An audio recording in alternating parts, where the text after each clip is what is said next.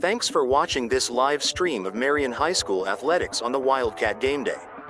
The action is brought to you by the Swinford Media Group and all of our sponsors.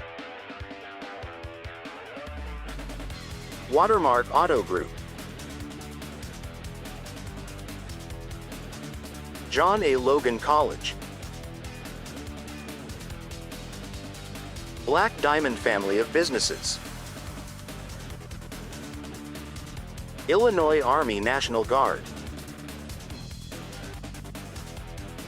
Deaconess Illinois Medical Center, Binkley-Ross Funeral Home, Legence Bank,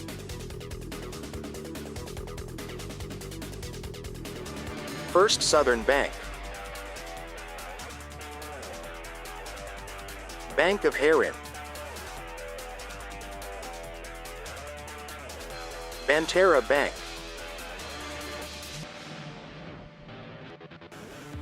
Garner State Farm Insurance, Paul Jacobs for Senate, SouthernTrust Bank, Marion Plumbing, Austin Dickson, Fellowship of Christian Athletes, Anderson Boys Trash Service, The Roofing Guys, Anderson's Furniture, SIU Credit Union, Clark Nat,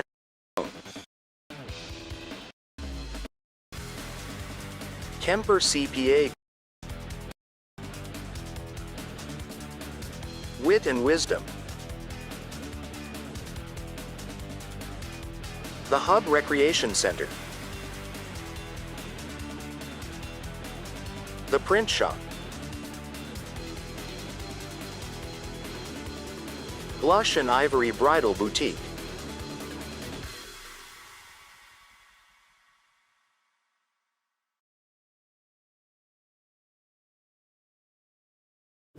Hi Wildcat fans, I'm Brad Poole, President of the Watermark Auto Group.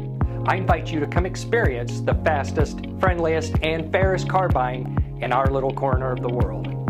Our friendly sales representatives will provide you in writing with our best price, trade value, monthly payments, all within minutes of your request. No pressure, no hurdles, no tricks, and no surprises. Experience the Watermark difference for yourself at Watermark Ford Hyundai or Watermark Nissan of Marion. Fast, friendly, fair. That's Watermark.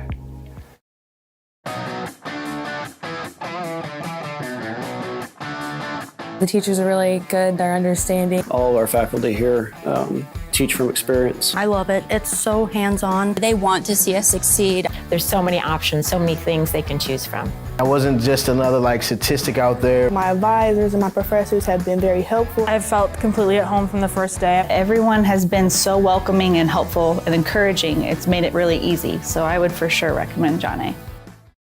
Black Diamond Harley-Davidson presents Why I Ride. Hi, I'm Les Ingram, and this is Why I Ride. I taught special education for 28 years. I haven't drank in 34 years. I needed something to relieve the stress, and the bike does it wonderfully. I've been riding 34 years.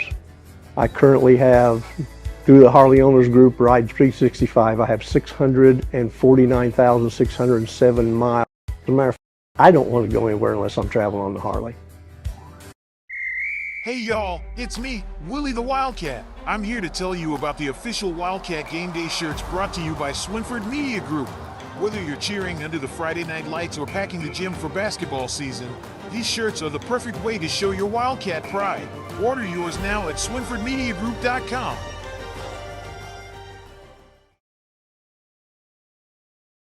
Anderson's family of stores has the lowest prices of the year. Get up to 25% off store-wide or 0% financing till 2030. Dining starting at $279, sofas starting at $399, bedrooms starting at $499, and queen mattresses at $179. It's saving season indeed. Thousands of items in stock ready for immediate delivery. Plus, get same-day delivery on most mattresses. Only at Anderson's family of stores. Anderson's Furniture and Mattress.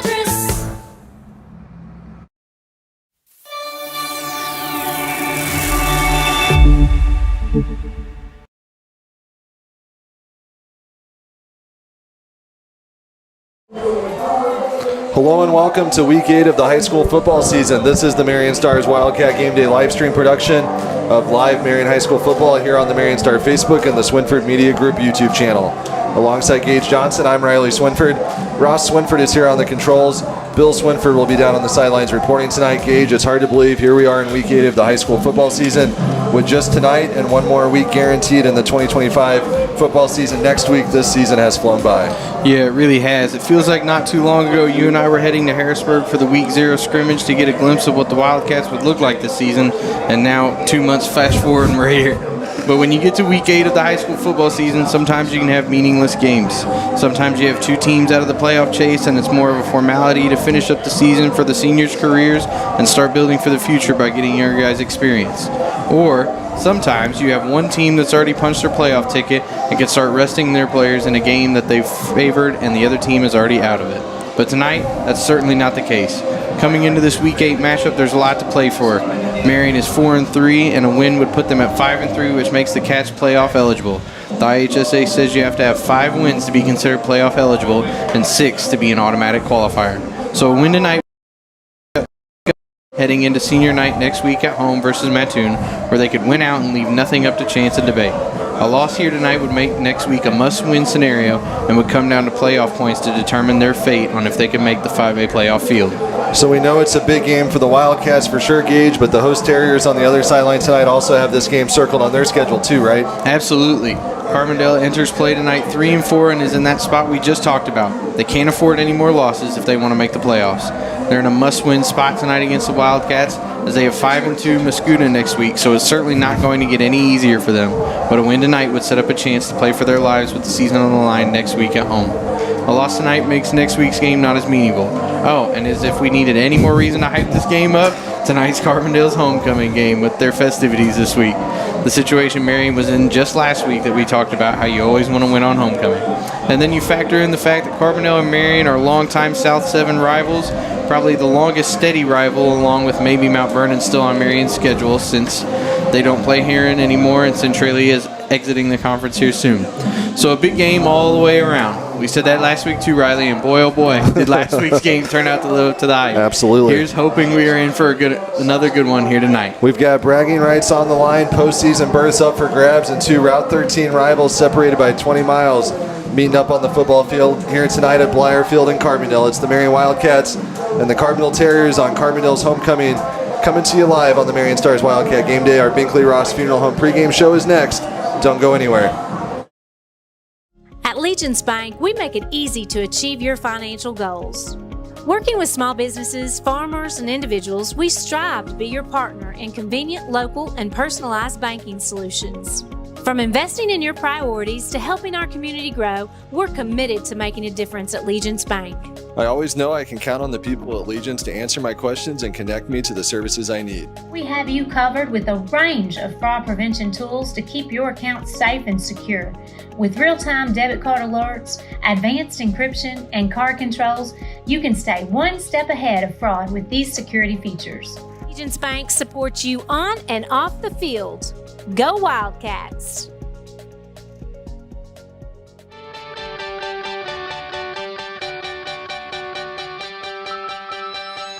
Hey, this is Michael Anderson, owner of Anderson Boys Trash Service. We are locally owned and operated. We are reliable and affordable. Weekly trash service. I look forward to hearing from you soon. I appreciate you, and my family appreciate the business. Now serving residential and commercial properties with roll-off dumpster rentals available. Call 618-925 888-1215 or find us on Facebook at Anderson Boys Trash Provide Service. both surgical and non-surgical management for musculoskeletal conditions. In fact, about 1 out of 10 patients I see in the clinic actually come to surgery. The other 9 out of 10 we can treat and manage non-surgically. I don't require referrals. Patients can come to see me straight away.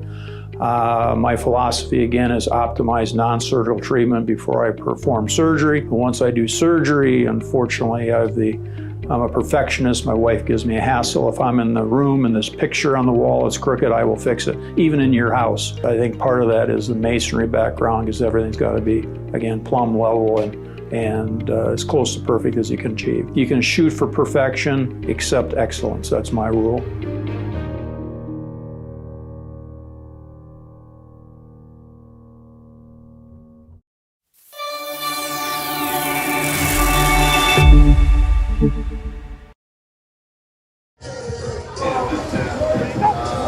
This is the Binkley-Ross Funeral Home pregame show here live at Blyer Field on the campus of Carbondale High School as we await kickoff between the visiting Marion Wildcats and the host Carbondale Terriers in Week 8 of the high school football season. We're just about 22 minutes away from kickoff. It's homecoming here in Carbondale as well tonight. A big blue and gold clad crowd is filing in on the far side over in the visiting seats. But if you're unable to make it to Carbondale tonight, maybe you're working, you're a Wildcat fan now living elsewhere, or you're stuck at home tonight or didn't want to deal with the road construction on 13 between Marion and Carbondale, we'll have you covered here tonight as we'll be live for the duration of the game. I'm Riley Swinford. I'll have the play-by-play along Gage Johnson, who will provide the color commentary. Ross Swinford here on the controls. Bill Swinford working the sidelines. Down on the field tonight, providing you those second angles we showed you coming out of the break. And Gage, before we can talk about tonight's big matchup, let's first recap last week's thrilling instant classic at Wildcat Stadium for homecoming. The Marion Star has been live streaming these games since 2019, Gage, and I don't remember a game quite as entertaining and as exciting as the one we had last week in our 7 seasons of doing this. Yeah, and I think you made reference to it last week on the air. That game literally crossed everything off the high school football bingo card. It had everything. Collinsville made big plays. Marion did too. Both teams answering back and forth every time the other team made a play. I called it a heavyweight fight with each team trading blows. Collinsville dominated the first half, and the second half was all about Marion. We had records set by Callahan Roper, more on that in just a little bit. Junius Thomas making big play after big play. Max Wade had big catches. Hudson Wade, Alex Henry, and the Marion defense were also flying around. And oh yeah, Blake Winters had a huge interception to seal the win, and then raced off to an 85-yard touchdown to put the exclamation point on it on homecoming. It was an instant classic, and one that Wildcat fans, players, coaches, and broadcasters are going to remember for a really long time. Let's go ahead and get into the recap of last week's game, courtesy of our William Bateman, who watched the nearly 4-hour live stream of the crazy game and reported on it for this week's print edition of the Marion Star newspaper. The Wildcats opened strong with a 43-yard screenplay from quarterback Callahan Roper to Junius Thomas. The drive stalled after the big play, though, and Marion turned it over on downs at the 42 of Collinsville. The K-Hawks started their drive with a 5-yard pass from Jace Wilkinson to tight end Logan Odell. Wilkinson ran for 14 yards on a keeper and found Matthew Reynolds for a 33-yard pass. Marion stopped Reynolds at the goal line, but Wilkinson ran in the score for a 7-0 lead. Marion's second drive ended in a punt after a third-down sack by Collinsville's John Thomas. The K-Hawks took over on their own 38 and were making their way back down the field when Hudson Wade made a tackle for a 5-yard loss. Collinsville turned it over on downs after 2 incompletions. The Wildcats got the ball back with a minute 22 left on the first quarter clock. Blake Winters ran the ball for a third down conversion to end the quarter. And on the second play of the next frame, Roper hooked up with Thomas for another big play, this time being a 56-yard touchdown pass to even things up at 7-7. The score was knotted for just 12 seconds. Wilkinson fed the ball to Loyal Patterson for an 80-yard touchdown on first down, and the K-Hawks led 14-7. Patterson came up with a second dynamic play in a row when he intercepted Roper on Marion's first play from scrimmage after the score. Collinsville took over once again at their own 28. The Wildcats gave up a fourth down conversion on a run by Damon Dyer. Hudson Wade and Malachi Cooper followed that up with a sack, but Wilkinson showed no fear and on an 11-yard keeper to keep the chains moving. 3 plays later, the senior quarterback punched it in from 9 yards out to make it 21-7. At that point, it didn't look good for the Cats. Roper led the charge as Marion battled the clock, launching passes to Winters for 10 and 52 yards. Logan Hoffman hauled in a third pass for 8 yards to get the Wildcats in the red zone after 2 rushes from Marcus Hazel Roper ran it in from the 3-yard line. Winters converted on a 2-point try, and the Wildcats were within 6 with 90 seconds left in the half. Collinsville had enough time to extend the lead. Wilkinson connected with Reynolds for a 54-yard gain on their first player. Dyer ran it for 3, putting the K-Hawks on the 4-yard line with 24 seconds to play. Dyer took it again and got into the end zone for a 28-15 halftime lead. Collinsville came out of the break looking like they were unstoppable, picking up 34 yards on their first 3 plays. Hudson Wade and Aiden Broomfield team up to tackle Lazarion Stewart for a 3-yard loss, and a false start penalty on the next play halted the drive. The K-Hawks punted for the first time, and that was really kind of a turning point. It was Marion's turn for a quick score. After the punt return, Roper made a short pass to Max Wade, who took off down the right sideline for a 74-yard touchdown to get the crowd going. Sam Atkins made the point after to pull the Wildcats in. It was a thin 6. You could feel the momentum shifting, but Amari Harper had a long return on the ensuing kickoff, and a face mask penalty on the play put Collinsville on the Marion 8-yard line to start their drive. Stewart ran in a 3-yard touchdown, and it was back to a 2-possession game, 35-22. Marion got a 22-yard reception from Thomas on their next drive and came up with a 4th down conversion when Thomas made another catch for 14. He capped off the drive with a 30-yard catch for the score. The Wildcats failed on a 2-point try, though, but they were within just a score now at 35-28. It was all Wildcats from there. Collinsville had their worst drive of the game with 3 straight incomplete passes and an unsportsmanlike conduct flag on 3rd down. The Wildcats took over on the Collinsville side of the field at the 49. Hazel ran for a 1st down. The K-Hawks sacked Roper, but the senior quarterback made a pinpoint throw to Hoffman for an impressive catch and a gain of 36. Winters got the Wildcats from the 7 to the 3, and Marion drew Collinsville offsides to end the 3rd. Hazel punched in a 2-yard score, and the game was tied just like that. A 13-yard run by Wilkinson and an 18-yard catch by Patterson got the K-Hawks near the red zone. The Wildcats drove Harper back 4 yards on a 3rd down stop, and Collinsville opted to try for the lead with a field goal try, but the kick was wide, and Marion had the ball back for the game-winning drive. Collinsville was called for roughing the passer on Marion's first play. Hazel ran for 9 yards on the ground, and Roper drew the defense offsides for a 1st down. Max Wade kept the drive alive with a 21-yard catch, and Roper found Thomas one last time for an 11-yard touchdown. The Wildcats led 42-35 with 1:26 on the clock, their first lead of the night. Which was crazy given the fact that they ended up winning that game. With the time against them, the K-Hawks went to the air. Reynolds was picked off by Winters on a flea flicker to seal the win, and Winters put an exclamation point on the victory with an 85-yard touchdown run for a 48-35 final score. Now let's go inside the numbers of last week's big win, courtesy as always of the Kemper CPA Group LLP, our official stat sponsor here all season long on Wildcat Game Day. Well, it was all Callahan Roper in that game as he passed Matt Brown to become Marion's all-time passing touchdowns leader in the win. He completed 20 of 29 passes for 405 yards and 4 touchdowns. That 400-yard performance was also the first ever time done by a Marion quarterback, hitting that 400-yard mark after coming up just shy in that feat a few other times this year at Belleville-Altoff, finally eclipsing it. And of course, with him throwing it that much through the air, the receiver's stats are going to be gaudy as well. Junius Thomas was the main benefactor as he racked up 186 receiving yards on 9 catches, just an absurd amount. Madden numbers. And Max Wade had 95 yards on just 2 catches, including a huge one late to set up the final score. Blake Winters was all over the place all game as he made 5 grabs for 72 yards, and Logan Hoffman, who is always steady, had 4 catches for 52. Winters led Marion on the ground with 97 rushing yards, with 85 of those coming on that late run for a touchdown that he broke, despite Marion being in the victory formation to take a knee, and it only stood after Collinsville declined a Marion holding penalty. We speculated with fans in the comments after the game that penalty was declined in favor of getting the ball back with time on the clock, even though that put them down 2 scores. So after all of that, Marion improved to 4-3 overall, while Collinsville dropped to 3-4.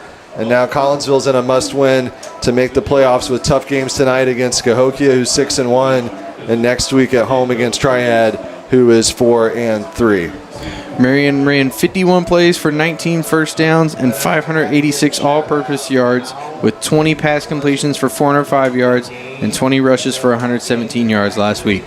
Defensively, they were led by Jaden Twitty, who had 12 tackles, 10 assisted and 2 solo. Hudson Wade, who had 2 solo and 9 assisted. 11 total, and 4 of those for a loss. Alex Henry also had 8 tackles, including 2 for a loss and a big sack. Malachi Cooper also had 2 tackles for a loss, while Winters had the big interception. Collinsville's stats don't look too bad with 532 all-purpose yards on 60 plays, but the K-Hawks had 8 penalties compared to Marion's 6, including several in key moments. After the game, our Aaron Price was down on the field with head coach Jason Dunning to get the coach's thoughts on the big homecoming win over Collinsville. All right, we're here with Wildcats head coach Jason Dunning. Man, talk about a comeback win tonight. You guys didn't have the best first quarter, but you came back and you fired on all cylinders. How does it feel to get this crucial win? Oh, it's huge. You know, these guys, first of all, this senior class has never beat Collinsville. And they came in here 2 years ago and put 59 on us, and the guys just kept battling. And we just kept asking, let's get back to who we are. We had 4 good weeks of playing family-style, complimentary football, and then we had 2 weeks where we kind of got away from that. And my coaches were right. We found our identity. Wildcats came back. We didn't change anything. It wasn't a, big rah-rah, da-da-da speech at halftime. It was just simply get back to the coaching, get back to the fundamentals of what we do. It makes us successful. Big win over Collinsville. You know, you guys are deeper into the season now. What does this win mean to your crew? Oh, I think it just proves that we keep talking about excellence and we talk about the standard and play into that. And now we're back on track. And now we just get, we just play and do what we do. We got Carbondale next week, and then we have Mattoon back here for senior night. But I'm so happy that we just asked the guys just to play at halftime, and they came back and battled and just played, did everything we asked. Hats off to them. Hats off to these seniors, getting them back and seeing them have fun playing this game. And lastly, talk about Blake Winters. He had a pick and the touchdown to seal the game. Callahan Roper, he's Marion's all-time leader for passing yards. Talk a little bit about that. Hey, absolutely. Blake has turned into a phenomenal football player. He does everything. He's on kickoff return, played defense, got a pick. He's kind of the engine that kind of runs the team. Callahan's just missing consistency. He does what he does. We knew it was going to come, and I think there's going to be a little bit of pressure that we're done. There's no more what ifs. He's now the man, and hats off to him. Proud of his career, and we're not done yet. So outstanding. Good win tonight, Coach. Thank you. Thank you.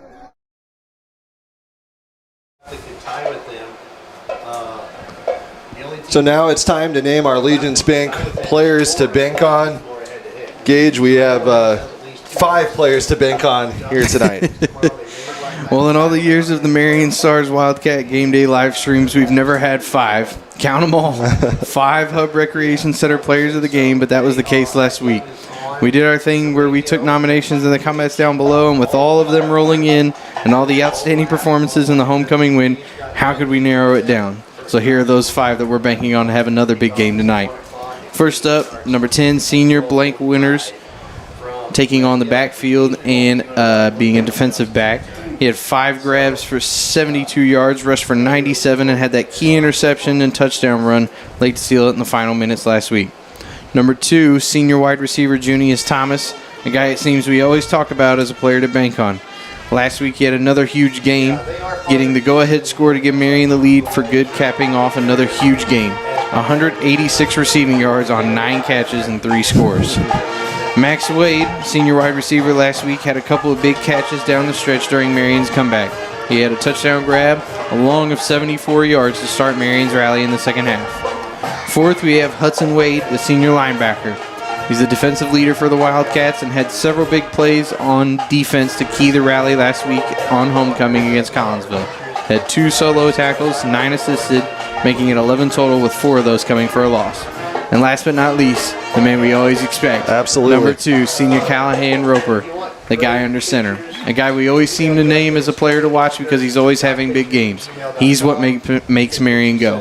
When he plays well, they play well. It's as simple as that. His worst games have been Marion's losses this year. He's truly the MVP of this team. In last week's win, he became Marion's first ever QB to pass for 400-plus yards in a game and is the all-time leader for passing touchdowns in school history, passing all-time great Matt Brown, who now coaches Roper. He must have taught him a couple things. Absolutely. With 2 more guaranteed regular season games tonight and next week at home versus Mattoon, he could further etch his name in the record books with a strong finish to his senior season. So keep an eye on number 2 here tonight. We'll dive into tonight's opponent, the Carbondale Terriers, who are celebrating homecoming here tonight with more of our Binkley-Ross Funeral Home pregame show right after this quick word from our sponsors here live on Wildcat Game Day.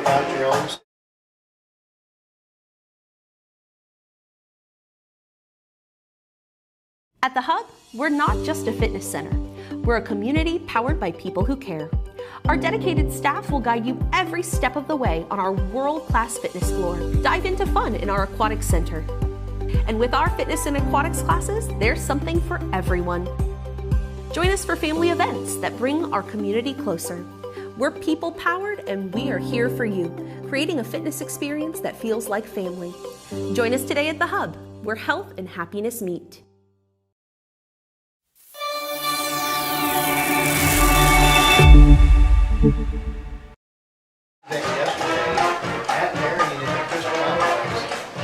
Welcome back here live at Blyer Field on the campus of Carbondale High School, where it's homecoming for the Terriers tonight. We're just under 9 minutes away from kickoff. I'm Riley Swinford. I'll have the play-by-play. Play-by-play. Gage Johnson is here, and we'll have the color commentary. Ross Swinford on the controls. Bill Swinford down on the field as our Binkley-Ross Funeral Home pregame show continues here live on Wildcat Game Day. It's now time to dive into tonight's opponent, the host Carbondale Terriers, who, like I said, are in the midst of homecoming. Yeah, it's nice to have some familiarity and a constant on the Marion schedule in the midst of all the other changes we've talked about this season, with Granite City and Collinsville both leaving their agreement to play South 7 schools and heading back to the Southwestern Conference. And then, of course, Centralia, a mainstay founding member in the South 7 for 80-something years, is on its farewell tour before joining the Cahokia Conference. And as we've said, Highland is coming over to join the new-look 5-team South 7. We also saw an old former conference rival in Althoff this season as part of the schedule. But the trusty Terriers aren't going anywhere, and it's good for the sake of rivalries to have a team, especially this close geographically, to play year after year. With the history, the all-time records, something to kind of compare yourself to and gauge yourself to be by playing the same people year after year and not always having to find new opponents. Plus, with these two schools being so close, it's an easy one for fans to travel, the student bodies to support, and lots of bragging rights. With Herrin falling off the schedule again for the foreseeable future, that leaves Carbondale, Mount Vernon, and for the time being Carterville as the local regional rivals for these Cats. Marion split the first two, losing to the Lions in Week 1 and then rooting the Rams in Week 3, so you'd like to grab this one tonight. Absolutely. The Terriers come into play, as we mentioned in the opener, Gage, really playing for their lives here tonight, sitting at 3-4 and in a must-win scenario these last 2 weeks with a pair of tough opponents in Marion tonight and then Mascoutah next week. Yeah, it's probably not the way Carbondale head coach Brian Lee would have scripted it up heading into the season. The Terriers lost in weeks 2 and 3 by 1 point each, a narrow 52-51 loss here at home to Mount Vernon, and then a weird 7-6 loss at Collinsville in week 3. As we talked about it on air last week, Riley, how in the world was that game just 7-6 with the weapons we saw that the K-Hawks have? The Terriers are a little bit of an oddity and hard to figure out themselves. They opened with a 21-13 win over their Jackson County rival Murfreesboro on the road, then lost that narrow game at home to Mount Vernon, a team that Marion throttled, and a week after putting up 51 against the Rams, played a good Collinsville team to a 7-6 slugfest. So they only scored 6 points that night, but notably held the K-Hawks to 7. They lost a blowout to Cahokia 52-12, but everyone has lost to Cahokia in the conference, and then played the Centralia Orphans much closer, 35-23, than Marion did. The last 2 weeks they took care of business against two winless teams, Granite City and Herrin, both on the road to get to 3-4. So really since that loss to Centralia in week 5, they've been in do-or-die mode, having to win out, so tonight is nothing new. Interesting enough, Gage, this is the same exact scenario the Terriers were in a year ago. As I was reviewing our notes from last season as we prepared to broadcast this game here tonight, Carbondale won the season opener last year against Murphy as well, then dropped the next 4 before winning in weeks 6 and 7 to set up a must-win scenario against Marion and Mascoutah last year as well.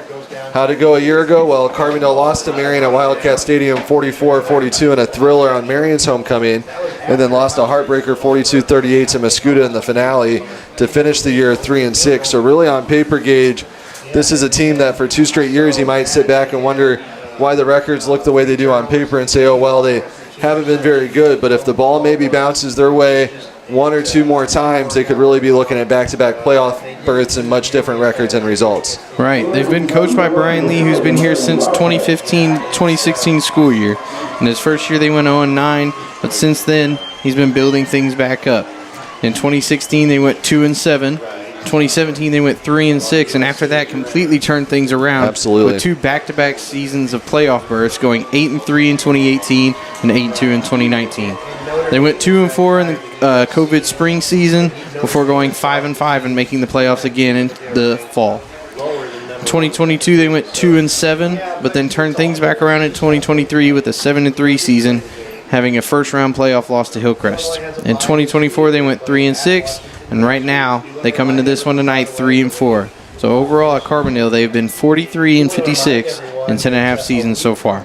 And Gage, there's that old adage, when 2 old rivals get together, you can throw the records out the window. And really, since we started streaming the Marion games back in 2019, it seems like the matchup with Carbondale has always been a good one. It's always been competitive and entertaining, regardless of what the teams have done up to that point.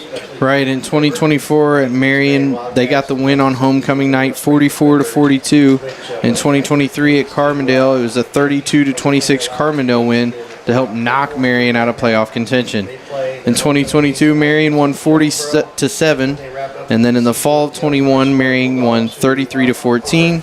And then in the 2 games in the spring, they won 63-28 and 54-29, having those 2 meetings that year due to COVID. But before that, in 2019, it was Carbondale that got the big win at 56-34. So overall, since 2019, Marion leads 5-2 in the series. The average score has been Marion 42, Carbondale 30. So expect a shootout tonight. Absolutely. Expect a competitive game and expect some excitement and high energy because these 2 teams flat get after it when they get together. We've seen some extracurricular penalties, lots of mouthing, and the fans getting into it, and expect nothing less tonight with plenty to play for on both sides. Carbondale has just under 1,000 students, about 200 less than Marion. They're 5A for football. They go by the Terriers, wearing black, white, and gray at Public High School here in Jackson County. Carbondale, McAnda, DeSoto, and Giant City make up the Carbondale High School district. As we said, coached by Brian Lee, athletic director Gwen Poor, and it's just about 16.8 miles, a 29-minute drive over to SIU Carbondale here in Jackson County. And their top receiver is Braylon Berry, who averages 99.3 yards per game. Their top rusher is the quarterback, David Woolley, at 44.4 yards per game, with running back Savion Jaden Thomas Mims what a name. at 40.9 yards per game. Sincere Scott Ross at 33.5 yards per game. So they got 3 guys combining for over 100-plus rushing yards per game. Their most touchdowns comes from Berry with 6. Tackles per game leaders Christian Caffey with 5.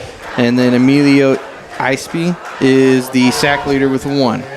For interceptions, C.J. Jones, Iceby, and Tay Oliver have 1 each, while Woolley has 15 passing touchdowns and 4 rushing on the season. As a team, they average 222 passing yards per game versus 131 rushing, 214 points for, 186 allowed, with an average score of 30.5 to 26.5 in their favor. We're going to send it down to the field for the playing of the national anthem.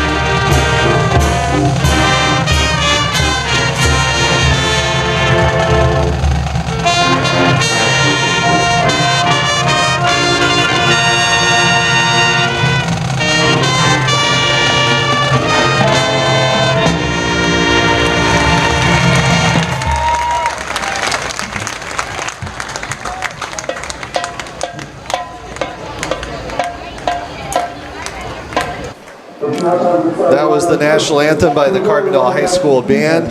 As we get close to kickoff, it's now time to name our Watermark Auto Group keys to the game. Well, first and foremost, it's time to get off to a better start tonight. The dramatic second half comeback was fun last week versus Collinsville, But let's make it a little bit easier on ourselves tonight. Really starting it all off in week 4, Marion has gotten off to slow starts against them, Cahokia, Centralia, and Collinsville in consecutive weeks. Let's see what adjustments the coaching staff made to maybe correct that a bit tonight.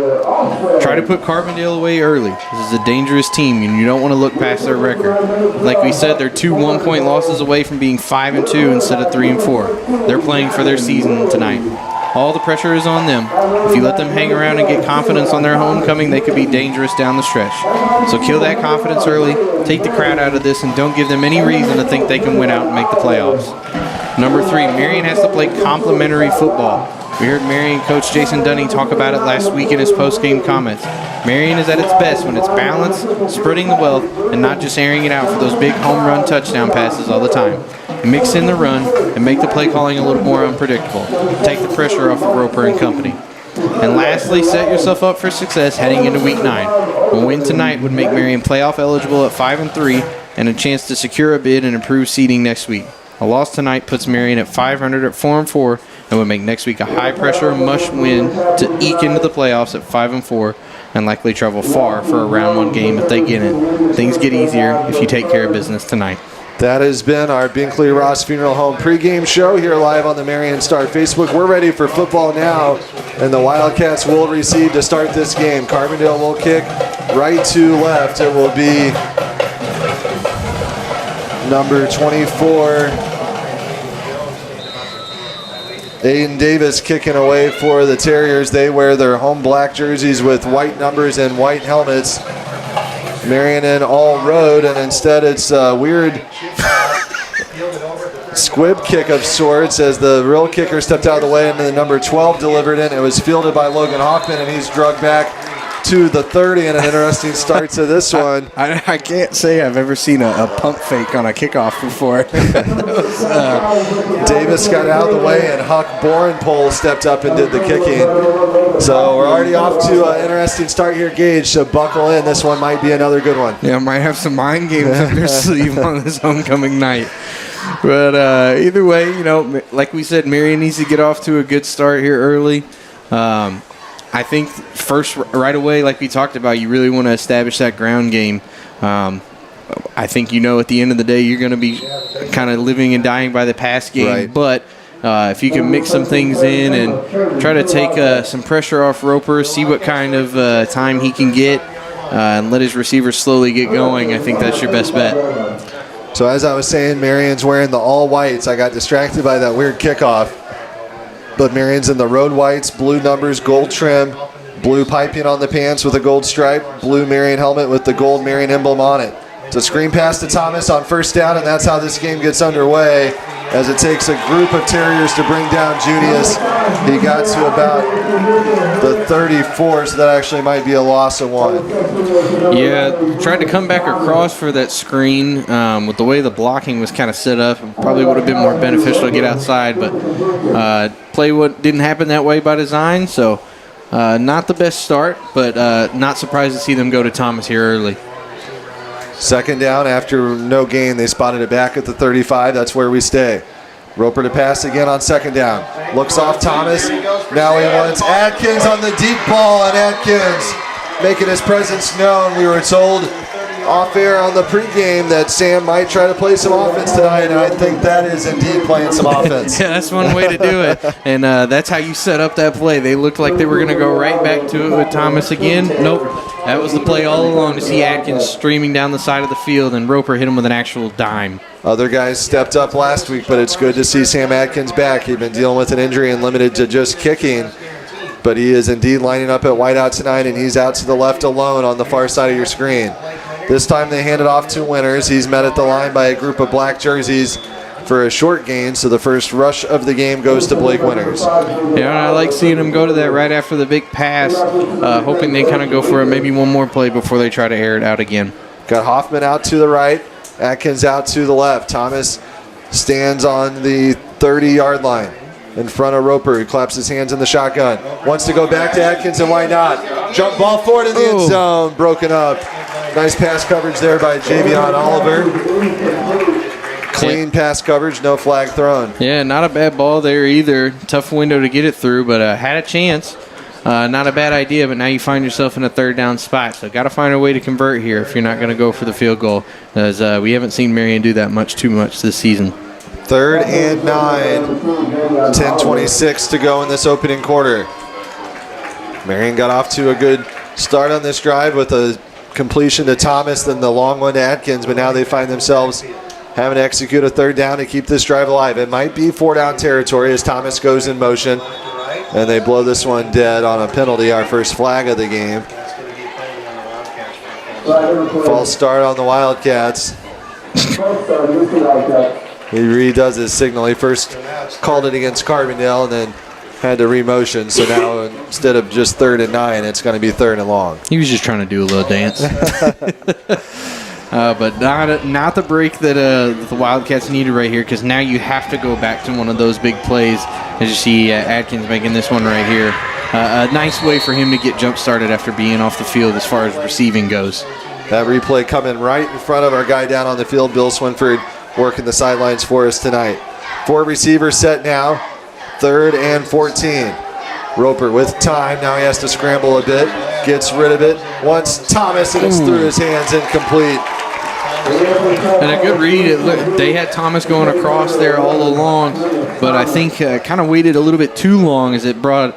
By the time Thomas had kind of finished his route, there was another receiver there off that sideline guarding another area. So now it made it to where it was more of a double coverage situation. Right. Cash Collins on the coverage for the Terriers. Roper goes to the sideline, gets the play call. Now it comes back to the huddle. We'll see how Marion does it. They're on the 33. I'd imagine they go for it, right? 4th and 14.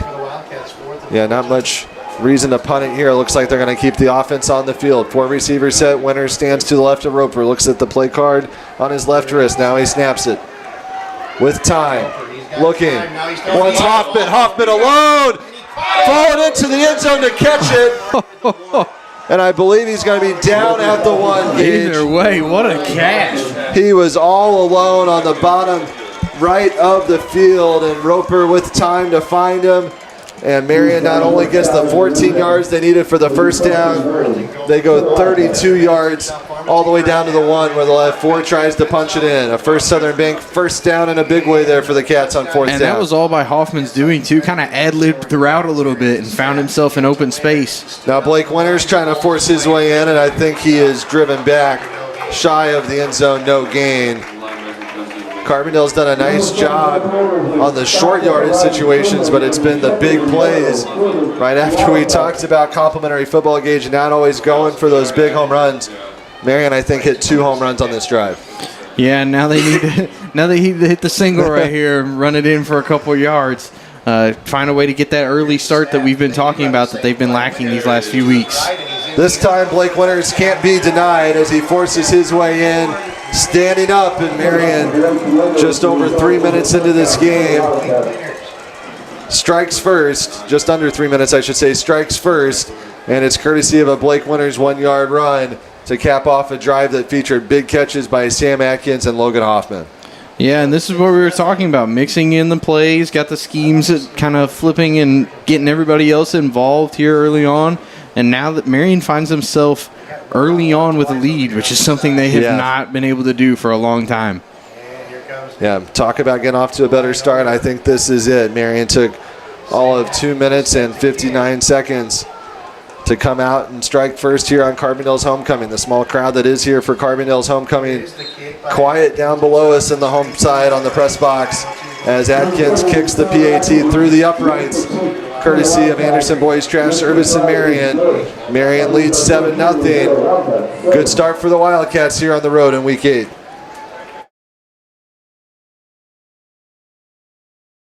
Welcome to Wit Wisdom, located at 202 North Market in downtown Marion, Illinois. We're open Tuesday through Saturday, 10 to 5. Stop in and check out our spirit wear, custom tees, embroidery services, and more, all in a historical boutique setting. Check us out anytime online at www.witandwisdomstore.com. We're back here live at Blyer Field where Marion out to an early 7-0 start alongside Gage Johnson. I'm Riley Swinford. Ross Swinford on the controls. Bill Swinford providing those second angles, and he had some good replays to show us on that first drive, Gage, as Marion came out clicking, at least on the long pass plays. Yeah, it's exactly what you want to see, and then capped it off with a nice rushing touchdown. So getting everybody involved early. I'm sure we'll see a bit of Marcus Hazel sprinkled in there on the next drive, but now it's up to the defense to see if they can keep this hot start going. Marion likes to play quick, but the struggle here lately has been finishing that drive and getting that big score. Here they do it early, and now it's time for them to try to take that momentum and keep it going forward. Yeah, for the first time in a few weeks, Marion's not playing from behind. Atkins, who just did the kicking last week, now contributing with receiving. He can still kick as well, as he just put that one through the back of the end zone for a touchback. So it's good to see Sam back at full strength. And here comes the Carbondale offense tonight. And for Carbondale, it starts with the quarterback, number 14, Davin Woolley, a 6-foot junior quarterback. And he's got some big numbers of his own, Gage. Absolutely. He also threw for 400 yards last week. So got to say it's probably been a first in a while to see two South 7 quarterbacks that have hit over 400 yards last week facing up. So if their numbers from these past 2 weeks are any indication, we could have ourselves a shootout here tonight. If you like passing and big yardage plays, you might be in the right place tonight. The Blake Winters fan club is back. They're watching tonight as well. Here's a handoff right after we talk about the passes. We get a rushing play on first down. It's Savion Thomas Mims, the senior running back, 5'11", 185 pounds. Yeah, and just like Marion, trying to set up that pass game. So not surprised to see him going too early. As we talked, they had 3 guys that kind of average over 100-plus yards combined rushing. So they have a good balance to their offense as well. Tight formation for the Terriers, working on the near hash. So 2nd down and 8. Claps his hands. They go on a reverse play. It's Javion Oliver trying to get out to the right end. Oh, he's got some good blocking. He gets the first down into the Marion sideline. So Carbondale using the run game to get off to a start here on their homecoming. And Carbondale trying to answer back as they get a first down of their own after giving up that score to Marion. Man, I couldn't see who that other wide receiver was out on that far side, but in a one-on-one spot, did a really good job of blocking that allowed him to get those extra yards on the end around right there for Carbondale. Now we'll see what Carbondale does with the play calling. New set of downs, working on their own 36. Woolley claps his hands. He's going to pass it this time. He wants the deep ball. He wants Javion Oliver and just overthrew him. So we see the arm that Carbondale can offer, and it was the intended receiver, Javion Oliver, trying to get back behind Marion's defense. They just overshot him. Yeah, and it'll be on Marion to put some pressure on him because clearly he's got the arm. That time just a little bit off target. So Marion's going to have their work cut out for themselves tonight, I think. For us Marion fans, I do want to mention the 400 yards passing for Woolley last week was against Herrin in a game that was tied at 14. And then Carbondale went on to win 52-14. So Herrin is winless. They're 0-7 tonight playing Harrisburg at home. Still looking for their first win. Man goes in motion, blown dead. I think he jumped it. I think he went over the line when he was in motion. I think he did too. It was number 15, John Tavius Oliver, a sophomore. Got a little excited there as they called his number. And he got in a little bit of a hurry there. And so Carbondale's now going to have 2nd and 15. Yeah, I tell you what, he was ready. Nobody else was, but he was. So Carbondale's going to have the same situation Marion had. Marion had a false start penalty on their drive as well. But Marion was able to finish it off with points. Now from their own 31, 2nd and 15. Woolley dumps it off on a little screen pass, and the old turf monster got McCaden Green on the little screen pass, and he could not stay on his feet, and he went down. And in high school football, that counts as going down. You don't have to be down by contact. And now it's 3rd and long. Yeah, and I got to say, that might have been for his benefit, because if not, I think Hudson Wade was about to deliver a big-time hit. So, but Marion's defense doing a nice job, got themselves in a good spot here to have a chance to get the ball back and really make a difference here early on in this game. Marion with 3 down D linemen, Henry, Francis, and Jacobs. Woolley rolling out, looking, finds Barry on the screen pass. Oh, man. And Barry turns on the Jets. He's their number one receiver. We talked about him in the Binkley-Ross Funeral Home pregame show. And his first catch of the game might be coming back. And that's a big break because, I mean, Marion kind of found themselves getting caught up in the zone there. Nobody on this right side of the field. Still had some players lingering this way. And then Barry was really the only target right there. Kind of just got caught watching the quarterback, and it almost led to a big first down if it weren't for that penalty. Yeah, Carbondale got flagged for an ineligible receiver down the field. And we'll see how they sort this out. And Carbondale's huddled up on their side of the field. I don't think they called a timeout. There's an injured player. 2 Marion players went down on the far sideline. I didn't notice them.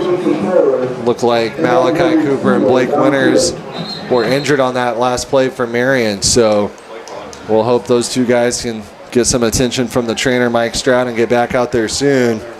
But the results of the penalty is now 3rd and a mile for the Terriers. 3rd and 25 now from the 24. Backed up, and a few promising plays on this drive have pushed the Terriers back due to some penalties.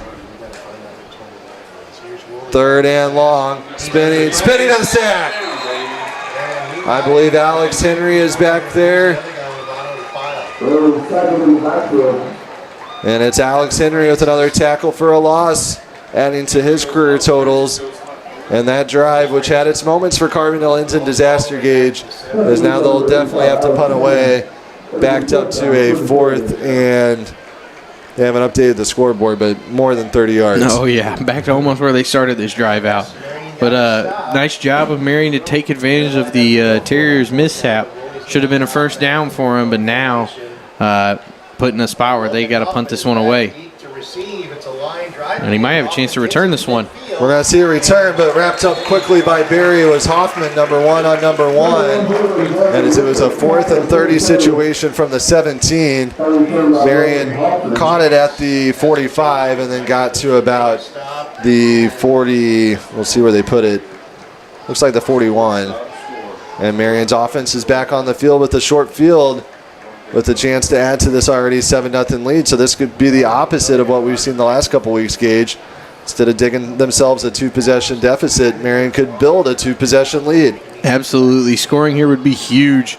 Would put them in a really good spot. It's already getting a little bit quiet over here on this Carbondale side. To go down 2 touchdowns early on homecoming is not what they're looking for.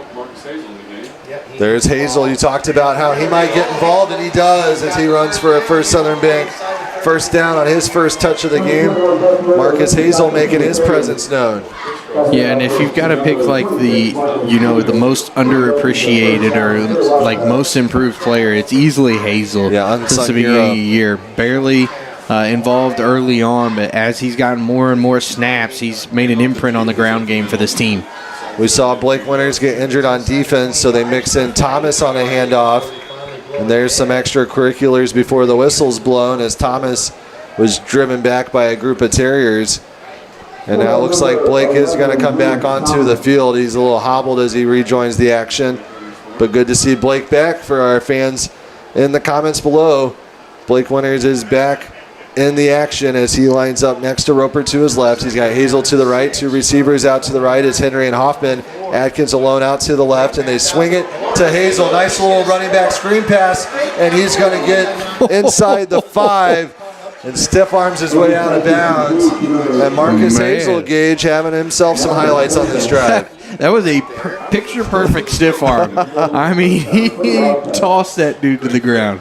That's the weight room work, and he gets inside the 5, and now Marion with a chance to punch it in again. This time from the 3, they'll have 1st and goal, and 4 tries to punch it in from the 3. They go back to Hazel to try to finish off this drive, and have yourself a drive, Marcus Hazel, as he makes a house call from Carbondale, and Marion's out to a 13-0 lead, and that drive was fueled by the strength of Marcus Hazel.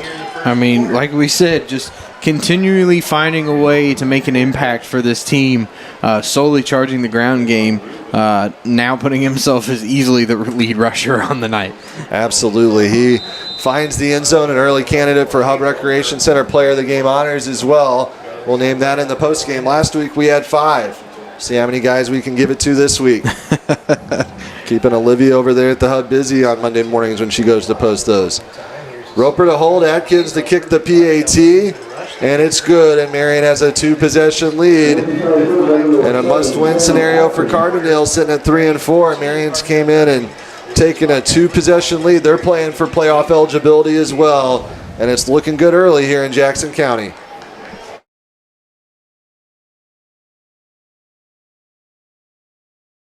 Hi, I'm Tyler Young with the Print Shop here in Marion. We're on the square. We just got done doing some perforated vinyl here at Swinford Publications. So this is the vinyl that you can see out, but people can't see in, and it gives a nice little look and feel to a number of different kinds of businesses. So come see us at the Print Shop. We're at 1112 North Carbon, next to AutoZone behind Hardee's.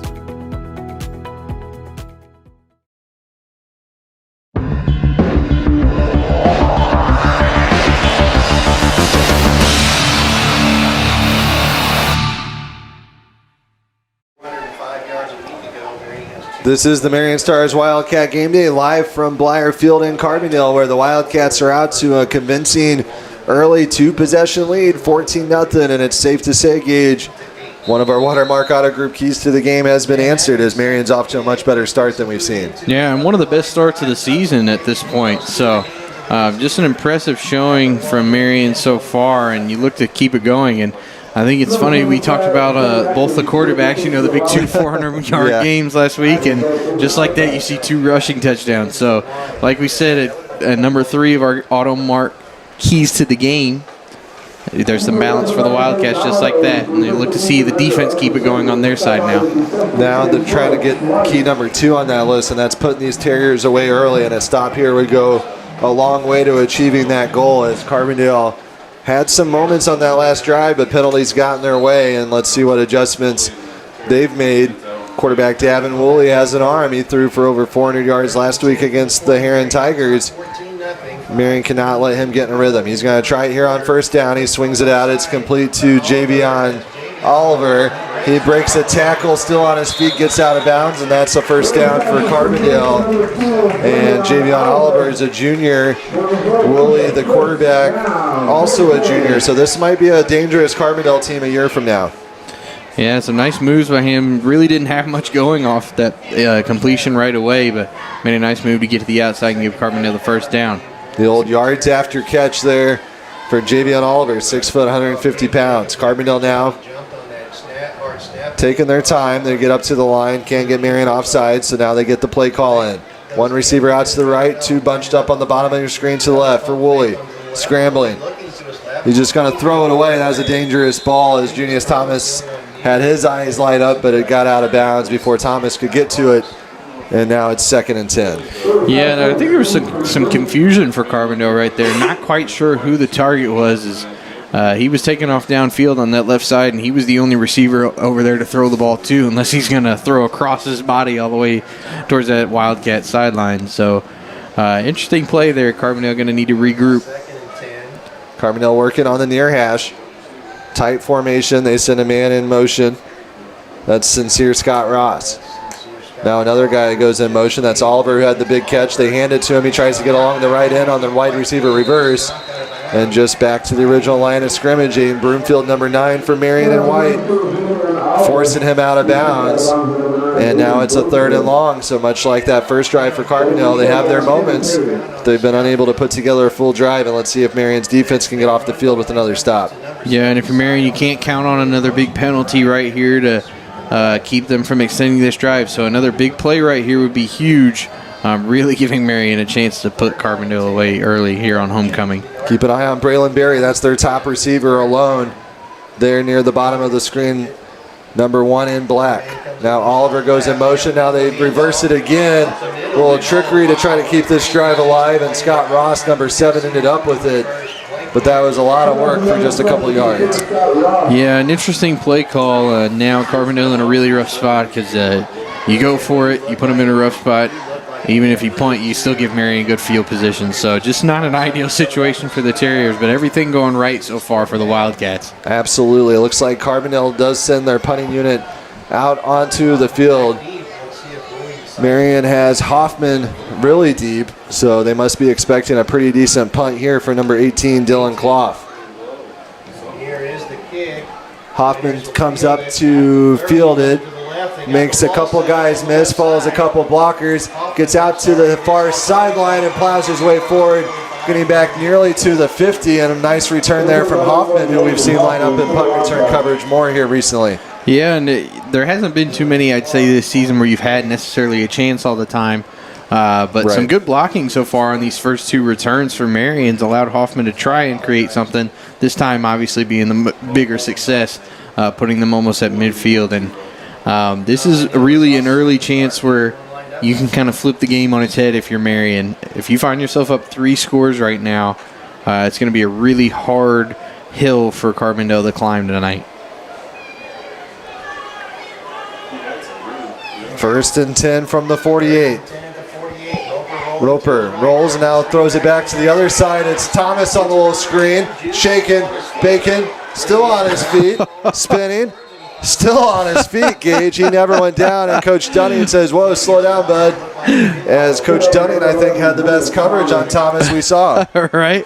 Who's managed to get him before he could shake free right there. But, I mean, Thomas, you expect nothing less. He's always going to try to get some extra yards after the catch, and did a pretty good job of there making something happen with that play.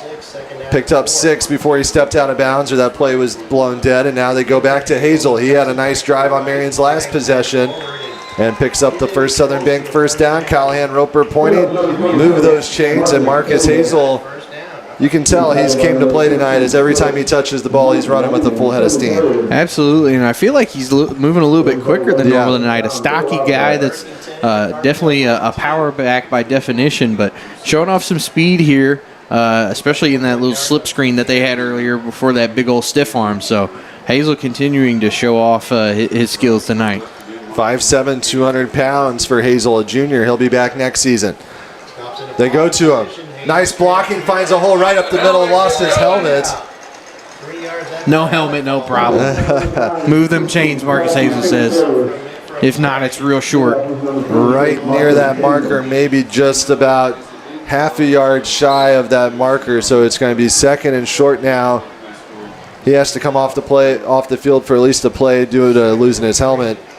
And Blake Winters will get the touch to try to get the first down. He does, and then some. Whoa. Hurdles the defender and finally wrapped up and drug out of bounds by Cash Collins.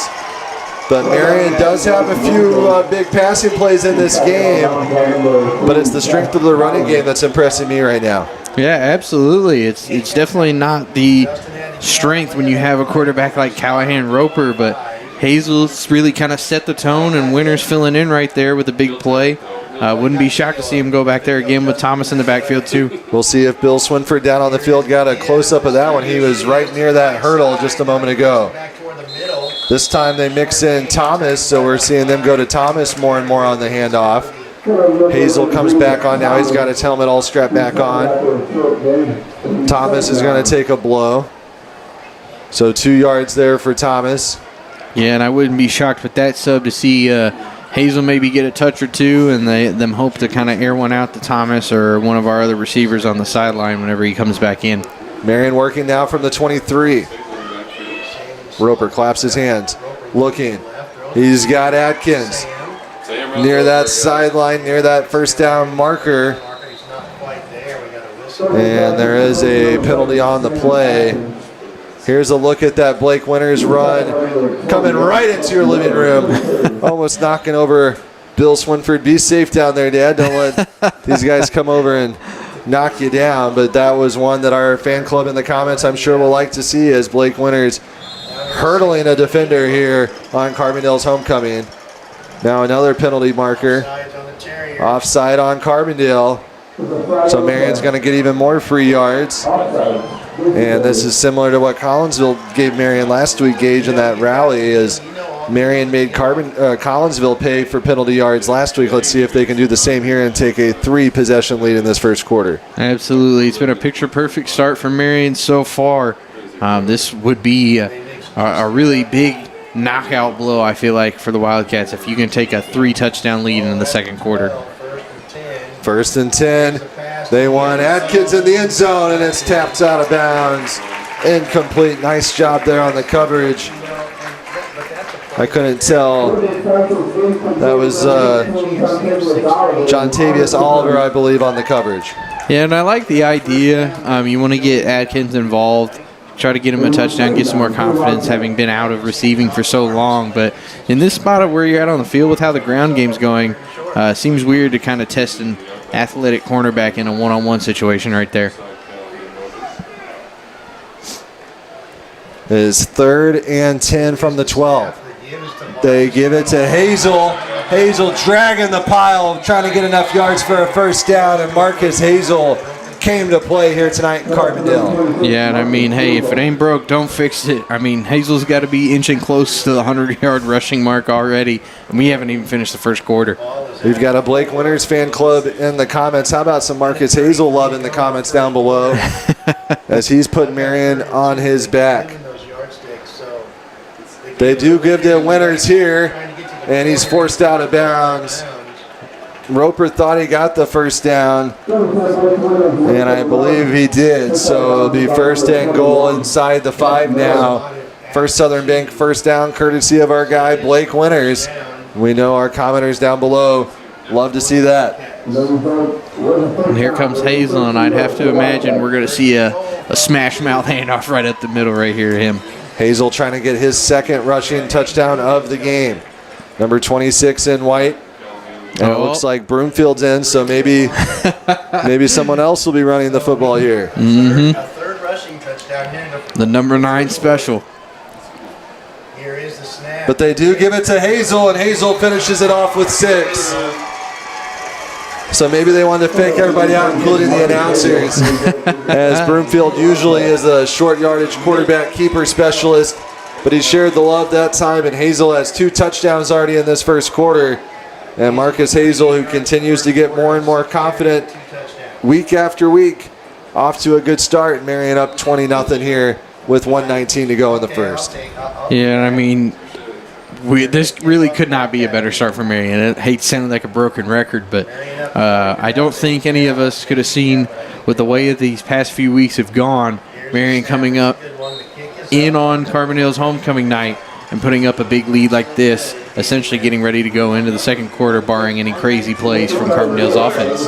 Marion is a perfect 3 for 3 on scoring drives as they lead 21-0 after that Anderson boys trash service point after, courtesy of the foot of Sam Atkins. Marion using their rushing attack to run all over the Terriers. They lead by 3 scores here on Carbondale's homecoming. Welcome to Wit Wisdom, located at 202 North Market in downtown Marion, Illinois. We're open Tuesday through Saturday, 10 to 5.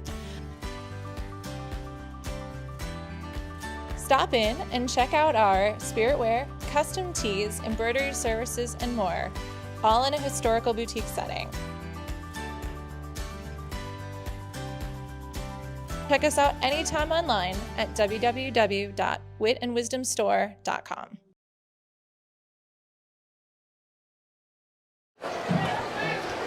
Comment from Connor Winters, shouting out some love to our running back duo. It's Hazel and Winters running down the field for the Cats out to a 21-0 lead. Winters with 1 touchdown, Hazel with 2, and after hyping up this quarterback matchup, Gage, it's been all the rushing attack for the Cats. Yeah, we saw some misdirection to start the game on the kickoff, and then Marion said, here's the misdirection with our game plan. So really trusting their ground game. It's a nice thing to see, especially if you get the win here tonight going into a big game next week, to have everybody on your offense really in check.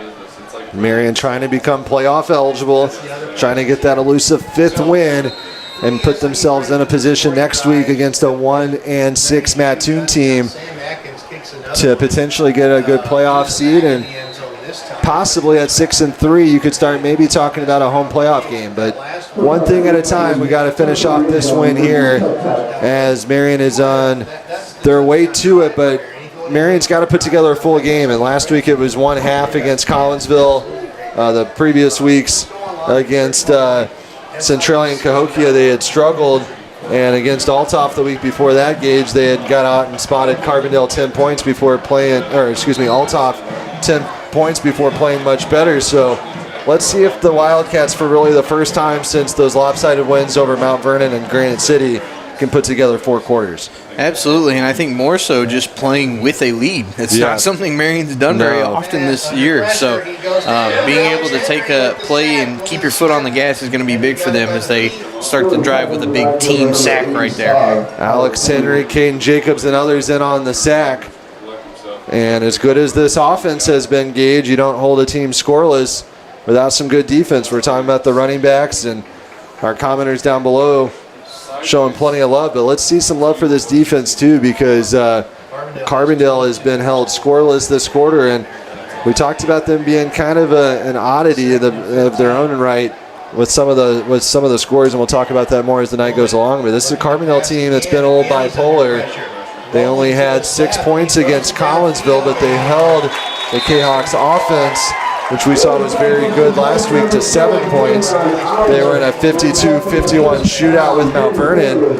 But then last week against a winless Herrin team, it was tied 14-14 at halftime. Then they go on to score 38 unanswered in the second half. So this is a Carbondale team that kind of turns the switch on and off a bit at times. And we know that they're capable of putting up some points. And there's a flag as this first quarter begins to wind down. They played Centralia a lot closer than the Wildcats did. So it appears that Marion's coaching staff and the Wildcats took this matchup serious and came prepared here tonight, as they did not take the Terriers lightly. Yeah, and I mean, you can tell by the way that the quarterback moves and some of their receivers and the chances that they have gotten. They've got a lot of athleticism, so they're a threat to score at any time, and they've had a few nice plays. And right now, Marion kind of struggling getting in their own head to end this quarter. Another offsides penalty, as Marion's a little too amped up right now. Well, we don't expect them to do that twice in a row. So back-to-back penalties on the Cats give Carbondale a first down and some extra yardage here for field position, as Carbondale's still looking for their first score of the night. Yeah, and you want to get a big stop right here. Don't allow them to get any kind of steam rolling into that second quarter, and allow them to try to get some confidence back. 31.5 seconds on the clock. Now a positive running play for number 10, Savion Thomas Mims. And that might end the first quarter, depending on how Carbondale manages the clock here. They're looking like they want to get another play off, and I can't blame them going for the first down. 2nd and 2, they will get it off, but another flag. I don't know if Marion was ready. Another penalty on the Wildcats. So the third defensive penalty on this drive gives Carbondale another first down. And just as we started to brag on that Marion defense, the Wildcats a little unorganized on this drive. They're all going to blame us. The old announcer's jinx. They do get off one last play here in the first quarter. It's going to be a Hail Mary, as Woolley nearly connected with Scott Ross, but Andre Jones, I believe, got a fingertip on it to just barely deflect it there at the last second, and that's how the first quarter comes to an end after 1 quarter of play here in Jackson County. Marion leading 21-0. Carbondale trying to get back within striking distance when we come back for the start of the second quarter.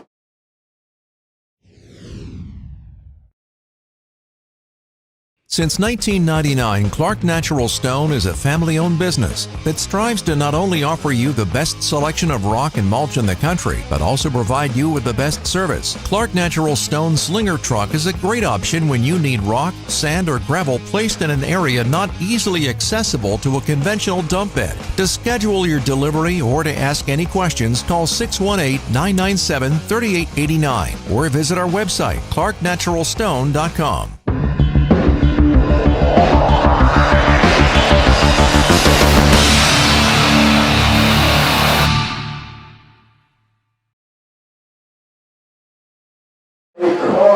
So it's Carbondale ball, 2nd and 10 to start the second quarter here live on the Marion Star Wildcat Game Day, whether you're watching on Facebook or YouTube. Let us know in the comments down below where you're watching from and who you're supporting here tonight in this big South 7 Conference showdown.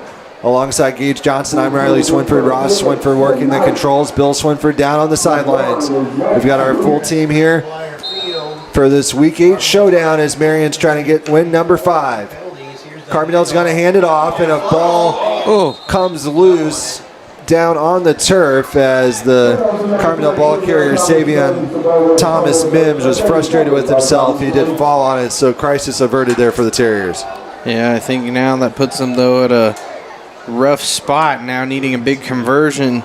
Otherwise, they give Marion a chance to make this game even more of a blowout. So right now, the way Carbondale has shown out, they're still within reach. They're a threat to score, as they were just inches away from a catch on that last play to end the quarter. 3rd and 10. Marion puts pressure on the quarterback. Ball comes loose. And Hudson Wade and Junius Thomas are on it, so the Wildcats recover as Davin Woolley tried to make something out of nothing. He was under pressure, and Marion's defensive pressure forces him to fumble, and back-to-back fumbles for the Terriers. The first one they were able to recover. The second one they weren't so lucky, and Marion's defense gets off the field with a turnover despite giving a bunch of free yards on that drive via penalty. Yeah, and I wish I saw who it was. Somebody did a really good job of punching that ball out, not just going for the tackle alone. But really, I think the thing that the defense has done the most well tonight has really contained Woolley. Even with his athleticism, he hasn't had much time to think as his line is just struggling to hold Marion back, and it's really keeping them from allowing him to make any decisions or get it even out of the pocket to try to make some plays. Roper wheels it out to Thomas, takes a screen pass and goes off to the races. And he tried to stay in bounds but just ran out of room. And Junius Thomas, who had pretty well been kept in check in this game, just made his biggest play of the night. I tell you what, Carbondale's going to see stiff arms in their nightmares. For Hazel, then Thomas. I mean, just a crazy showing so far. Yes, he is. 1st and 10 at the Carbondale 25. Now from the 25, 1st and 10, they want Atkins, and he was held, and that's going to be defensive pass interference. And we went back and looked at it, and it was Hudson Wade who punched that ball out, doing a nice job coming up for Haim Woolley to knock out and force that fumble. So great job by him on that last defensive sequence for the Wildcats to give them the ball again here. Referees coming together as they're going to get defensive pass interference. The Terriers wrapped up Atkins, and Roper threw it his direction to force that flag thrown. Here comes the call from the white hat official, and it is pass interference on the Terriers. So Marion was 1st and 10 from the 25. And now they're going to walk it off. Marion's going to get 15 yards to the 10, I believe.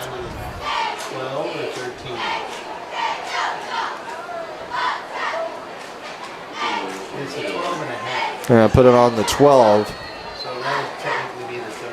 So 1st and 10 from the 12. And Marion within striking distance of going up 4 scores, Gage. Yeah, and just when Carbondale's kind of had some little shines of hope at the end of that first quarter, they're, man, this would be a huge gut punch if the Wildcats can get this one. Screen pass to Winters, dragging the pile. A Terrier lost his helmet. He's still not down. They blew the whistle a little prematurely, I think, as Winters had forward progress all the way inside the 5, but I think they're going to say it was dead about the 6, but Blake Winters, much to the enjoyment of our fan club, could not be denied on that catch. So 7 yards for Winters on the screenplay. And it's 2nd and 3, but Marion's got their eyes set on the end zone. I think we're just a little bit early there. False start on the Wildcats, so they'll back it up just a little bit. But really, if you had to name a player of the first 14 minutes or so, we'd be hard-pressed because we've seen Sam Atkins had a big catch. Logan Hoffman had a huge catch on the right side of the field. Roper's been slinging around, and then you got Hazel and Winters. I mean, and then not to mention the defense with Henry and Wade and those guys. So, I mean, this has been a really well-balanced team effort domination here on the road here in Week 8 so far. Absolutely. You could tell they came in with a level of focus and a game plan right away, and they're doing a good job of executing it so far. Winters waits for his blockers to open a hole, and he takes it in from 9 yards out for his second touchdown of the night. And with this dynamic passing attack from the Wildcats, Gage, Marion has 4 rushing touchdowns, and I'm not sure I would have predicted that on my drive over. Absolutely not, but it's not something you hate to see if you're a fan of the blue and gold. And just like that, barring any mishaps here, you're up 4 touchdowns, and I mean, 4 for 4. If you're on that Carbondale sideline, you have to feel dejected, especially on a big night like homecoming, to be down trailing like this early. Marion must have saw something on film, and I think they're going for 2, as they're feeling good about that rushing attack and good about Blake Winters. And they're pouring.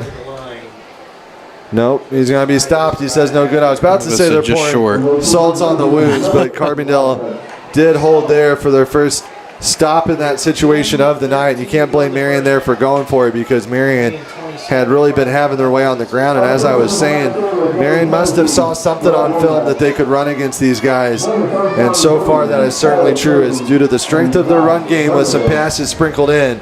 Marion's up 27-0 here on the road in Week 8.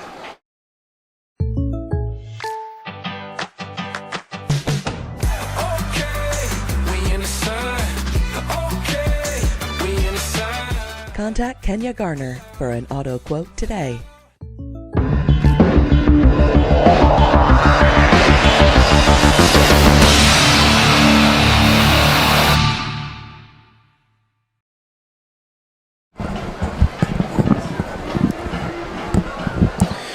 And we're back with Marion up big time here with a 27-0 lead. You just had that missed 2-point attempt, but otherwise a picture-perfect start for Marion, and everything you could dream for coming on the road against a South 7 foe's big homecoming night.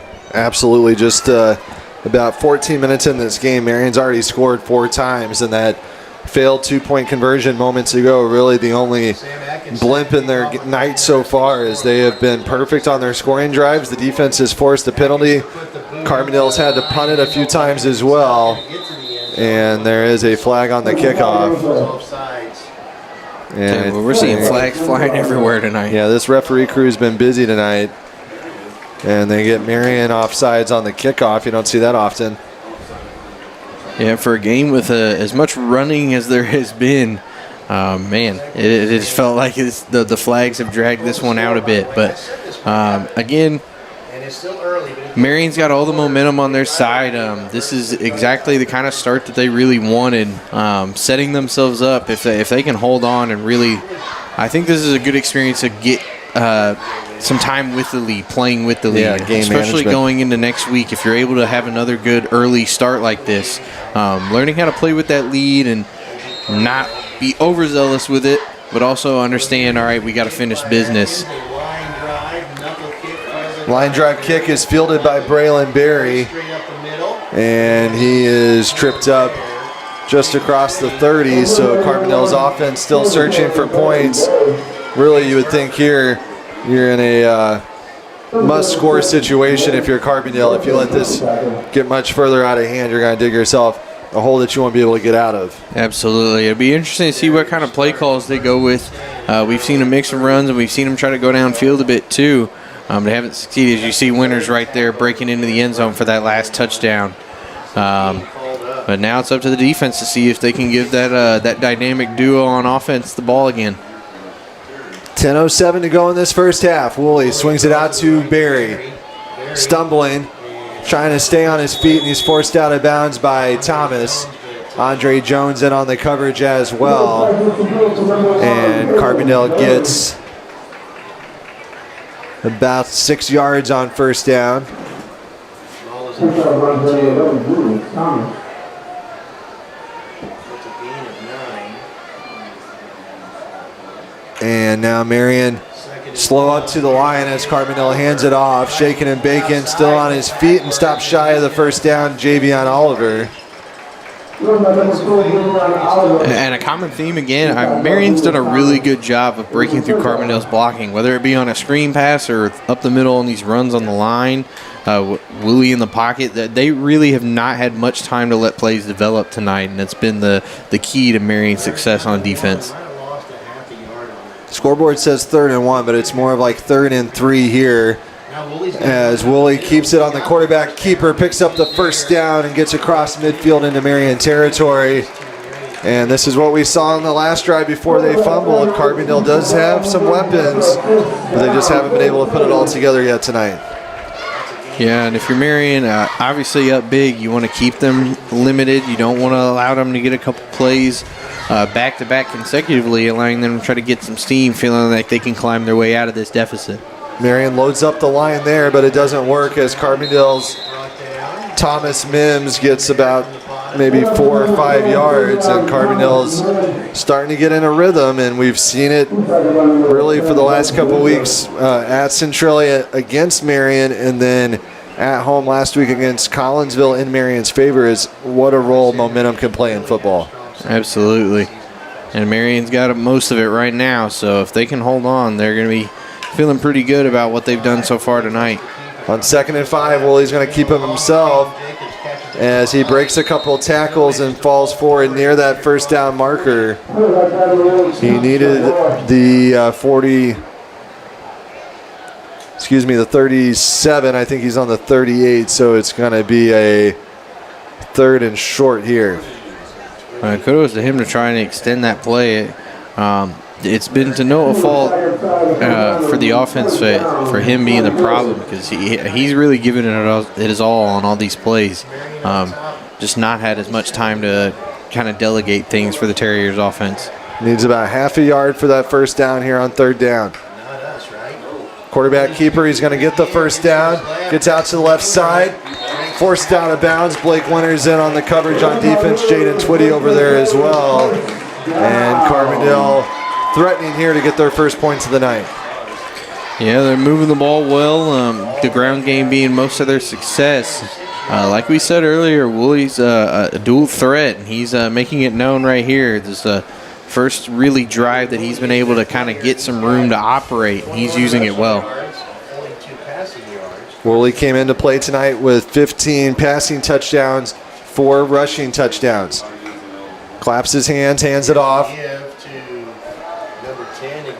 Thomas Mims on the handoff that time, and Carbondale really using their rushing attack. So both of these teams, after we hyped the passing game and how the two quarterbacks combined for 800 through the air last week, throwing us a curveball as they're instead running it, and this clock's moving quickly as a result.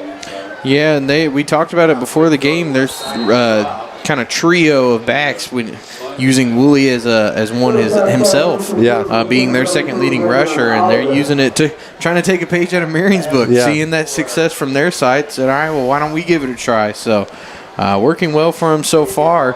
Straight away from it right there. That's their first kind of blunder on this series. Yeah, incomplete pass intended for Javion Oliver. Now it's 2nd down. Woolley's going to keep it himself. And brought down, nice tackle there, Alex Henry. And it's going to be 3rd and short. Well, no, I think he's just signaled first down. So maybe a little bit of a generous spot there. Gives Carbondale 1st and 10 now from the 11. So this is their best chance now. I think the scoreboard's wrong. 1st and 10 from the 16.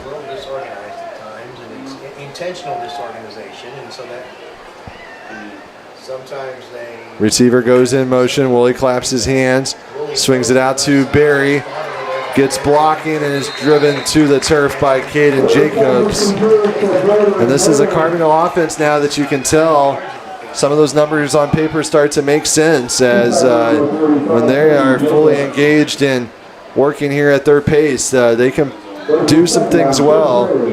and they might get their first points on this drive if they can punch it in here. 2nd and 1 from the 8. Yeah, they got a really nice rhythm. That was super well timed on that left side for that screenplay. Really moving the chains right now, looking to find the end zone. Quarterback keeper Hudson Wade drags him out of bounds, and Hudson Wade continues his strong senior season. We talked about him in the pregame show. Really one of the defensive leaders for this Marion defense. Absolutely. Gave blockers no chance. Grabbed Woolley by the jersey to bring him down right there. Now forcing Carbondale to make a big 3rd down play. They try to move the pile. Now they'll sort it out and see where the ball is. Carbondale cannot afford a fumble. They do say 1st down Carbondale, so Carbondale will have 1st and goal now.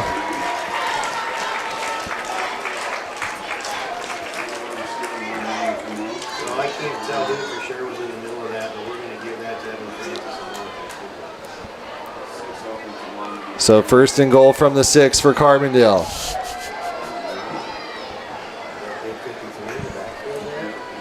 6 minutes to go in this game. Thomas Mims denied the end zone as Marion right there to push him back. It was Broomfield, Jacobs, and Francis, I believe, putting up a brick wall. Alex Henry, of course, in on the action as well, as Carbondale gets to about the 1 yard line now.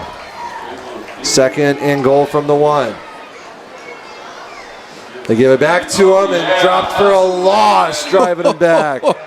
Big time play there by Hudson Wade. I mean, what timing. He jumped that line perfectly, found his way through it. It was as if there was nobody there in front of him.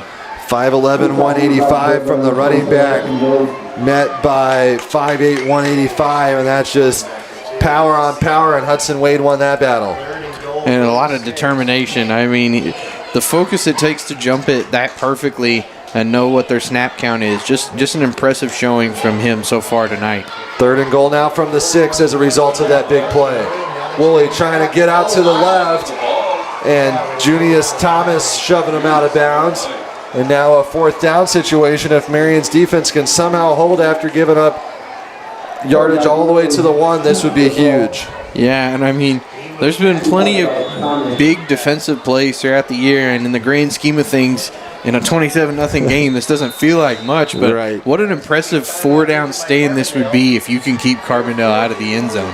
Carbondale can sense how Marion's defense is starting to gain some momentum, so they're going to use a timeout to talk about it. We'll step aside as well with 4:36 to go before the half. Carbondale trying to get a 4th and goal from the 3 when we come back. My part-time service in the Army National Guard gives me a lot of opportunities. I have the ability to serve close to home, wherever that may be in the volunteer state. It also provides tuition benefits, making it possible to get the education I've always wanted.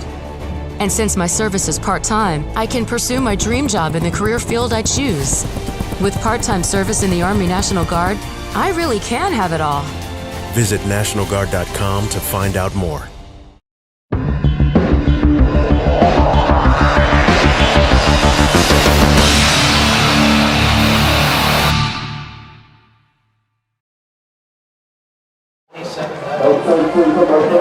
We're back here live at Frank Blyer Field in Carbondale for a big 4th down play out of the timeout.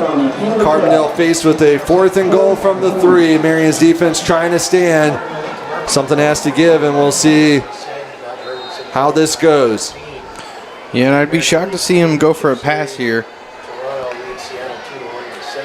But what do we know is Woolley airs it out once. Barry, and he gets in. Oh, my, what a play. Braylon Berry, their top receiver, somehow stayed in bounds and caught that one. Andre Jones gave his best shot at it on the coverage, but Carbondale gets their first score of the night. And they start flicking the lights here to celebrate their first touchdown of the night on homecoming. That's one way to get the crowd going. Thought the power went out there for a second, but hey, just an exciting play right there for Carbondale that looked like he didn't have much going there. Threw a perfect ball to get that over the defensive back there in the corner, and Carbondale manages to sneak by a little bit of a disastrous effort right there. Carbondale caps off the drive with the PAT. So Carbondale puts together their best offensive drive of the night, and they stop the bleeding at least momentarily as it's 27-7, 4:31 to go in the half. We'll be back for the ensuing kick right after this. Your dream wedding gown awaits at Blush & Ivory Bridal, the most recommended bridal boutique in Southern Illinois. At Blush & Ivory, you won't be lost in the crowd.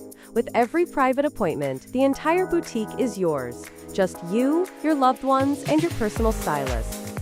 Together, you'll discover a curated selection of gowns, veils, and accessories to create the bridal look you've always imagined. And say yes to the dress that brings out the bride in you. Schedule your private appointment today at Blush & Ivory Bridal, 307 North Market Street in Marion. Call 618-882-926.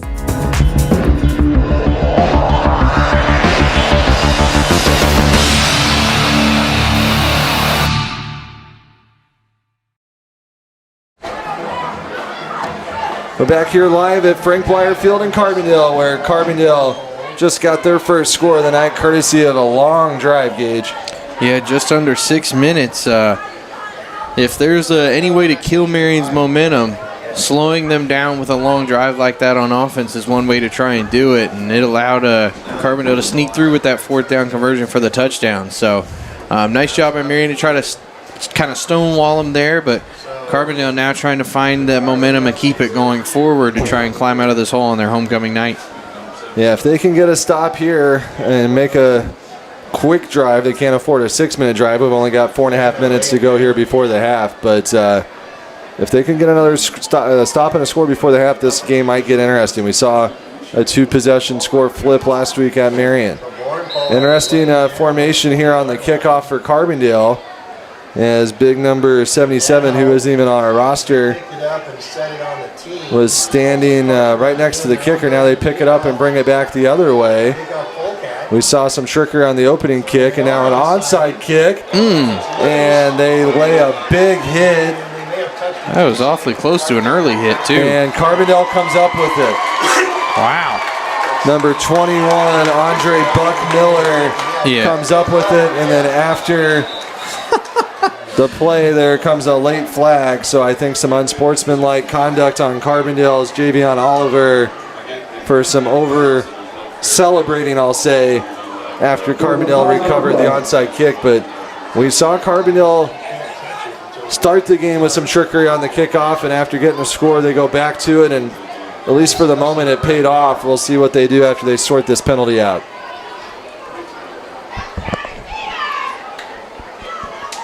And, I mean, it was very, very close to an early hit. I mean, if it wasn't an early hit, literally the second the ball touched Marion's hands, he was hit. So it'd be interesting to see what they go with here. I didn't get a number on that Marion player that took a big blow. It might have been Simulton, DeBreon Simulton, a 5'9" sophomore, number 61. Was right in on the kick coverage and took a big blow from the Carbondale kick. You can hear Carbondale down there. They're not happy with this one. Yeah, the few fans who came out here on homecoming from Carbondale down below us are pretty upset. But rightfully so, because it was a late, I think it's deserving if it does go back here for Marion, but there was a very late flag, and they're taking a long time to figure this one out. Yeah, that's why I thought the flag was on the celebration, maybe some taunting and some extracurricular commentary from Carbondale, feeling good about that after the drive and then the kick recovery. We've got Jason Dunning on the far sideline all the way out on the field now. Carbondale's coaching staff coming out onto the field as well, pleading their case. And they're just going to go ahead and wave off the flag. And they're going to say 1st and 10 Marion. Somehow Marion came out of all that with the ball. So they waved the flag off, but I thought Carbondale had came out of the pile with the football.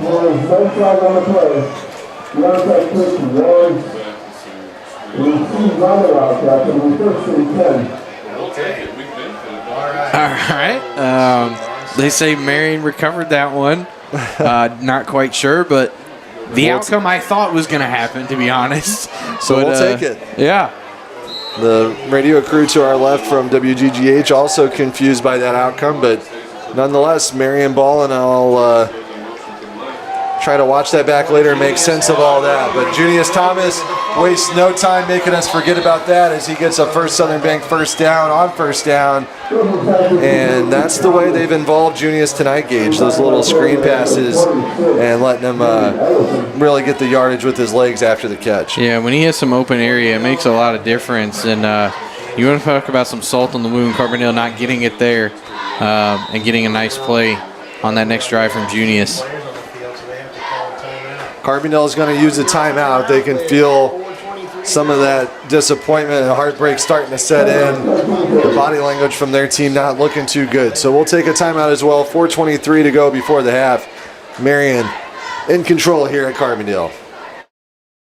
I'm excited to represent Southern Illinois when playing basketball for SIU, and it's important to me to give back to this region. That's important to Banterra Bank also, and it's one of the reasons that I'm proud to be a customer. They support their communities, and with their mobile app, I can check my accounts, make payments, and more, all on my time. Plus, they offer a Saluki Visa debit card that supports SIU scholarships and athletics. That was an easy win for me. Banterra Bank, official partner of Saluki Athletics.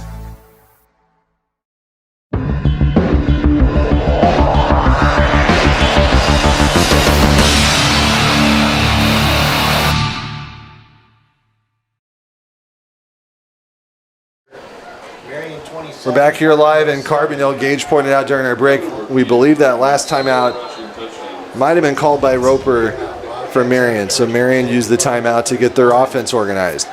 Roper faked the handoff, play action, pass.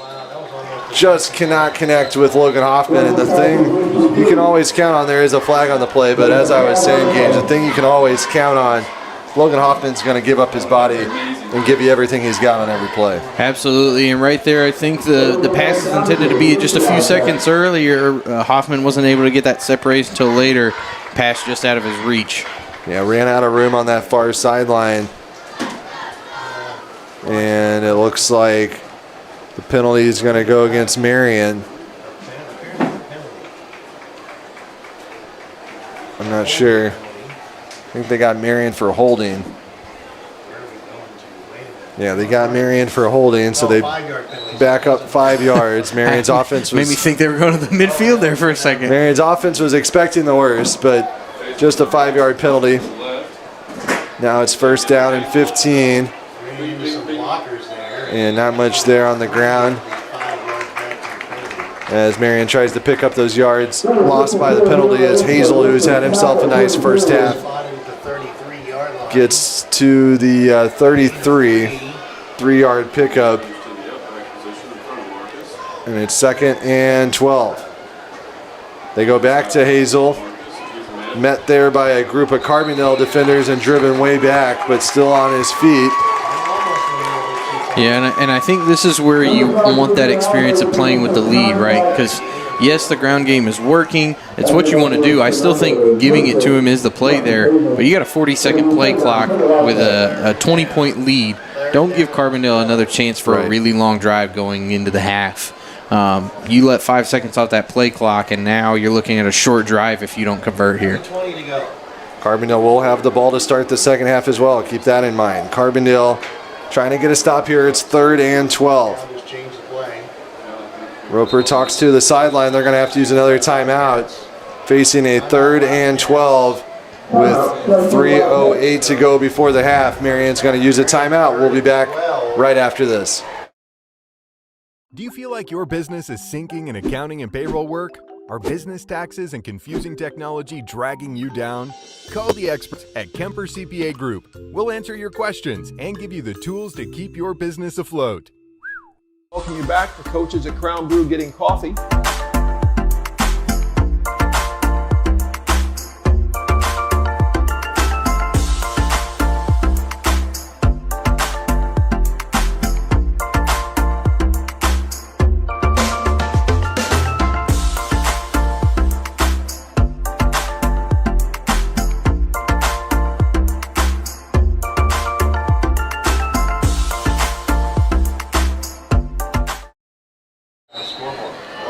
Out of the timeout, we're back. It's 3rd and 12 from the 33. We'll see what Marion does here.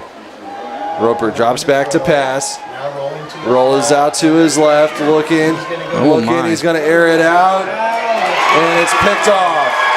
Interception there, number 8. Mac Fitton, a junior defensive back, gets a turnover for the Terriers and then throws the ball a mile up in the air, and I think he's going to get a penalty flag as a result. Yeah, that's just one of those passes you can't really make right there. Throwing kind of across his body, throwing into double coverage. If you don't have anything right there, you kind of just got to get rid of it. Instead, now, Carbondale's got themselves momentum with a pick, and they have a chance to cut this lead going into halftime. Yeah, they'll have to work quicker than they did on their last drive. Their last drive, as Gage told us, took more than 6 minutes, so 2:57 on the clock. We'll see what kind of up-tempo approach Carbondale can have heading into halftime, and then getting the ball after the break as well. They could make this interesting. So after the pick, there was an unsportsmanlike penalty against Carbondale, and it will be Carbondale ball, but they'll be backed way up half the distance to the goal, as Carbondale has had a few of those tonight where they make a big play and then act like they've never done it before. Yeah, and when they're trying to mount a comeback right here, it's not something that you need, as now they find themselves in a lot more rough field position than they were before. That's one of those times where, yeah, Marion was feeling pretty bad about the pick, but you can just go scoreboard when the guy comes off the field like he just won the Super Bowl after getting a pick. But referees saw it. Now it's as a result of the unsportsmanlike celebration. 1st and 10 from the 9. And now it's up to the Marion defense to kind of answer the call here and try to halt any momentum that the Terriers have.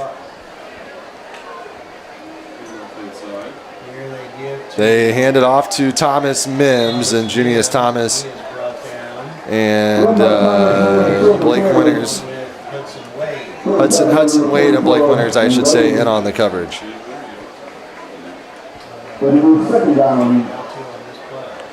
And I would imagine Carbondale's going to take a lot of this clock off while trying to find a way to get in the end zone here, not looking to give Marion the ball back. Starting things off with that ground game that's kind of been their bread and butter so far tonight. Run to the left side. Now another run, so Carbondale choosing to keep it on the ground on this drive, and Marion's up for the challenge as Scott Ross tried to get in on the handoff that time, and now Carbondale all of a sudden, after getting the momentum on the pick, is staring down a big 3rd down. Yeah, and this would be a huge response if Marion can kind of nullify that pick and find themselves a chance to extend the lead one more time before the half. Under 2 minutes to go. 3rd and 10 from the 9. This drive has gone nowhere so far for the Terriers. Woolley tries to air it out. Wants the deep ball, and he connects. Carbondale gets the big play they've been looking for all night, and it's going to go 91 yards to the house. Javion Oliver takes it from Woolley, and we knew he had the arm, but we were yet to see it tonight, as he threw for 400 yards last week in the win over Herrin, and he just got 91 yards there on that pass. And Carbondale makes Marion pay for the pick as they quickly turn it into points. Yeah, and a really nice play from Oliver. He got a running start there. Looks like it was a kind of set up for a screen pass, but he got himself some steam, and once he hit that sideline, he burned the defender. And a great throw by Woolley, and just like that, turnovers are crucial to the Wildcats' success. It's been a key part in all of their losses this year, and right there leads to this, making it a 27-14 game after the point after. 14 unanswered points from the Terriers. Don't count them out yet on their homecoming, as they are trying to rally. Marion trying to stave off the rally when we come back here live on Wildcat Game Day. Hi Wildcat fans, I'm Brad Poole, president of the Watermark Auto Group. I invite you to come experience the fastest, friendliest, and fairest car buying in our little corner of the world. Our friendly sales representatives will provide you in writing with our best price, trade value, monthly payments, all within minutes of your request. No pressure, no hurdles, no tricks, and no surprises. Experience the Watermark difference for yourself at Watermark Ford Hyundai or Watermark Nissan of Marion. Fast, friendly, fair. That's Watermark.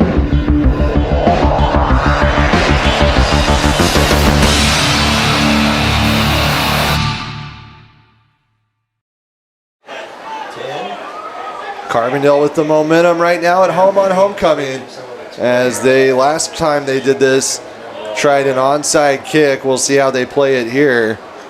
Last time they onside it. Somehow, some way, Marion came away with the ball, but it ended up not mattering as Marion threw a pick on that drive and Carbondale got it back, and it looked like Marion's defense was going to get a stop, but on a 3rd and long from the 9, it was Woolley connecting with Javion Oliver, a pair of juniors on this Carbondale team. Riley, have they had a different person kicking like every kickoff? I think so. I think so, as now we see Aiden Davis, a freshman, number 24, lined up to kick it off. So, yeah, referee has to get out of the way first. If they kick it. There he goes. So now I think Carbondale's going to be good to kick it off here, and we'll see how they do it.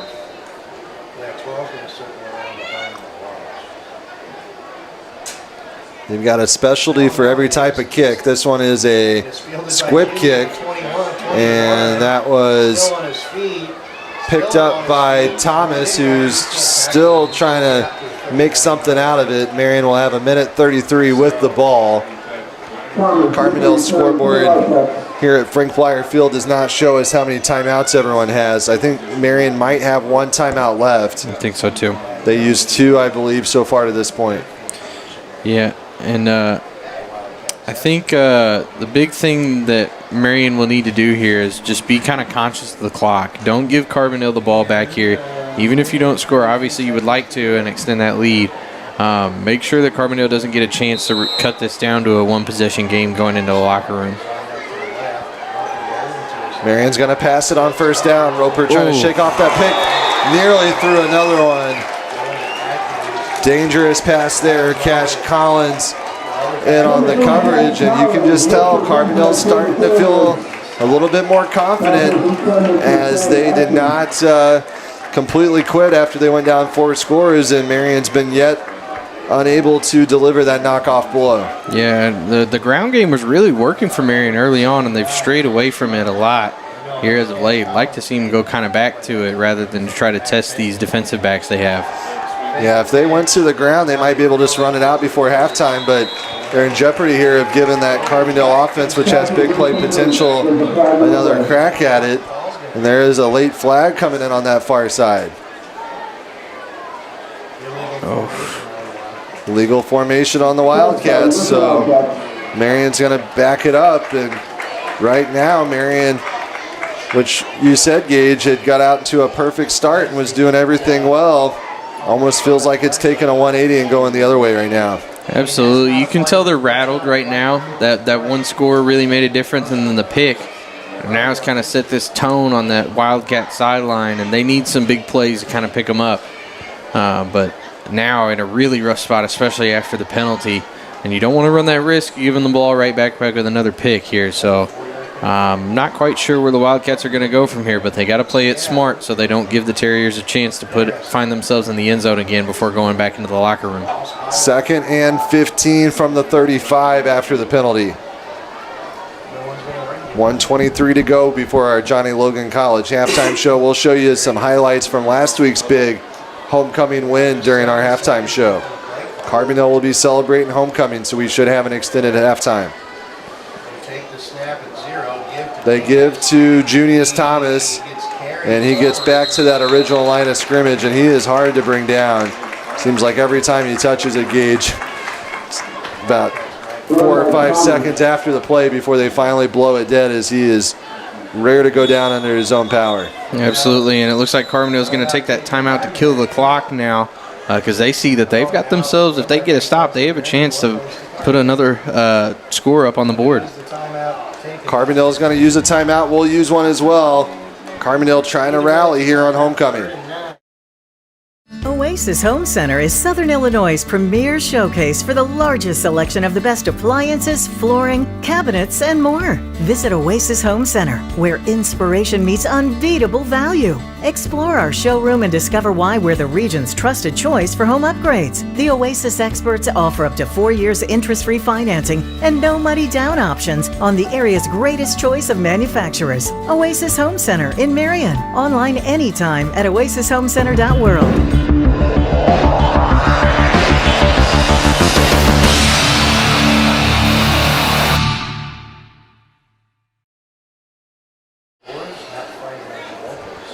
So out of the Carbondale timeout, it's Marion ball, 3rd and long, 1:03 to go before the break.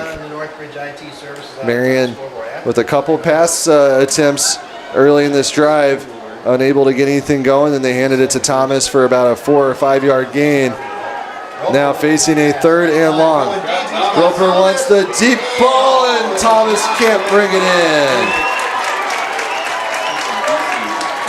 He's frustrated with himself. He thinks he should have caught that one. Roper put it right on the money, and the old adage of when it touches the receiver's hands, it's on the receiver, not the quarterback.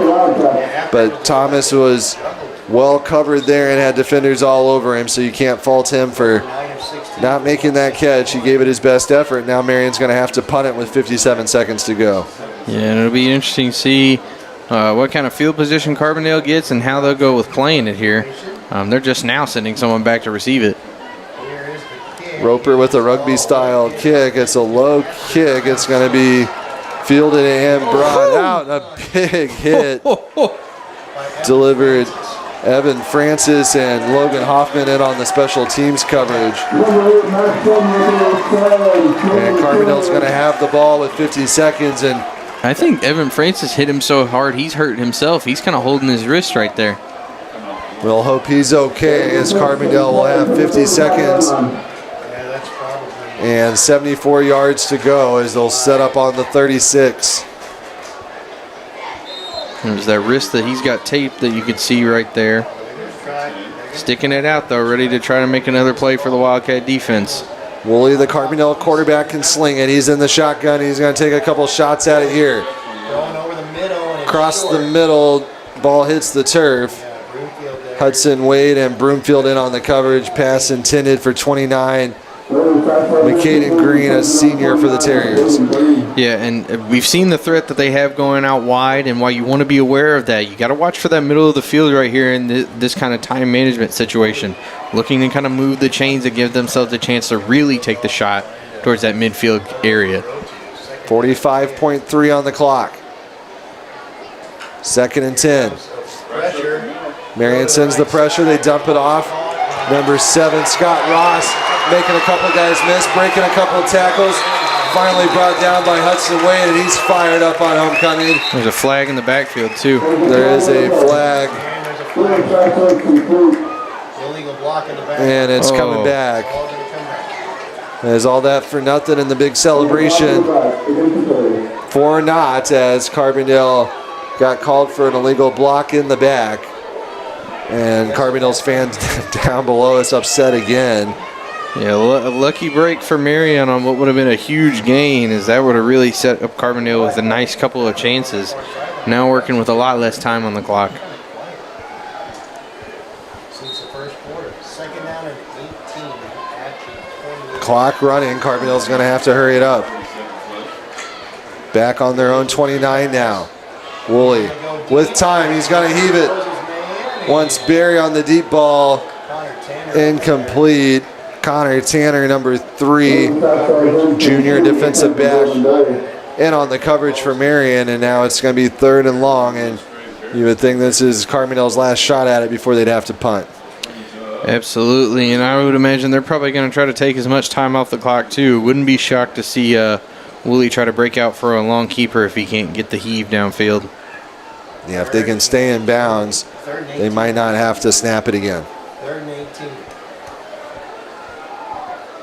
3rd and long from their own 29. They're going to run a double handoff, and oh wow. Yeah. Nothing there on the handoff as they decide to play it conservative and run out the clock, it appears.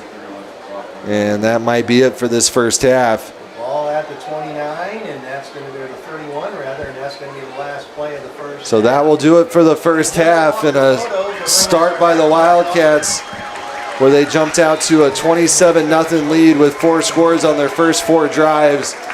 Ends with Carbondale in position to rally as they finish the half with 14 unanswered points. Carbondale will have the ball in the second half, so this one is far from over as Marion has came in to Carbondale on their homecoming and jumped out to a 27-14 halftime lead. Our Johnny Logan College, Why Would You Go Anywhere Else halftime show is just around the corner. We'll show you a recap of Marion's big homecoming win last week over Collinsville. Stay tuned with us here on Wildcat Game Day. We'll be back with some halftime stats in our halftime show right after this. We want to help students when they come right out of high school, but we're also here for the adults. After high school, I went to my local community college, and after my first semester, realized that I wasn't quite ready to go to college. And I went back to work in construction for roughly about 15 years. And at the same time, I took classes at community college. It's this idea that you can go back to school at any time for anything, and that's what a community college does for you. That's what Johnny Logan does for you.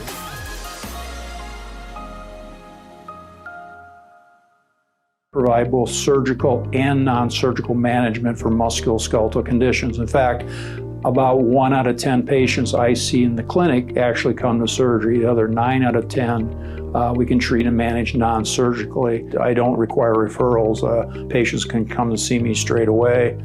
My philosophy again is optimize non-surgical treatment before I perform surgery. Once I do surgery, unfortunately, I'm a perfectionist. My wife gives me a hassle. If I'm in the room and this picture on the wall is crooked, I will fix it, even in your house. I think part of that is the masonry background, because everything's got to be, again, plumb level and as close to perfect as you can achieve. You can shoot for perfection, accept excellence. That's my rule.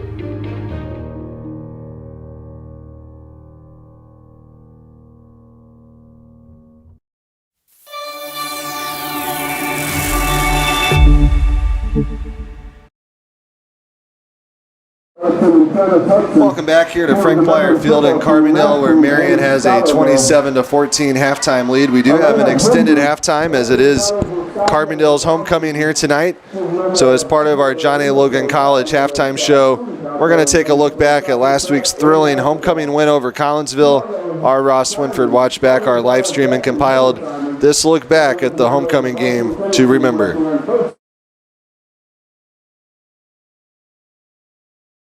Hello and welcome to a special homecoming edition of the Marion Stars Wildcat Game Day. We are live from Wildcat Stadium on the campus of Marion High School, where the host Marion Wildcats will welcome Collinsville to town for a homecoming battle and a matchup of 2 3-3 teams looking to keep their playoff hopes alive. Yeah, and you always want to win on homecoming first and foremost. Before the season, when you talk about big games that you want to circle on your calendar, you talk about the season opener, conference games, and of course senior night. Probably biggest of them all, Riley, is homecoming, and you always want to win then. With a big crowd expected, it's a great night for football. Fall weather is officially here, and oh yeah, the Wildcats just flat out need a win after back-to-back losses to Cahokia and Centralia. After a great start to the season at 3-1, and winning 3 straight after losing to Carterville by 1 in the opener, Marion is sitting at 3-3 with 3 games to play. Marion must win 2 of those 3, Collinsville, Carbondale, and Mattoon, to become playoff eligible. Wins in all 3 would guarantee a playoff berth. On the other side is Collinsville, who is also 3-3 and is heating up after a slow start to their season, and they have the same stakes on the line for their postseason hopes. So there's lots to play for here tonight. To the left as Marion starts with the pass. They swing it out to Junius. Thomas follows his blockers, and it's a good one. First down and then some. Still on his feet. Breaks a tackle. Still on his feet. Across the 40, and there's the big play we were hoping for to start this homecoming showdown, Gage. Man, second, so you want to get some more possession. They hand it to Winters, and he's dropped for a loss. Well behind the line of scrimmage. He's going to be dropped like they'll go for it. Roper to pass. With time. He had Hoffman, but instead he went to Thomas, and it goes incomplete. Turnover on. Keep them from crossing that yellow line and get the ball back on offense. Yeah, midfield is kind of the first down marker. Wilkinson on the QB keeper does pick up the first down and then some. And a gutsy play there by the quarterback to keep it, and Malachi Cooper stopped him. To find a way to put a halt to it so they can get the ball back. They swing it out to the outside, follows a block for a first down, towing that sideline, trying to make a guy miss. Now dragging the pile, trying to break the plane. Did he get across? He was awfully close. And with a tough challenge right here. From the right hash, Collinsville trying to finish off the drive with points. Wilkinson's going to keep him himself. He stood up at the goal line. Did he break the plane? They say he did. This has been a pattern over the last few weeks that you hate to see Marion kind of fall in again, where they're down early, now looking to have to play behind for what seems... Promising play from Junius Thomas, but the drive stalled. Then the defense allowed Collinsville to answer right back, so they're down 7-0 as Junius Thomas tries to bring this kick back. Oh, he's Junius got room Thomas if he gets blockers, trying to drag a defender, but he gets out to the 50 and Gage at the 3-yard pickup for Thomas. Play action, Roper to pass, over the shoulder pass to Thomas, first Southern Bank, first down, and he's brought down just across the 4. Out on this right side over here. Roper looking. He's going to be dropped for a sack and a big loss. Stretch it to a 2-possession lead, and Marion's defense stops him for a loss there. Fans coming alive here on homecoming, and a big 4th down stop as the pass goes incomplete. Marion's defense finally gets off the field, Gage, as it took a few tries after giving up a few first downs, but they get the stop block, and play clock pretty well synced. They give it back to Winters, and he finishes off the first down drive. Another pass. They swing it out to Thomas. He's had some big plays in this game, and here's another. He's off to the races at the 20, at the 15, the 10, and Junius Thomas with the homecoming touchdown. And Junius on the PAT. The hold from Roper. The kick is more than strong enough and accurate. This a tied game. Collinsville trying to answer back. They sling a deep ball of their own. Max Wade unable to break it up, and Collinsville 1 play later answers right back. And it's Loyal Patterson. We talked about him in the pregame as their #1 receiver.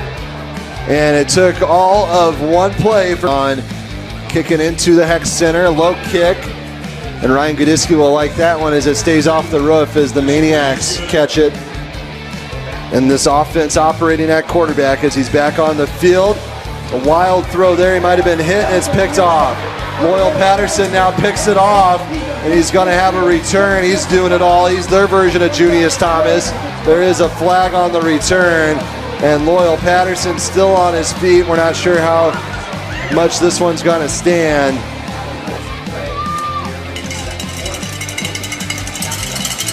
Man goes in motion. That's Reynolds. Wilkinson is going to try to keep it himself. Right across the middle and still on his feet as he breaks the plane for the 9-yard quarterback keeper. Big hole to try to dig themselves out of. That kick was nearly blocked. Backfield with Roper tonight. They sling it out to Winters, who instead of lining up in that backfield goes out and catches it now from the 27. Exactly 10 yards on that first down. Here's another one to Blake Winters. Here's another first Southern Bank first down, and then some. Across the 40, now across the 30, reverses field, still on his feet, stiff arming and getting to the 20, and boy did Marion. Flanked in the backfield by Hazel and Thomas. They give it to Hazel, and he's across the middle for a first Southern Bank, the quarterback for this short yardage situation. He's going to keep it himself, and he goes untouched, falling forward, and they push the right button as he falls in to that gold A in Marion and makes it to his left. Winters plows his way forward, and the right play call again, the timeout. 21-15, Winters had the 2-point conversion as well. Wilkinson dumps it off to Reynolds. He turns on the Jets. He gets out to the outside, and Collinsville will be within the 10-yard line after another big play. One against Marion here in the first half. Low snap. They hand it off. Dyer trying to find the end zone, and he does. And all night long, every time, starting to mount as Marion, a team that a couple years ago started 4-0 and lost the last 5, starting to feel the pressure. And we go into the half with Collinsville coming into Wildcat Stadium here on homecoming. and taking a 28-15 halftime lead. Ardell back to receive, and it's a good one. The line drive kick goes through the hands. They got to pick this up now. And Marion with a chance to pin them deep, and they do. And maybe that they do hand it off. It's Stewart and brought down for a loss. Hudson Wade, then Aiden Broomfield times this season.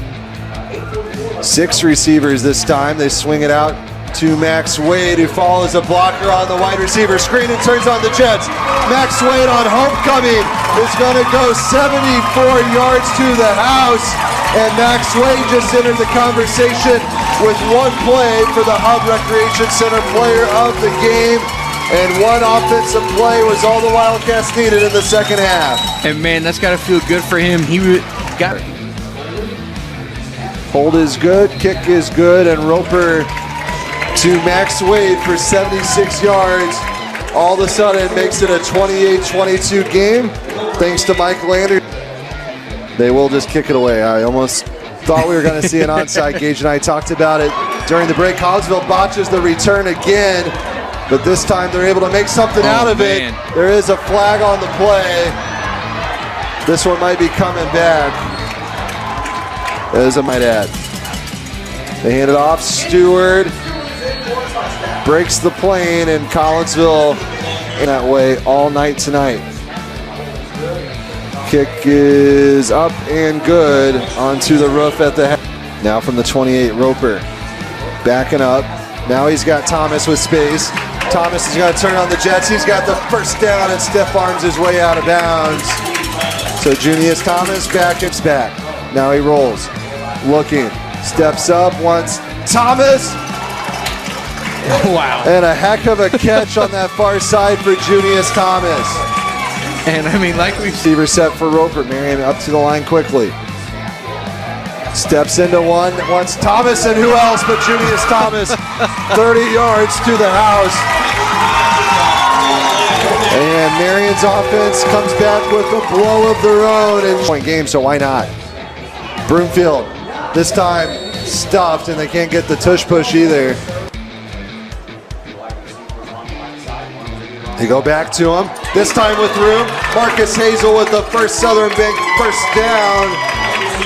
And good play calling there to keep it on the ground. Roper has to get rid of it. Thomas caught it on his shoestrings. Now stays on his feet. He's going to still be on his feet. Somehow still moving the pile. Roper rolling out, steps up, wants Hoffman. Good ball.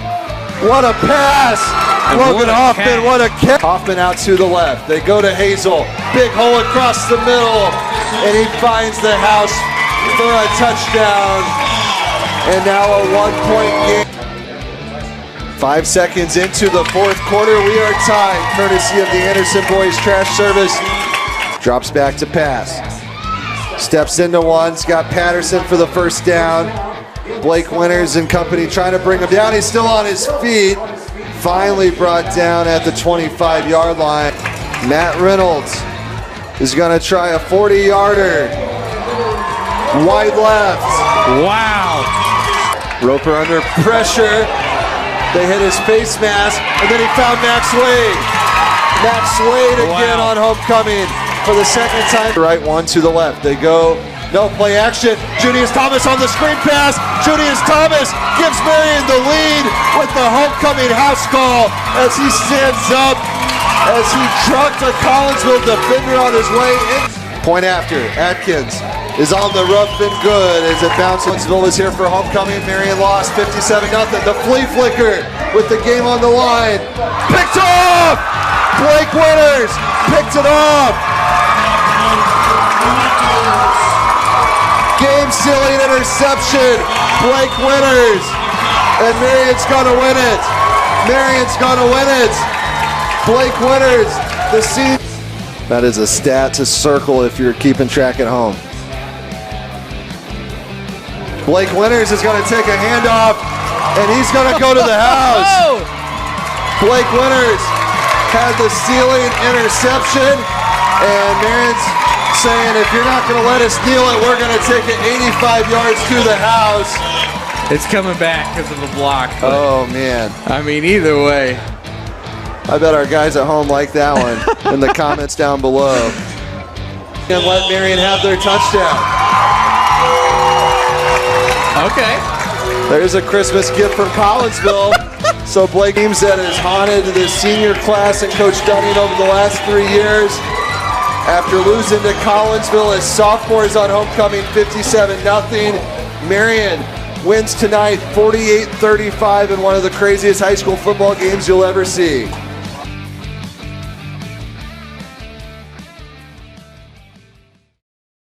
At Legence Bank, we make it easy to achieve your financial goals.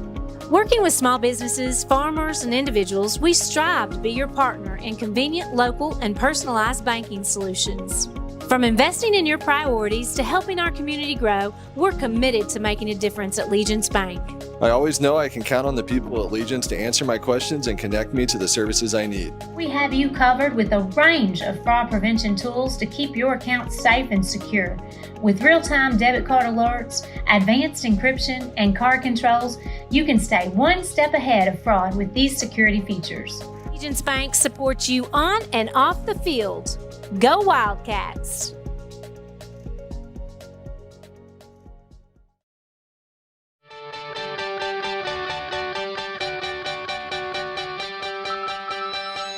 Hey, this is Michael Anderson, owner of Anderson Boys Trash Service. We are locally owned and operated. We are reliable and affordable. Weekly trash service. I look forward to hearing from you soon. I appreciate you, and my family appreciate the business. Now serving residential and commercial properties with roll-off dumpster rentals available. Call 618-925-1215 or find us on Facebook at Anderson Boys Trash Service. At the Hub, we're not just a fitness center. We're a community powered by people who care. Our dedicated staff will guide you every step of the way on our world-class fitness floor. Dive into fun in our aquatic center. And with our fitness and aquatics classes, there's something for everyone. Join us for family events that bring our community closer. We're people-powered and we are here for you, creating a fitness experience that feels like family. Join us today at the Hub, where health and happiness meet. Welcome to Wit Wisdom, located at 202 North Market in downtown Marion, Illinois. We're open Tuesday through Saturday, 10 to 5. Stop in and check out our spirit wear, custom tees, embroidery services, and more, all in a historical boutique setting. Check us out anytime online at www.witandwisdomstore.com.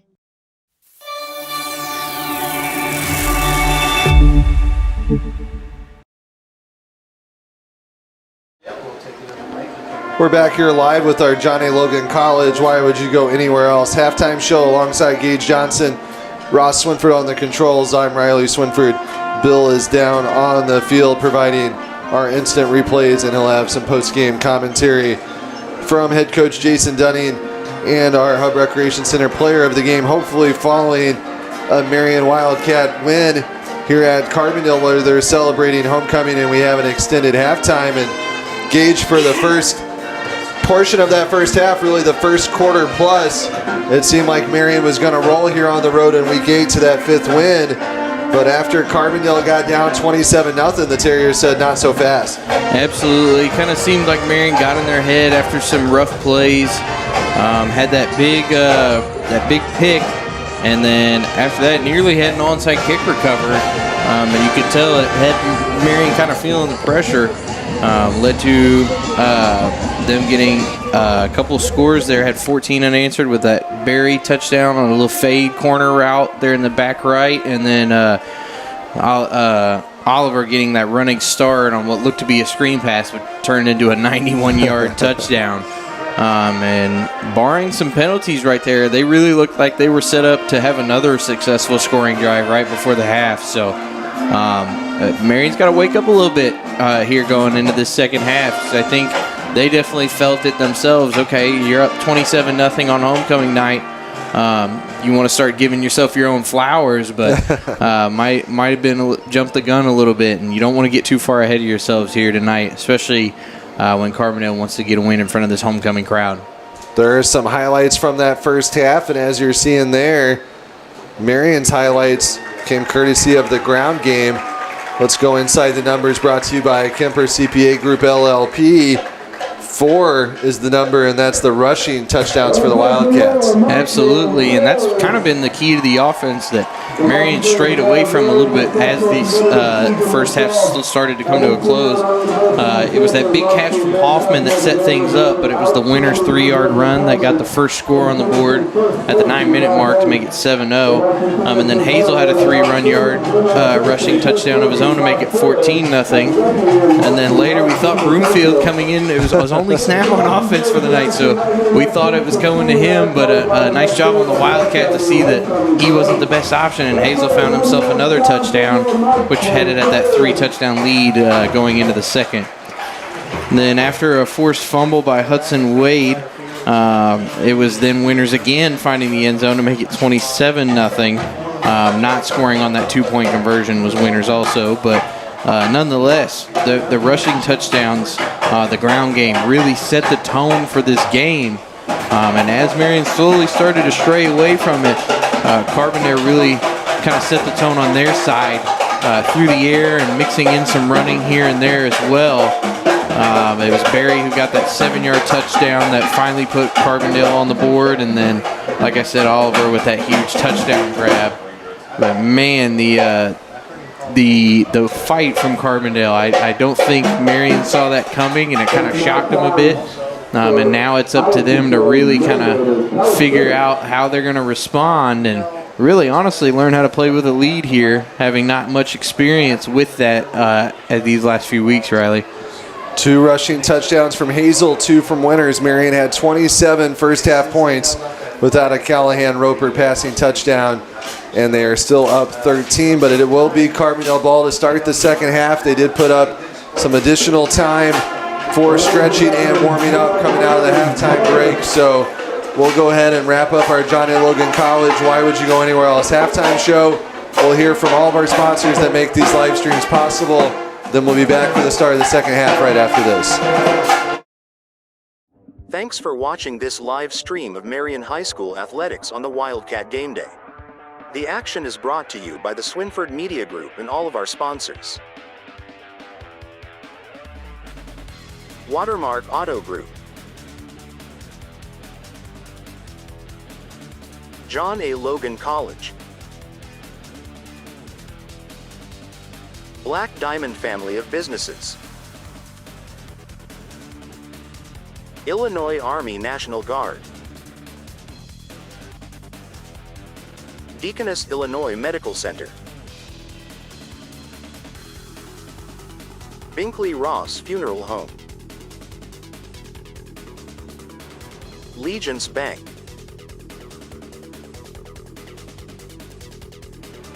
First Southern Bank, Bank of Herrin, Banterra Bank,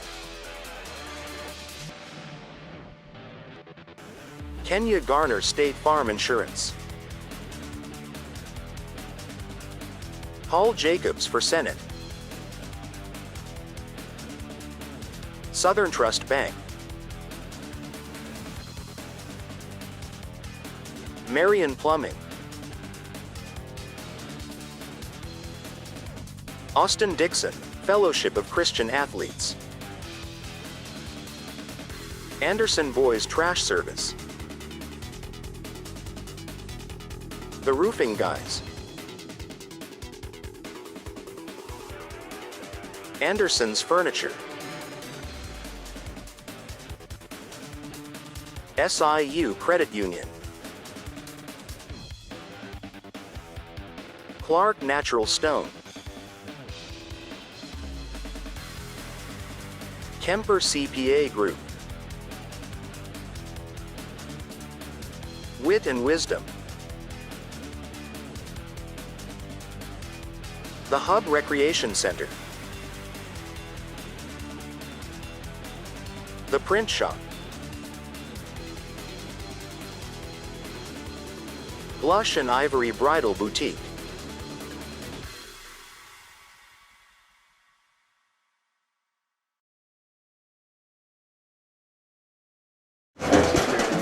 Special thanks to all of our sponsors that you just saw there on your screen for making these live streams possible week after week. This is week 8.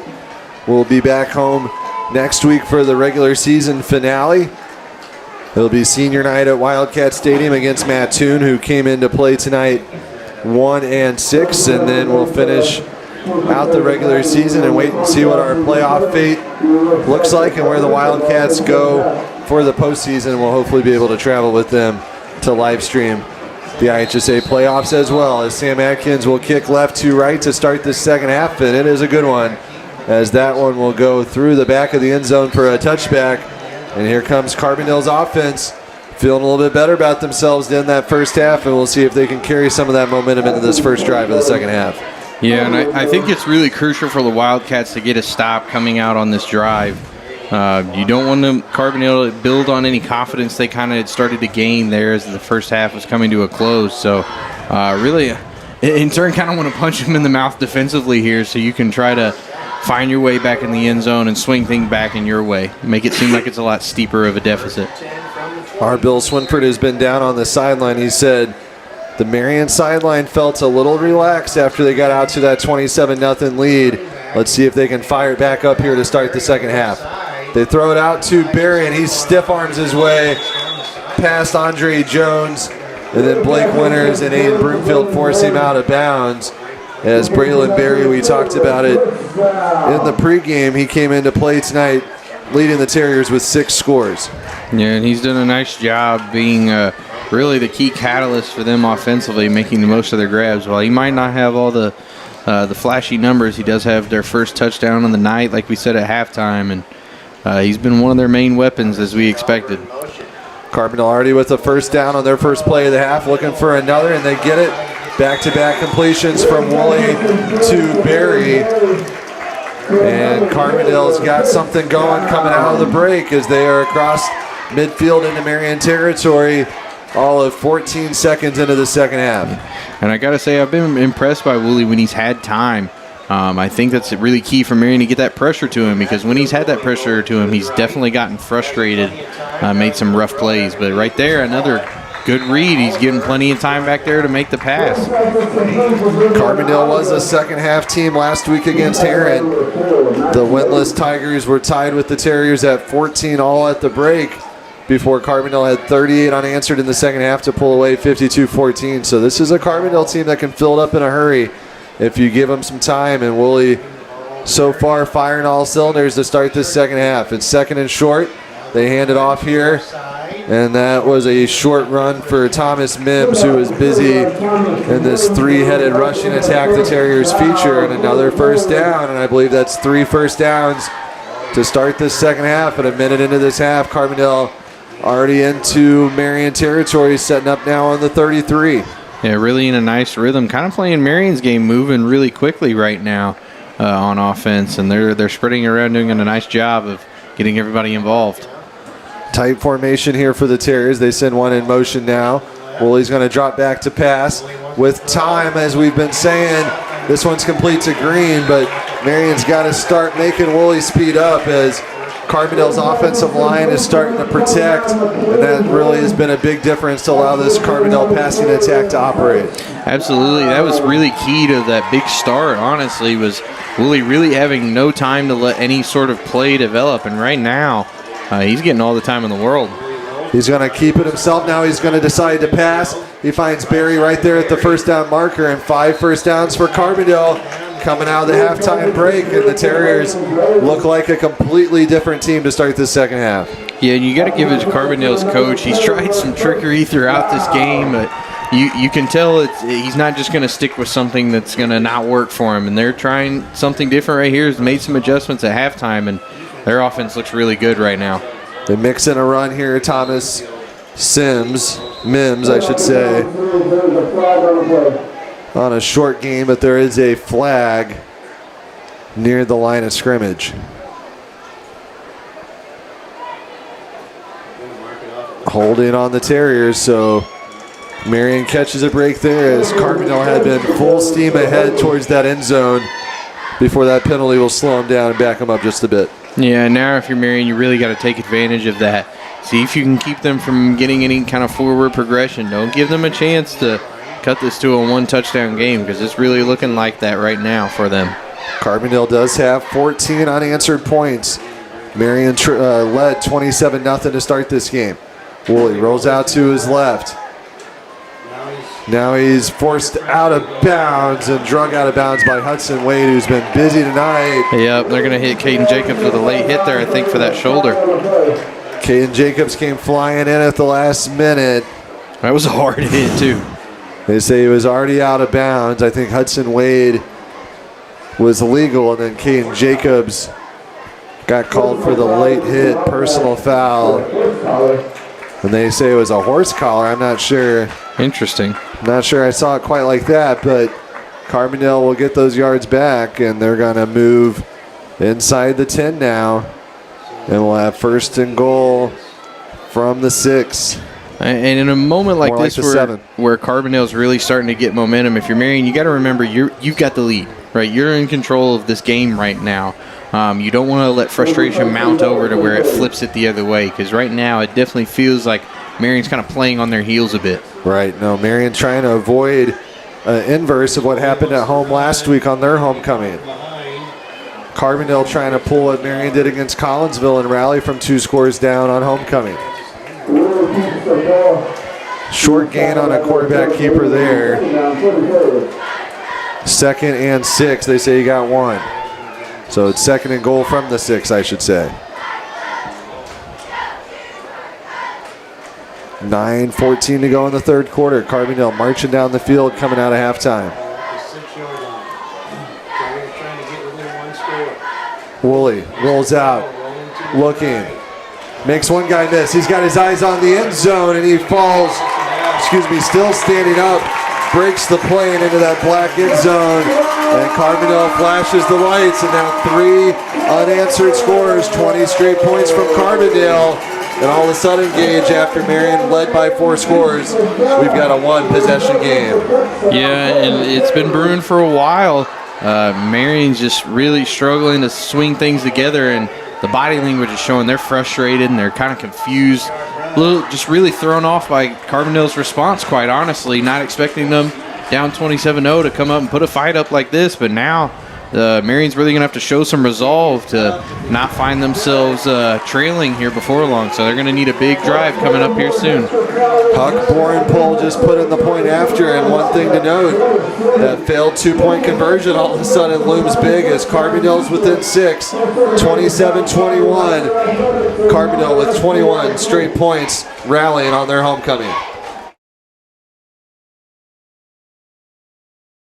Since 1999, Clark Natural Stone is a family-owned business that strives to not only offer you the best selection of rock and mulch in the country, but also provide you with the best service. Clark Natural Stone Slinger Truck is a great option when you need rock, sand, or gravel placed in an area not easily accessible to a conventional dump bed. To schedule your delivery or to ask any questions, call 618-997-3889 or visit our website, clarknaturalstone.com.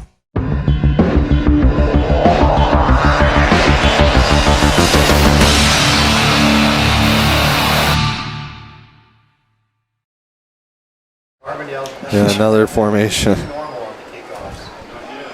We're back here live at Frank Blyer Field in Carbondale, just 3 minutes into the second half, and Carbondale's already cut it to a 27-21 Marion lead as Marion did everything right for the first quarter plus, and now Carbondale's taking a turn doing everything right on their end, and all of a sudden Marion's starting to feel some pressure. Absolutely, and you never know what Carbondale's got cooking up with their special teams. Different formation. They've had this kicker out here before. Looks like we're going to see something from Carbondale. Just don't know what. Number 42, Jonathan Jackson, stands right next to Barenpole, the kicker. Barenpole is sophomore. Gives out instructions. Now everyone goes in motion. They try another onside kick. Scramble for it. Hit Marion's foot. Marion touched it and Carbondale has it. Holy cow. If that crossed, I don't know if it did. If that crossed. Referees coming in to sort it out. Carbondale sideline celebrating down below us. And they say they recovered it. And if Carbondale does one thing well and something that they must practice, it's these onside kicks and these different formations on the kickoffs. And Carbondale almost had one of these go their way earlier that Marion somehow stole. They think they've got this one if it stands as the referees talk near midfield. Wow. First and 10 Carbondale, they say. I mean, just brutal if you're Marion. Right away, I didn't even think myself that he was kicking. He didn't have the ball on the tee. So I can't say I've seen that one before. Then I wasn't sure if the kick made it far enough either. The ball had a lot of spin on it. And then it just happened to hit someone on Marion's foot. And, I mean, what a bad break, because it looked like the ball was going to go out of bounds if it hadn't. Yeah, if Marion doesn't touch that and it goes out of bounds, penalty.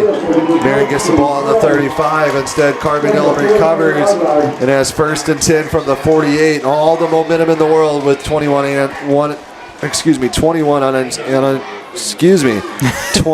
unanswered points. You're shaken up by the play too, huh? Yeah, my mind is blown by the turn of events. We thought we were on our way to a big Marion blowout, and all of a sudden, You see how many people are watching on Facebook? all of a sudden we have a 6-point game, and if Carbondale goes down the field, scores, and kicks a PAT, they've got the lead. Marion coach Jason Dunning, if Ross can zoom in on that far sideline, is still talking to the referees about that onside kick, and the referees are giving him a lot of time over there pleading his case. So it did hit a Marion player, and then Carbondale recovered it. That's when they jumped on it. So I think, Gage, what the referees are trying to tell Coach Dunning is since Marion touched it, it goes down as like a fumble, and it doesn't matter. Right, yeah. The second it hits that foot, it's deemed in play as long as it's gone on the line of scrimmage there. So Coach Dunning pled his case, but it didn't matter. Yeah, I mean, as unfortunate as it is, it's pretty clear cut in that situation. And now Carbondale with all the momentum on their side and their crowd's fired up. Yeah. So Carbondale He's trying got to 7 capitalize. wide. They want the deep ball. Oh, he my. almost He's going to get the PI anyway. Oh, he nearly mossed him. But instead, they're going to call Marion for pass interference, and that was nearly a highlight reel catch by Sincere Scott Ross. But they're going to say Marion was all over him. And Marion cannot catch a break right now. I mean, it tried to defend it well, but just he got his back turned, wasn't able to play the ball, jumped it just a tad bit early. And man, I mean, the fact that he still almost made that catch is impressive as well. But the break's really going Carbondale's way right now. Marion's got to find a way to lock in, get their mental straight, because you can tell they are frustrated and rattled right now. 8:52 to go in the third. First and 10, Carbondale now from the 37. Man goes in motion. Woolley keeps it himself. Hudson Wade wraps him up by his shoes, and Hudson Wade, you can say a lot of different things about how Marion's been playing since they got out to that 27-0 lead. Hudson Wade, on the other hand, is not taking any plays off. Yeah, and that was a huge tackle by him, because if he hadn't have got him, I think he might have been off for a pretty big gain right there. Marion with 3 down defensive linemen. Carbondale with 2 receivers out to the right. There's Berry to the left, and that's who they go to. Jones and Twitty. And then Broomfield comes in to finish him off. Short gain on the little screen pass. And Carbondale's got the whole playbook open right now. Here's another tight formation we've seen him go to multiple times on these short yardage situations on 3rd and short. There's a flag. They throw the flag in, as there might have been an illegal push in the back. High school football. Yep. They get Carbondale for an illegal push there, as they were trying to come in and push the pile, but the referee threw his flag there, and so it's going to be 3rd and 3. Big play right here if Marion can get a stop and kind of halt what otherwise has felt like a controlled drive from Carbondale. Everything kind of been going their way offensively here as of late. It's 3rd and 7. They just updated the scoreboard. 3rd and 7. Big play in this game. Carbondale trying to capitalize off the onside kick. They hand it off. Catching Marion off guard. Man. And off to the races for a touchdown is number 10, Thomas Mims. And Carbondale has came all the way back with 27 unanswered points. And with the PAT pending, has a chance to take the lead. And what a turn of events this has been. What an impressive run by Thomas Mims. I mean, shaking defenders left and right there. He worked for that touchdown. And now, like you said earlier, that 2-point conversion failed attempt looming as he sinks this point after. Carbondale has its first lead of the night. When Marion went up 27-0, they tried to go for 2 and failed. Now that's going to allow Carbondale to take the lead on the PAT by Huck Barronpole. And Carbondale with 4 scores to answer back. A new life for the Terriers on their homecoming. Marion searching for answers with 7:33 to go in the 3rd. We've got a whole new ball game. Hi, I'm Joni, director at Binkley-Ross Funeral Homes. When you're faced with loss, it's comforting to know that someone who understands your pain is here to help. That's why I brought Blue and Mitchell Hughes Funeral Homes back under local ownership alongside Binkley-Ross Funeral Home. We've been serving Marion and Williamson County families with compassion and care for years, and we know how important it is to feel supported in your time of need. If you have questions or concerns about your previous arrangements, we're here to support you with understanding and kindness. You can always rely on us for honesty, respect, and care you deserve. Marion is not only my home, Marion is my heart.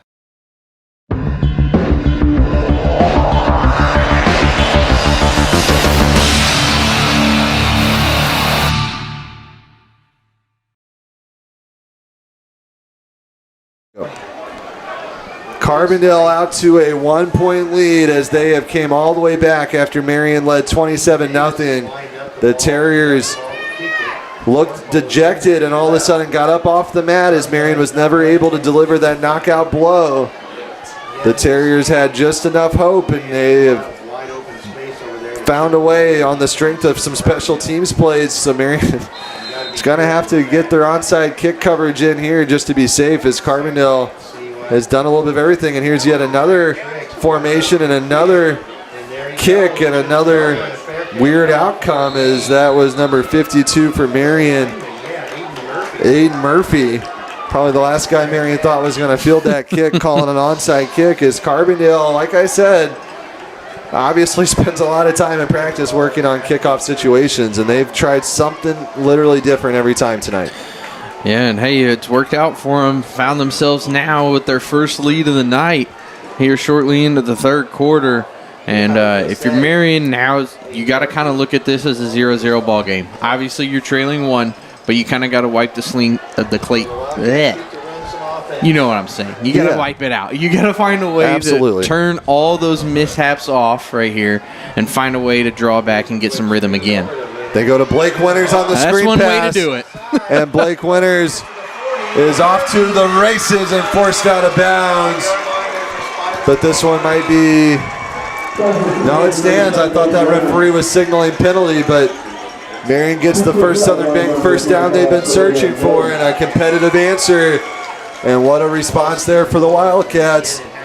They could have felt sorry for themselves after giving up the lead, but Blake Winters answering back in a big way. Let us know down below if our fan club's still with us. They're going to go back to him. And a big hit delivered there. Jonathan Jackson, the senior linebacker, coming in to provide a big hit as Blake Winters tried to find room up the middle. Yeah, and I'd like to see Marion continue to go back to that ground game. That's what got them going in this one and allowed them to kind of wear down Carbondale early on, then allow Callahan to take those shots to his talented receivers. Hazel back in at running back. Winters gets a well-deserved blow. Hoffman goes in motion. They give it to Thomas. He's been busy on the ground tonight. He bounces out to the outside. Still on his feet. Dragon falling forward, fighting for extra yards. Did he get in? I think he's just short, but man, did he try. Goodness. My old broadcast partner on the Wildcat Game Day, Brett Bradley, would have said shades of Mike Jones in the Super Bowl as the old Rams Titans Super Bowl in 2000 came down to a play like that. Hazel met at the line of scrimmage. No gain. Marion does have 4 rushing touchdowns in this game if you're just now joining us. Yeah, tried to no huddle it right there, get Hazel in, try to plow through the middle, wasn't able to that time. I say go back to Thomas. He's hard to bring down. I like to see him try from 2 yards out. 2nd and goal from the 2. Hazel, who already has 2 rushing touchdowns, looking for a 3rd, won't get it there as he's tripped up. Now it's 3rd and goal from the 2. Yeah, tried to get him a running start right there. Wasn't enough blocking for him to be able to find a gap. Under 6 minutes to go here in the 3rd. Marion going to take 2 more cracks at it here. Trying to retake the lead. Trying to answer right back after Carbondale stole it. 3rd and goal from the 3. They go to Marcus. No, it's a play action pass to Thomas, who takes a big blow at the 1. And I think they're going to say his foot was out of bounds, that he's just short of that touchdown. So 4th and goal from the 1. Wow. They caught everybody off guard, including myself, and pulled the ball back at the last minute and found Thomas. 4th and 1. Marion no trying huddling to finish it off. Roper scrambling. Wants Alex Henry, and it's incomplete. Interesting play choice there. And they go to the big tight end, Alex Henry, and it goes incomplete off his hands. Yeah, it looks like there's some confusion on that Wildcat sideline. I don't know if that's exactly what they had drawn up, but nonetheless, a weird situation to go no huddle in on a 4th and goal conversion at the 1. Wow. Just a brutal result for that drive, as now, if Carbondale can find themselves out of this, wow, do they have momentum on their side. So Marion's drive somehow does not finish with points, and Carbondale will have the ball, 99 yards to go with their backs up against their own end zone, as the quarterback Woolley will stand on the R interiors in the end zone as he snaps the ball. He's going to keep it himself, trying to avoid the safety. Marion's got their eyes on a safety, Junius Thomas, and Jane Twitty wrapping him up, as that was playing with fire there. If you're Carbondale, gotta get out of that dangerous situation there and give yourself some room to operate. Absolutely, but I wouldn't be shocked if they go to it again. They've been able to break through and get some big plays that way, and if they could find a gap, if Marion's not careful, they could break off for another big run. So no gain, as it is now 2nd and 10. They're going to pass it to Barry to get some space, so they will at least get across the 5. Looks like they'll be about the 6. And it will be 3rd and 5, it looks like. So they were at the 1, they picked up 5, so it's 3rd and 5. And this would be a big play for Marion right here, trying to stop them, especially after what feels like a gut punch, getting stopped at the 1. This would be huge to kind of just nullify that and have good field position. Carbondale with the pass play, and Max Wade jumped in front of it, nearly had a pick, but nonetheless that should be a 3rd down stop and force Carbondale into a punting situation as they send their punting unit indeed onto the field. You know, I say that too, but with all the special teams that Carbondale's done tonight, you got to be on your toes, I think. Absolutely. Wouldn't be shocked to see them try to pull something out, because they are in a really tough spot to kind of get that punt off. Good point, as they line up on 4th and 5 from the 7. Backing into his own end zone is Dylan Clough. He picks it up off the turf, then punts it away. Hoffman back. Carbondale touched it. Yeah, way they did. Back there. They did touch it. Marker at the 38. Looks like the referee was right on top of it. So Marion gets out of that scenario without giving any points to Carbondale after their drive ended at the 1 on a 4th down pass incomplete to Alex Henry. That could have been a disaster if Carbondale would have been able to go 99 yards and take a bunch of time off the clock. That would have really been, like you said, a total gut punch. But crisis averted. Marion's offense quickly back on the field in good field position nonetheless now at the 38. See if they learn their lesson from the last drive. Absolutely, and if you can score here going into the fourth quarter, would be a huge momentum swing. They give it to Hazel. I'd imagine they're probably going to try to go for 2 if they score 2 to try to get that point back. So a lot of things to play for right here as Hazel's kind of limping off the field. Hopefully he'll be okay and able to come back. Hazel's had himself a nice game. Hope that he can get that all taken care of with the trainer and get back quickly. They give it to Thomas, who's had more rushes in this game than he has all season. Nice job by Winters blocking. There is a flag. Wow, if they call him for holding, that's a tough break. Holding against Marion.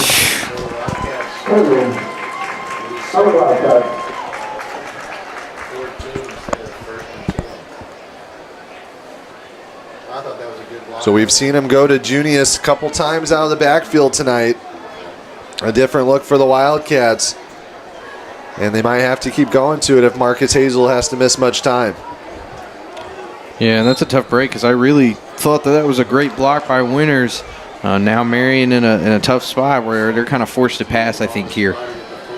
2nd and 14 after the penalty. Roper slings it out to Sam Atkins, who's been quiet since a big play early in this game. So they do pick back up the yards they lost on the penalty, and it'll be about 3rd and 11. 3rd and 11 from the 39. And you can tell any steam that Marion really had offensively is just kind of fizzled out. They really need to have a couple of plays consecutively to kind of get something going, find a rhythm again. They just feel out of sorts right now. 4 receivers set. Marion trailing by 1. Roper looking, airs it out. He wants Hoffman diving, incomplete. With 2:09 to go in the 3rd, Marion facing a 4th and 11 from the 39. Marion has not scored since when, Gage? Let's see, that's going to be all the way back to Winters' touchdown at the 10-minute mark in the 2nd quarter. Man, feels like a long drought, especially the way this Marion offense normally puts up points. They're keeping the offense on the field. 4th and 11.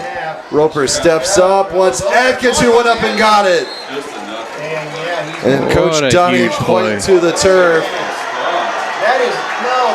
We thought it was a first down. The referee's trying to spot it shy of the first down marker. And I would think it was forward progress, but they're seeming to act like since he was in the air that's not the case. Wow. Yikes. Another bad break for the Wildcats. And the Marion sideline cannot believe that spot. And it's turnover on downs.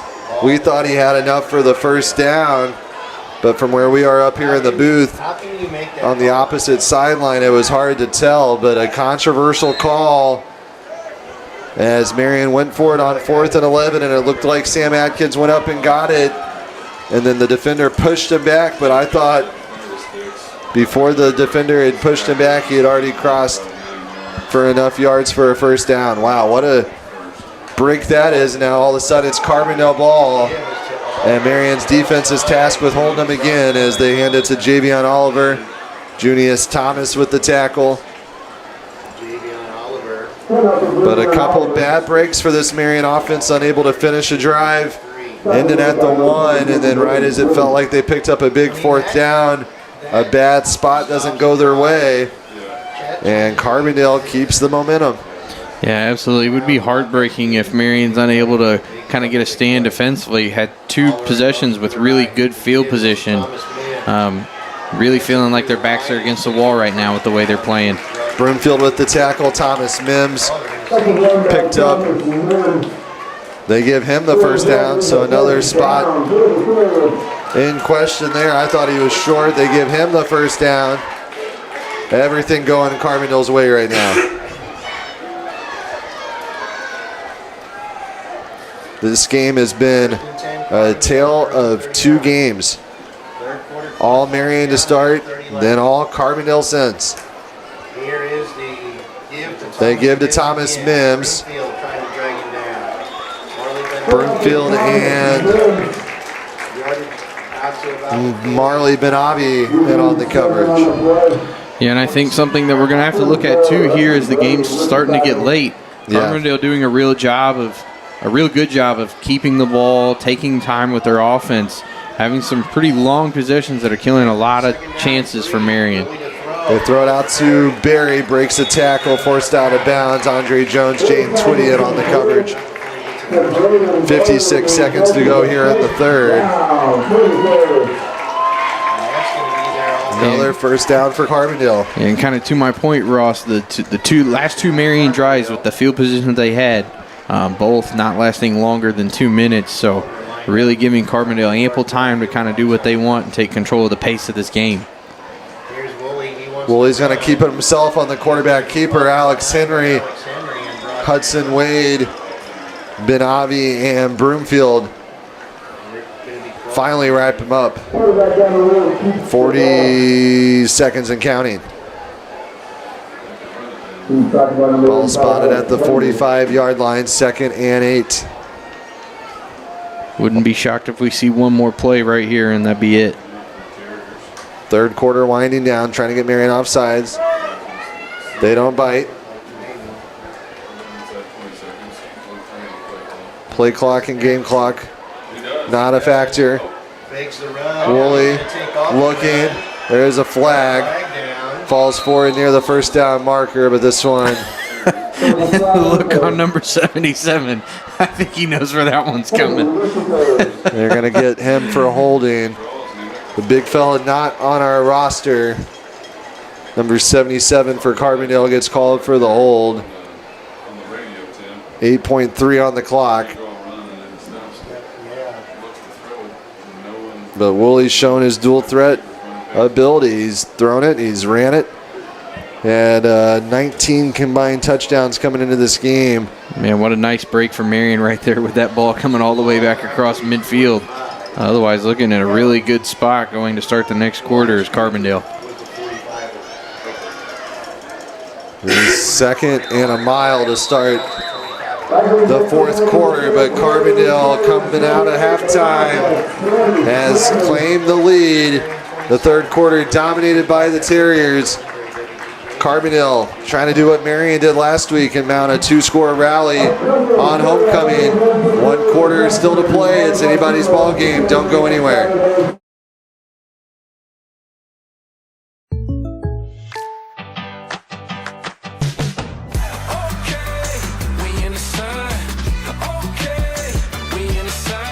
Contact Kenya Garner for an auto quote today. My part-time service in the Army National Guard gives me a lot of opportunities. I have the ability to serve close to home, wherever that may be in the volunteer state. It also provides tuition benefits, making it possible to get the education I've always wanted. And since my service is part-time, I can pursue my dream job in the career field I choose. With part-time service in the Army National Guard, I really can have it all. Visit NationalGuard.com to find out more.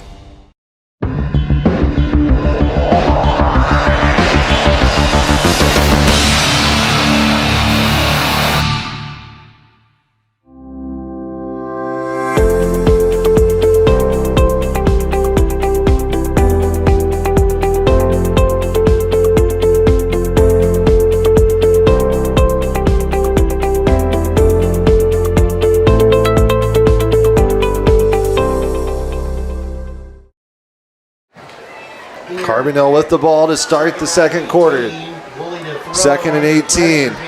Woolley under pressure. scrambling, tucks it in, he's gonna run, toeing the sideline and still on his feet, forced out of bounds. And he gets all the way up. I mean, talk about erasing a penalty right there. Yeah, he just made a play with his legs, made something out of nothing there. And he gets all the way to the other 41. So instead of 2nd and 18, now it's 3rd and 4. 14-yard pickup there for Woolley, and a much more manageable 3rd down situation for Carbondale. Marion's defense trying to get a stop. Quick screen pass to Barry. Nice block. Forces his way forward. I don't ever think I've seen a receiver push his blocker to get the block. Yeah, he was doing it all. That's one way to get the first down if you're Barry.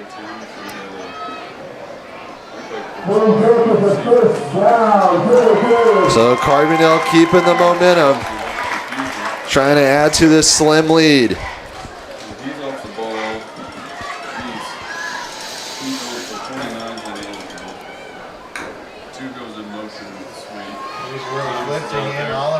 They give it to Javion Oliver. Not much room for him there. Nice job by Wade to wrap him up on that quick pitch. Something they did earlier that gave him lots of room to run. When Carbondale's done a lot of plays where they've been able to kind of get their receivers or their backs ahead of steam before they can really get going, and it's been a key thing for their offense. So nice job right there by Wade to snuff it out. I mean, he, I think, has really spearheaded the defensive effort by Marion tonight. Update from Murfreesboro. Carterville wins the conference championship with a 28-7 win over Murphy. Elsewhere in Jackson County here, Carbondale trying to keep their playoff hopes alive as they have rallied back with 28 unanswered points to take a slim lead over Marion.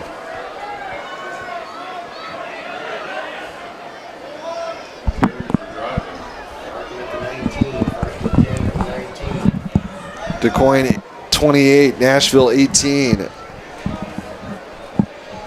Carbondale taking their time, using up some of that play clock to kind of set their offense, give themselves some time, and not let Marion have as much of a chance on offense when they get it back. Here's a shocker for you, Gage. At halftime, it was Mount Vernon 44, Centralia 20. Oh, wow. Their last meeting as conference rivals. Carbondale trying to add to their 1-point lead here, and they hand it off hurdling there. Action. Savion Thomas Mims doing a little bit of everything there to try to pick up a first down, and Carbondale's knocking on the door of a score. Getting into that red zone. And Marion has really just had no answer for the ground game of Carbondale, which has allowed them, they've not passed a whole lot, but when they have, they've been able to be effective because of how well they've moved on their feet. We've got a whistle here and a flag. Looks like offsides on Marion. Wow. And I think that's going to put them at a 1st and goal situation. First and goal from the 9. First and goal from the 9 will be the spot.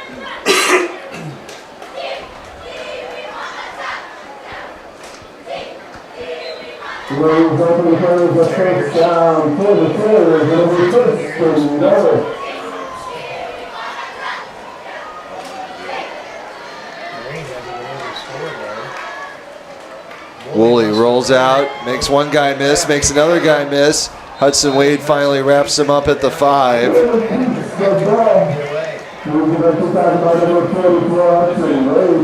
Final from Herrin, Harrisburg 14, Herrin 7. So Herrin falls to 0-8.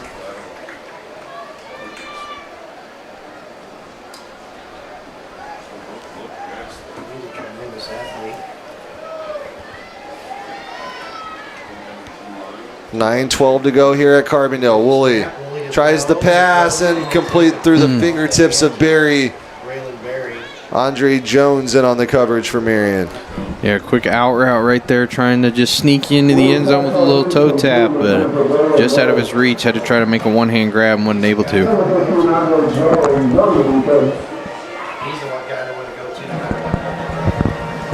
Third and goal from the 4. Here in the red zone, always worth keeping an eye on Barry. If they are going to pass the ball, it's likely to go to him. Wouldn't be shocked if we see a keeper here. They've got Oliver kind of lined up on that left side again, something they've done with this formation for a lot of end arounds. Working on that far left hash. Carbondale taking their time getting the play call.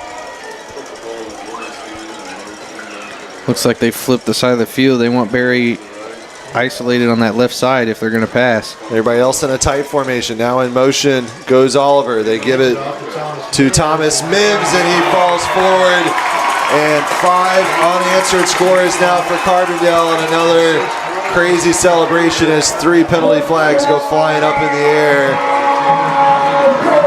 As Carbondale leads by 7 now, as that failed 2-point conversion, as I said earlier, looms large for Marion.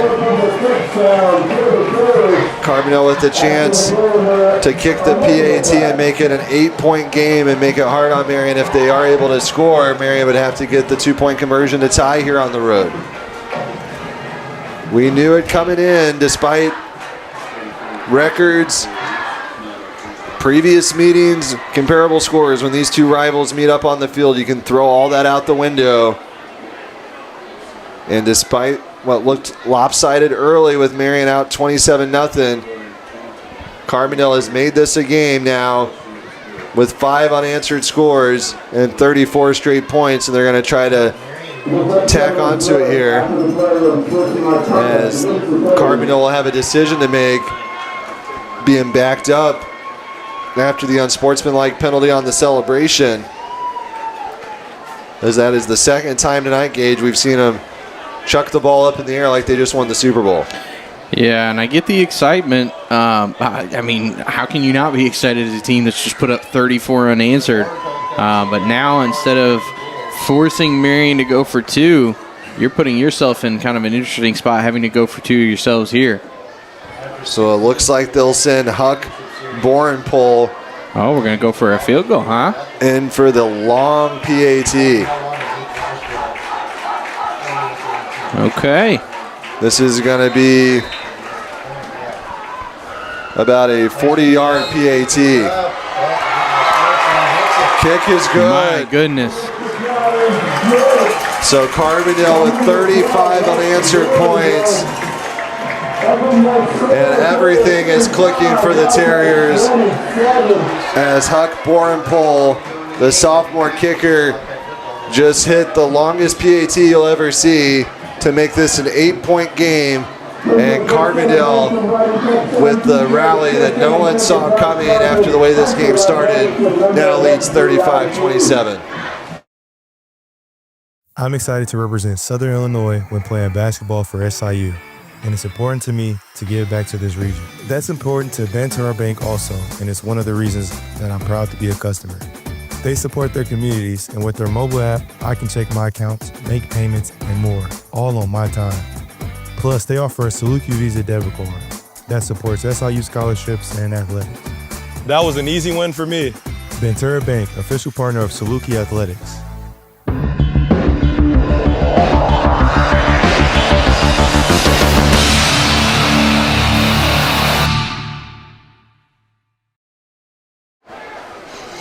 Carbondale in control all of a sudden, leading 35-27, and you got to keep an eye on this. Aiden Davis, the freshman, and now for the kickoff, as they've got multiple kickers on this roster. We know how strong the Carbondale soccer program traditionally is, so I would think these guys are all likely crossover athletes from the soccer team, and that time he just booted it long, so Marion will come out for 1st and 10 from the 20, and the offense, Gage, 2 straight drives just came up short. One time it was a heartbreaker on the 1, and then the last drive, Sam Atkins thought he picked up a 4th down as Marion was trying to drive, and the bad spot gave the ball back to Carbondale, and Carbondale capitalized with points. Yeah, and I think it's important. Obviously, you see being down a touchdown and a 2-point conversion, but if you're Marion, you've got to understand that you're not going to get this lead back with one play. Can't panic. Yeah, I mean, you very well could, right? We've seen it there, but that's not what you want to go for, right? Don't give them a chance to quickly get the ball back. Don't kind of kill yourself a chance of giving you opportunities throughout your offense. We'll see what Marion's offense does with it here. They're yet to score in this half. Yet to score since early in the second quarter. Little screen pass to Blake Winters. And he lost it as he goes out of bounds. I mean, he's all alone as him and 4 other Terrier defenders right there. There's not much he can do. Carbondale with some new life and some new energy, and why not? They've scored 35 unanswered points here on their homecoming. They're feeling good. And kudos to the Carbondale coaching staff, because whatever they said at halftime, it's got them fired up, and whatever adjustments they've made have really halted anything Marion's tried to do offensively. Yeah, they could have fallen apart down 27-0 with all the emotions of homecoming. But Carbondale has stayed composed, and there's another big play as Roper goes down. Sack that time, 66. Zeke Lingen, a junior D lineman, 6'3", 260. And all of a sudden it's 3rd and 8, and Carbondale can sense it. If they can get off the field with the stop here and get the ball back, they feel like they'll be in a pretty good spot. Clock running, 8:27 to go in this game. You can just sense the pressure Marion feels right now. 4 receivers set for Roper. He stands on the 15. And there was some weird movement there. False start. Everybody moved, but nobody snapped the ball. Got to have the football. And when it rains, it pours, and all of a sudden now you're faced after the sack and now the penalty, 3rd and long. I think it's pretty glaring that you're going to a long pass here now, and it's going to be a tough one to find a spot to sling one through. 3rd and 15 from the 15. Roper with time, looking, now he's got to scramble, looking, hit as he throws. Wants Henry on the deep ball, and it's broken up. And a tough pass, I mean, through that, kind of stepped up, and that was in a lot of coverage right there. For someone that they don't involve in the offense very much through the air, asking Henry to make a big play to right there. Yeah, I wouldn't call Alex Henry your deep ball threat. There is a penalty. It was against Marion holding. So Carbondale declines it now. Marion's going to have to punt, you would think. Yeah, I mean, absolutely. Because, I mean, if you don't, you're giving them the ball at the 15-yard line. So 4th and 15 from the 15. Marion will punt it. Back to receive for Carbondale is number 25, Cordavion Jones. Number 8, Mac Fenton. Roper will kick. Overkicks the coverage. And it's going to take a Marion roll to the 30, to the 27. So Marion does get a bounce there. Carbondale didn't even send anybody back to pick it up. So Marion does at least pin Carbondale back.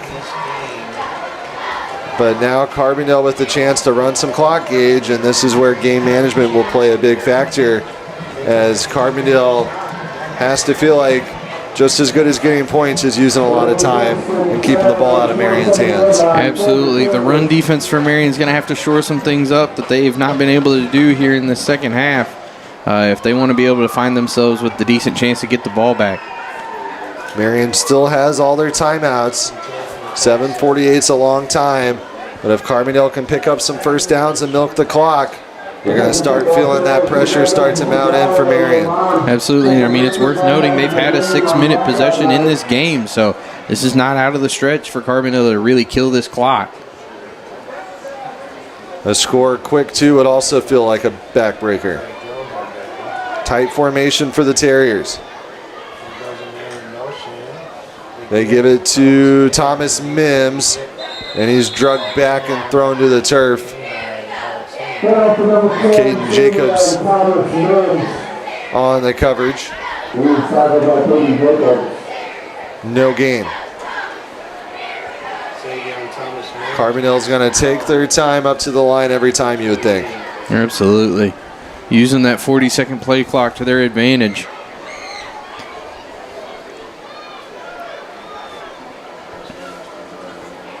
$20 seconds still on the play clock. They go to the hard count to try to pull Marion off sides. They let it get down under 10 now. Down under 10. Carbondale is in the driver's seat now. They go and snap it. Interesting choice here for the deep ball. Oh, my. Ooh. Javion Oliver nearly came down with what could have been a dagger there. If he would have somehow brought that down, stayed on his feet, and scored, that might have been the final nail in Marion's coffin. Yeah, gutsy play by Max Way to try to jump that for the pick. But, man, if that would have been caught, that would have been a brutal turn of events right there. Instead, it's going to be 3rd and 9. I'm not sure why Carbondale decided to pass it there, but if you're Marion, you'll take it because it stops the clock, and now you got a 3rd and long situation. I think they thought that they would catch Marion off guard. It just didn't work out in their favor. Now they're faced with a 3rd and long. They do have to pass it. They got Barry one-on-one trying to get it to him on the sideline. Hudson Wade in pursuit forced him to get rid of it. And Hudson Wade's been flying around all night long, a candidate for our Hut Recreation Center player of the game. He was one of 5 last week at home for homecoming. But as we play this next 6:48 out, we'll see who steps up and who's the hero tonight. We'll take your comments down below for nominations for Hub Recreation Center player of the game. And we're still waiting for somebody to emerge. And maybe it's Logan Hoffman on this punt return as he's back to receive it. Wouldn't be a bad time for a punt return. Absolutely not.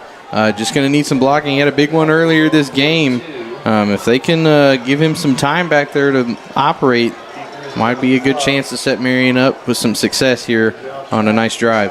Dylan Clough to punt for Carbondale. Hoffman's going to let it bounce, so no return. But Marion's defense does its job and gets back off the field in just about a minute. I tell you what, number 77 for Carbondale is finding themselves in a lot of bad situations. I think he got hit for a flag there for some extracurricular after the play. And he never understands why. Because it's not his fault, Riley. He's frustrated as he comes off the field, slams his helmet.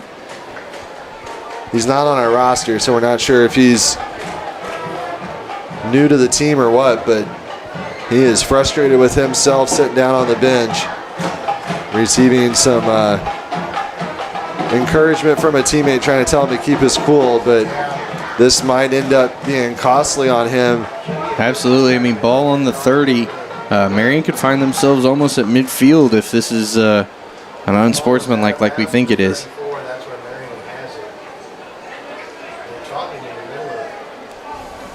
Referees still sorting it out there near midfield. Carbondale right up in the middle of it there. The referee keeps saying, label people head referee.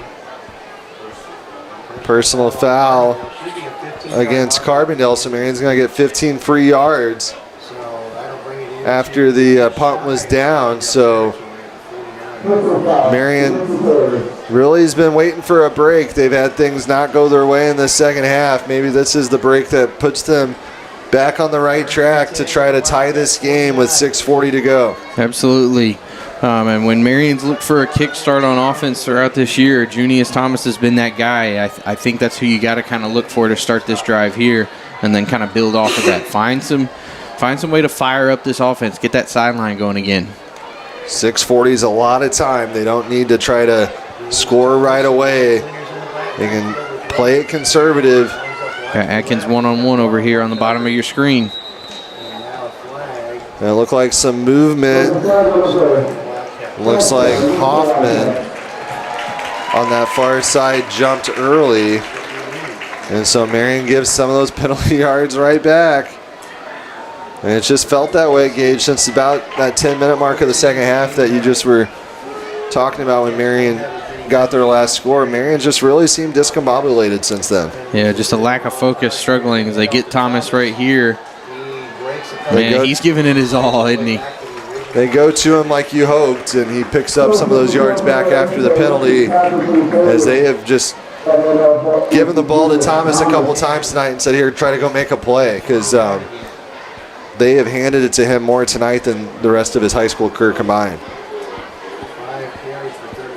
Back to that original line of scrimmage. Now a play action. They're looking for winners. They get him, and he falls towards the 40. That should be a first down, but we'll see. Last time I thought that, they said no, and it was a turnover on downs. A nice snag by Winters. The defender had his back turned. He was able to kind of reposition himself and snag it there. I think they might say that he's just short. The ball and the first down marker are literally at the same yard line. They say 2nd and 1, or 3rd and 1. Some interesting spots in this game by this referee crew. They give it to Winters, trying to get room out to the left, and he does pick up the first down, gets out of bounds, stops the clock. That will move the chains with 5:27 to play.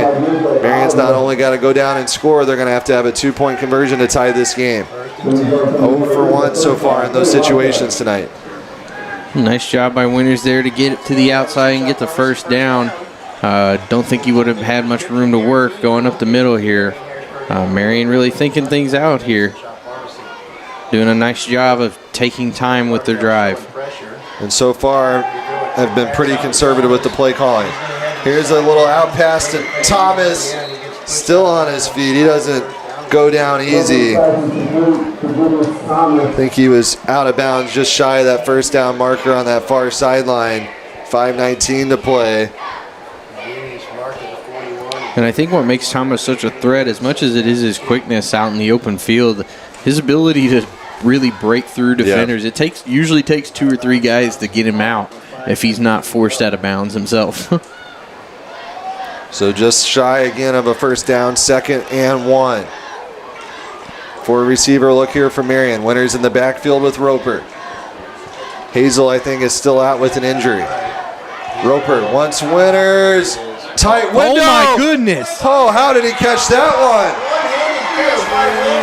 You've got to be kidding. Blake Winters with a one-handed catch and a tight window. I didn't think there was any chance that ball was going to be caught. And Blake Winters from 31 yards just made it a 35-33 game and stopped the drought finally. And Marion's going to use a timeout. Wow. To talk about this big pending 2-point conversion try coming. But we'll hope to have a replay for you when we come back. The Blake Winters fan club has plenty to talk about in the comments as Blake Winters just made the catch of the season to make this a 2-point game.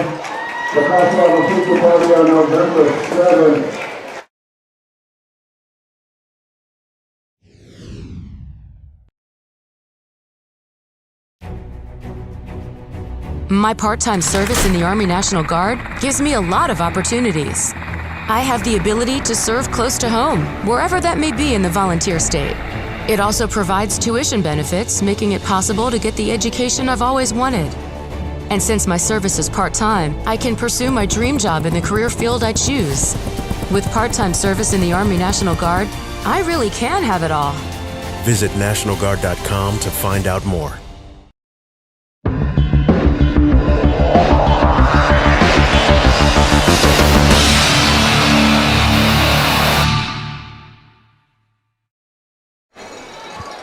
We'll see what Marion dials up here on this big 2-point conversion try. There still is a lot of time, so you don't feel like this is necessarily do or die quite yet.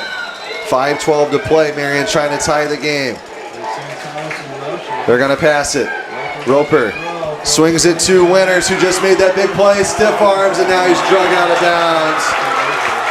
Marion opted to pass it on the 2-point conversion try, and now a late penalty. Number 21 right there was very excited after making that tackle.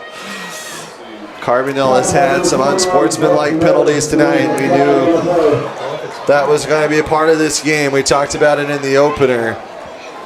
So Marion will still trail in this game, 35-33, with 5:12 to play. But Blake Winters, moments ago, just put Marion in a chance to stay in this game. Here's a look at the replay courtesy of Bill Swinford down on the sideline. He had a good view of this one. The tight window from Roper to Blake Winters, who somehow brought that in with his right hand, kept his momentum going towards the end zone. and went in as Troy Griffith was stunned right there down on the sidelines. He couldn't believe it. We couldn't believe it up here in the booth. And Marion within striking distance, and we know Sam Atkins has field goal range, so Marion might, with the stop here, be in a position where a field goal could win this game.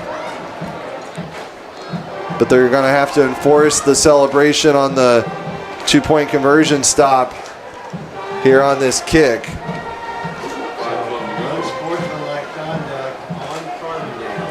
So Carbondale gets flagged for unsportsmanlike conduct for celebrating that big 2-point conversion try, and it was a big play in this game, but you got to keep your emotions in check.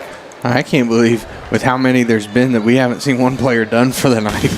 It feels like every other play we're getting an unsportsmanlike. It's one of those times where you have to act like you've been there before, and Carbondale has not done a very good job managing their emotions, but not to encourage that type of behavior, but you got to remember, Gage, Carbondale was trailing at one point 27-0 in this game. Absolutely. It is their homecoming. Yeah, I mean, just playing with their heart on their sleeves, honestly. And they're trying to lay it all out on the line, so you got to respect it, but also got to keep that head clear so you can keep good position. We just saw a nomination for Blake Winters, player of the game. Our scoreboard was a little bit in the way, but I believe he said play of the game, player of the game to Blake Winters. And Carbondale's going to have to use a timeout here as Marion was about to kick it away from the 45, as they are in a rare scenario where you kick it from the opposite side of the 50. Ross, let's go ahead and keep it here. Let's go ahead and look at some more comments. If you could get the score off the screen for a second, we can read some of those comments. We're taking nominees for player of the game. Tyler Winters encouraging the defense. Marion's going to need it here after that failed 2-point conversion. Brandon Woods is mind blown. He says it was 27-0 when he turned it off. He's coming back wondering what happened to that Marion lead as they're trailing now. Jennifer Young cheering on the Wildcats.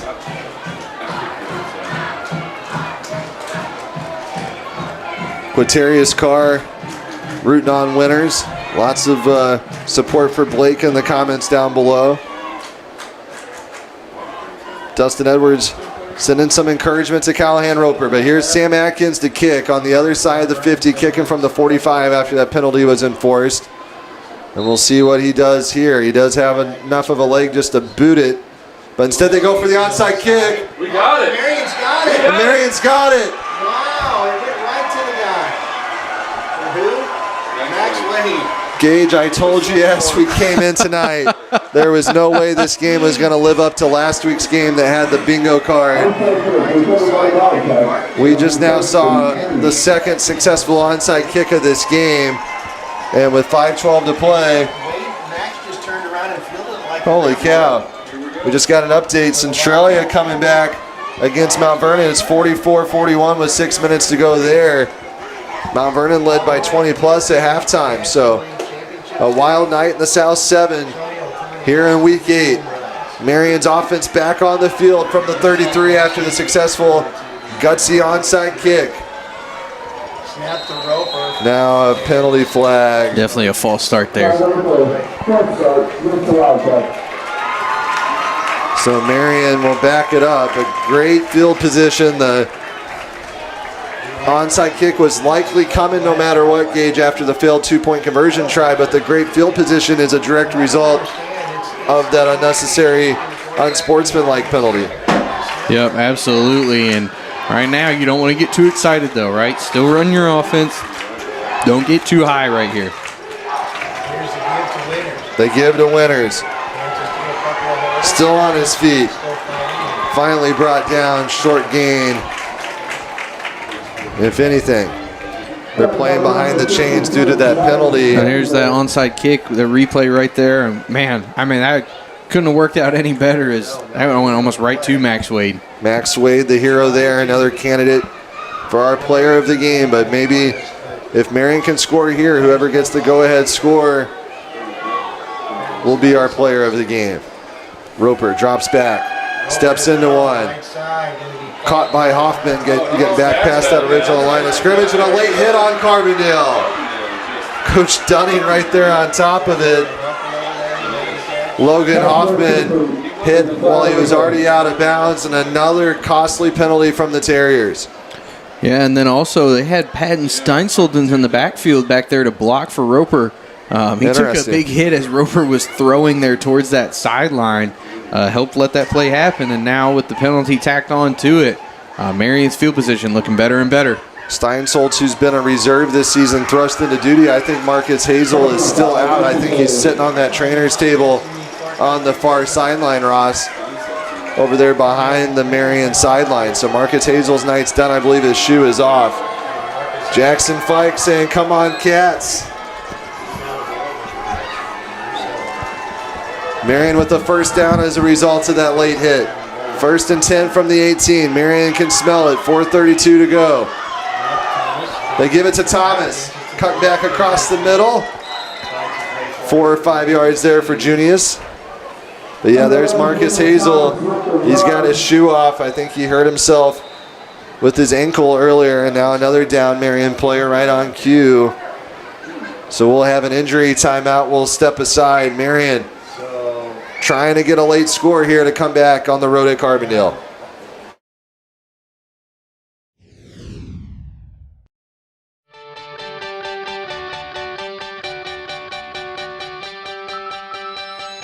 Hey, this is Michael Anderson, owner of Anderson Boys Trash Service. We are locally owned and operated.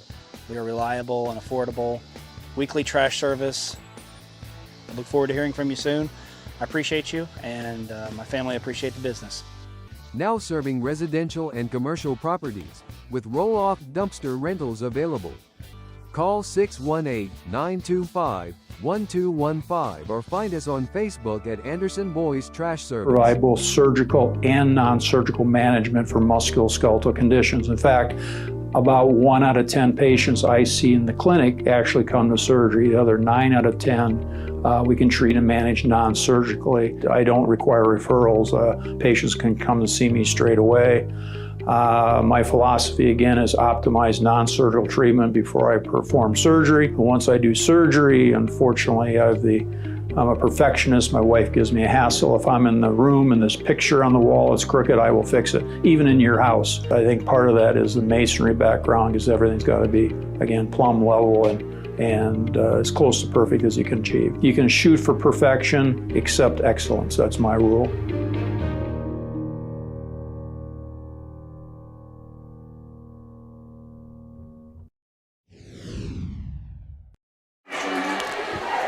Second and 8, the injured Wildcat was Junius Thomas. He did get off the field under his own power, but had a significant limp. And here's Steinsoltz. The reserve running back. No one saw that handoff coming, but thrust into duty, and he took the handoff and got a First Southern Bank first down. Moving at the speed of light right there. A burst of speed. He's fresh. I mean, he hasn't played much in this game. And stepping up with Thomas out and Hazel out. Patton Steinsoltz, 35, the junior. Put Marion first and goal from the 8. They go back to him. Why not? Dragging the pile. And he gets 4 yards.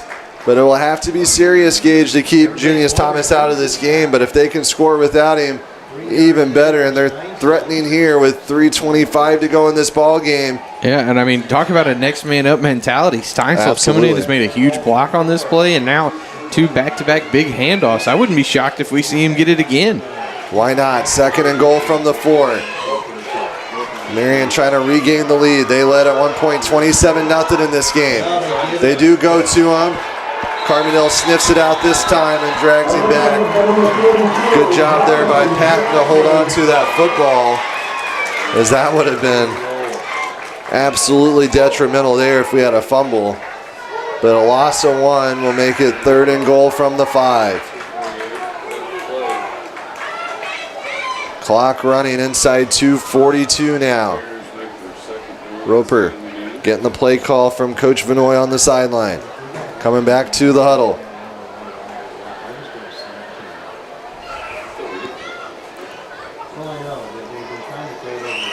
Third and 5, definitely 4th down territory. Same formation they've ran the last few plays. Interesting to see if they hand it off again. Roper stands on the 10. Pulls it back. Play action. Take it yourself, Cal. Roper trying to break the play. Did he get in? Touchdown, Callahan Roper. 5-yard rushing touchdown, Callahan Roper. And with some of Marion's playmakers, Junius Thomas and Marcus Hazel sidelined with injury, the unlikeliest combination, Gage. Patton Steinsoltz on the ground, and then Callahan Roper on the ground, taking Marion into the end zone. And Roper's fired up as all 5 of Marion's scores tonight have been on the ground. And I mean, if I'm not mistaken, that's Cal's first rushing touchdown of the season. I haven't seen him run very much at all. He might have had one last week. He actually might have had one last week. Either way, that's one of the few times I think I've seen him make a read where he didn't have the pass play that he wanted. He went for it, took off out of the pocket, saw a chance to score. Picture perfect movie clip right there, diving for the pylon, and Marion's back out in front. Carbondale's using a timeout with the decision looming here. A 4-point game. Do you go for 2 to make it 6? I think so. Yeah, I mean, the difference between 4 and 5 is really nothing. Yeah, So- I mean, it doesn't hurt to go for it, especially if it's not field goal range. Right. Yeah, so, you're already above field goal. So barring that you give up some sort of turnover that leads to a 2-point down on the other end, it really can't hurt you. So we'll keep it here as Carbondale's talking it over, but let us know in the comments below. We've now got a Callahan Roper rushing touchdown. Blake Winters had 2 rushing scores. Marcus Hazel before exiting had 2 rushing scores. Patton Steinsoltz with some big plays down the stretch. You got to credit that offensive line. Hudson Wade has been big on defense all night, but there's still 2:11 to play. Carbondale with some weapons.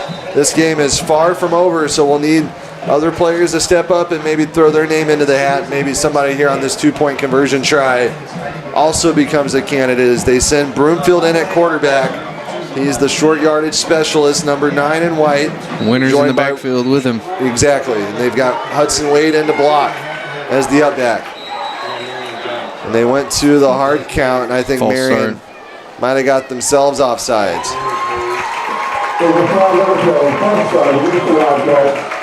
So now an interesting choice on what you do with the play call here is you got to back it up.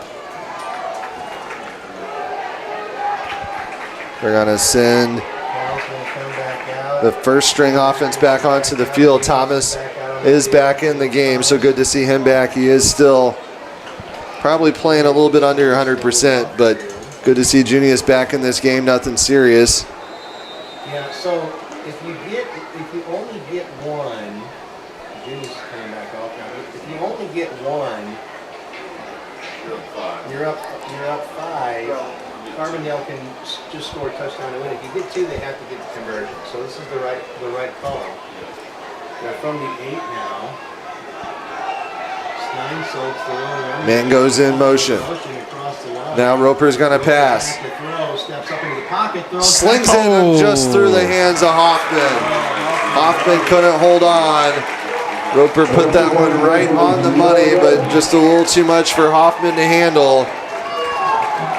So it's just a 4-point game, but Marion is back into the lead as we've had a crazy one here in Carbondale in week 8, 2:11 left to decide it. Marion trying to get that 5th win and become playoff eligible.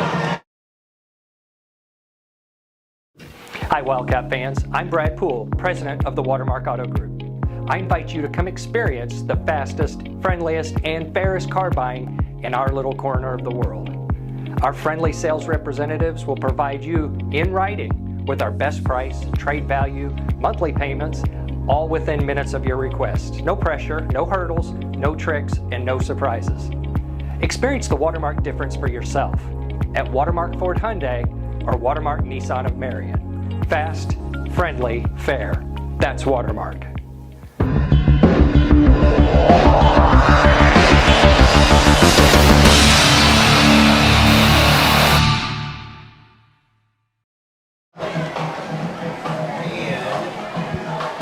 We're back here live at Frank Blyer Field in Carbondale, where Marion, in a crazy turn of events, has now retaken the lead 39-35 with 2:11 to play as Atkins will kick it away as Marion's defense is going to try to keep it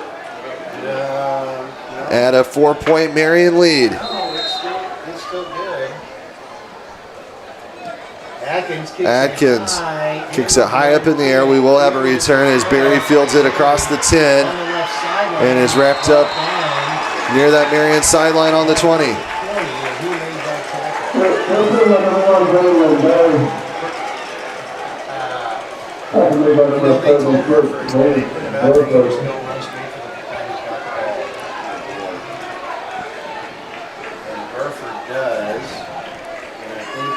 Well, and Carbondale's done a really good job tonight of taking time with their possessions on offense. It's going to be interesting now with a little bit more press for time. Still have, I think, 2 timeouts, but they're going to have to kind of work a little bit quicker than they have throughout tonight. I'm going to need some big-time plays from Marion's secondary and up front if they try to run the ball. 2:10 still in this ball game as Carbondale sets up shop on the 22. Woolley rifles across the middle and it's green. First down, Carbondale. Don't count the Terriers out quite yet. Here's a look at that Callahan Roper rushing touchdown, a candidate for our play of the game as he breaks the plane, coming right towards our Bill Swinford down there on the field. And Troy Griffith was fired up. Senior manager. He used to help us his sophomore year before he got involved. Played last season. Now he's a member of the coaching staff. False start on the Terriers. This one will be backed up a little bit. 1:52 to play. So 1st and 15 from the 33 now. They were at the 38, loss of 5. Clock running inside a minute 45 now.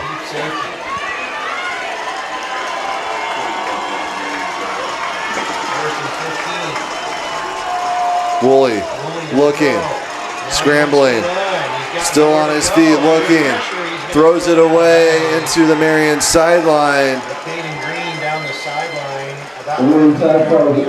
Nearly intentional grounding, but they did have a receiver down the field within 15 yards of the pass. So Carbondale avoids the grounding penalty. It'll be 2nd and long. A nice job by Marion to put some pressure on Woolley. Really just had nowhere to go. Good job by the secondary as well to really make it to where he didn't have a lot of options.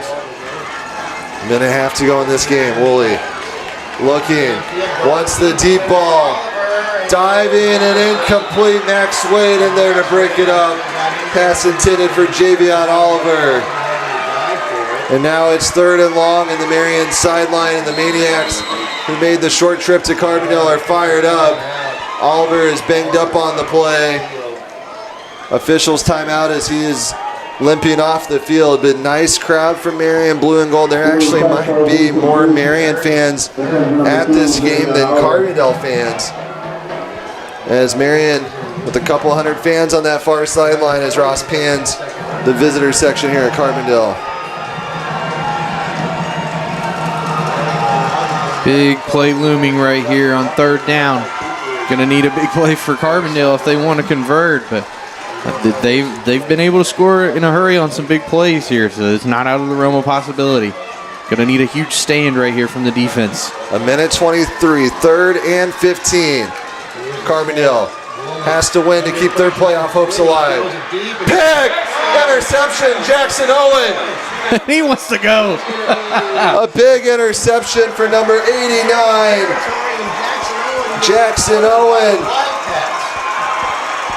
the sophomore defensive back, went up and got it, and Marion with a chance to get in the victory formation and get out of here with a win. Another crazy game here tonight, Gage, and just like last week, a pick to seal the win. I mean, what a play. A questionable choice to throw that ball in the kind of no man's land there, and Marion making them pay. Is looks like the Wildcats are going to possibly squeak out with a nice comeback win, one that definitely would have haunted them had they not been able to mount a late effort here. Yeah, I don't think timeouts are on there. I think Carbondale may have. The scoreboard here does not show us how many timeouts everyone has. Carbondale has used at least one. So Marion needs to get a first down. Minute 13 to go. A minute 13 to go. Marion trying to run it out. They give to Steinsold short yards there. Carbondale immediately uses one of their timeouts. Minute 08 to play.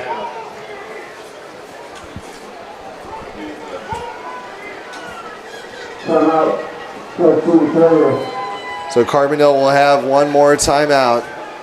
So they're spotting for a loss of a yard.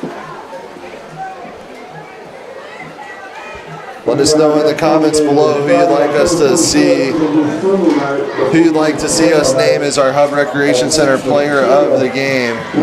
Dunning's fired up about something, trying to talk to the refs out there at midfield. And Dunning came way out there.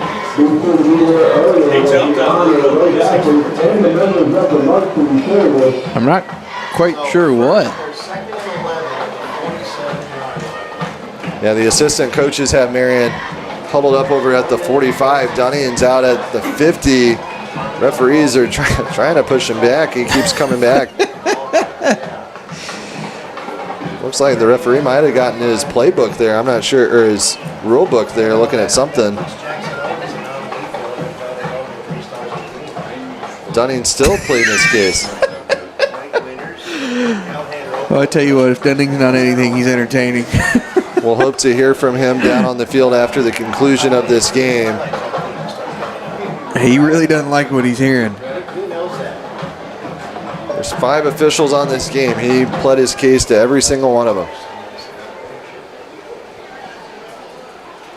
Oh, it's the Jackson Owen interception. Hey, Justin Walker Pictures is on it. If you want pictures from this game, send him an email. JustinWalker.pictures@gmail.com. He's still got him contemplating. I'm not really sure what they. Yeah, I'm not sure what they could be talking about. I think Dunning's just trying to take the white cap for himself at this point. Because I mean, he's in on the meeting out here now. Carbondale's coach is trying to figure out what's going on.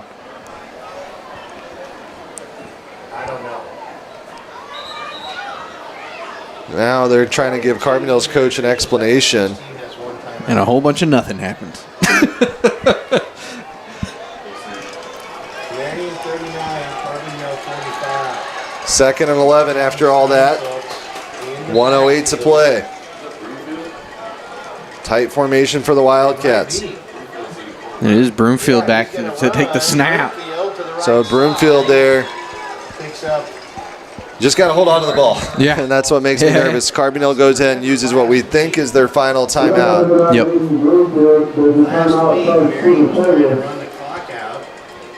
So Carbondale will stop it for the last time at 1:04. Broomfield there with the quarterback keeper. First down for Marion would end this one, Riley. Dunning's still talking to the officials. With that 40-second play clock, a first down right here for Marion would end it. If not, Carbondale would likely get at least a chance to try to sling one downfield or break off a big play. So still at least a little bit to play for. Dunning there, just out there on the 40 in the gray t-shirt, if you can see him on your screen. He's taking his headset off. He's just giving it to these officials. Now Marty Manfredo came out to get in the middle of it.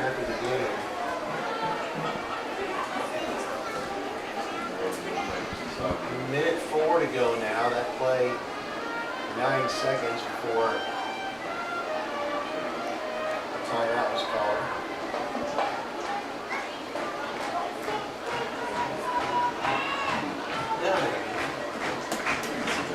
Third down.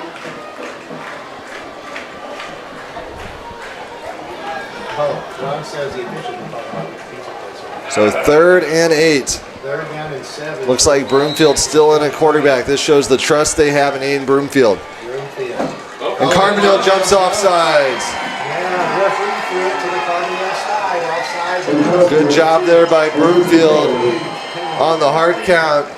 Dunning really fired up, Gage. Manfredo trying to get him to chill out. Tried to keep him on that sideline. Dunning needs one of those coaches to hold him back right now. Yeah, Dunning, just like the rest of us, has rode this wave of emotions in this game. As good of a start as it was, a collapse in the middle, and then a heroic finish for these Wildcats. Broomfield First down seals it. To seal it with the first down. And Marion is going to get out of here with the win. With all the craziness, Marion's going to get that 5th win and become playoff eligible for the 2nd straight year. And as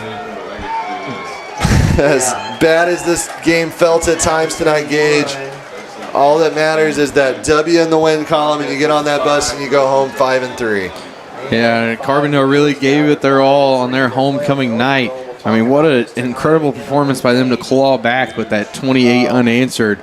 But great resolve from the Wildcats, understanding that it wasn't over and that they'd been here before and were able to mount the comeback victory on top of some big, crazy plays that we've had tonight. We got a handful when it comes down to picking what that's going to be.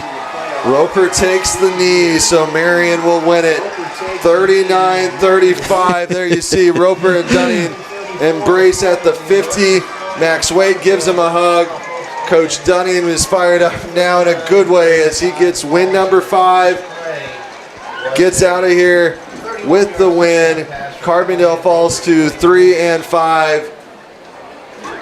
They will play Mascoutah next week. Their playoff hopes are over as they had to win out the rest of the way to keep their season alive, and they gave it their all tonight and come up just short thanks to a Marion rally in the 4th quarter.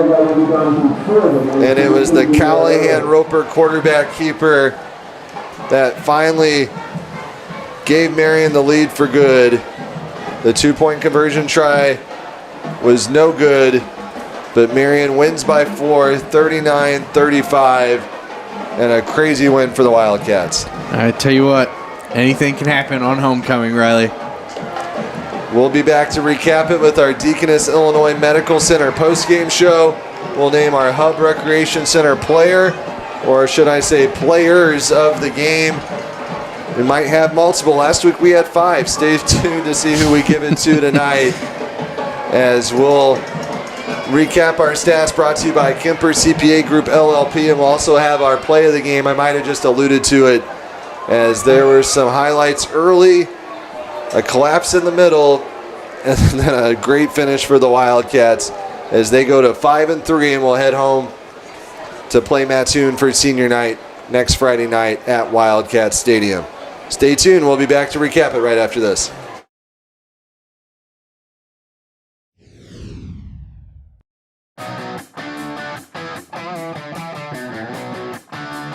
The teachers are really good. They're understanding. All of our faculty here teach from experience. I love it. It's so hands-on. They want to see us succeed. There's so many options, so many things they can choose from. I wasn't just another statistic out there. My advisors and my professors have been very helpful. I've felt completely at home from the first day. Everyone has been so welcoming and helpful and encouraging. It's made it really easy. So I would for sure recommend John A. Hey y'all, it's me, Willie the Wildcat. I'm here to tell you about the official Wildcat Game Day shirts brought to you by Swinford Media Group.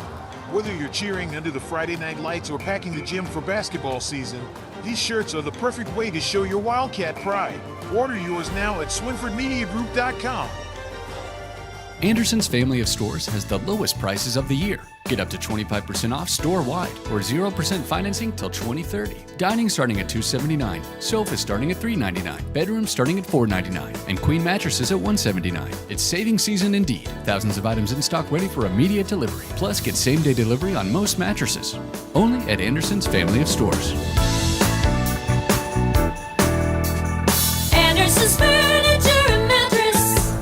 At Legence Bank, we make it easy to achieve your financial goals.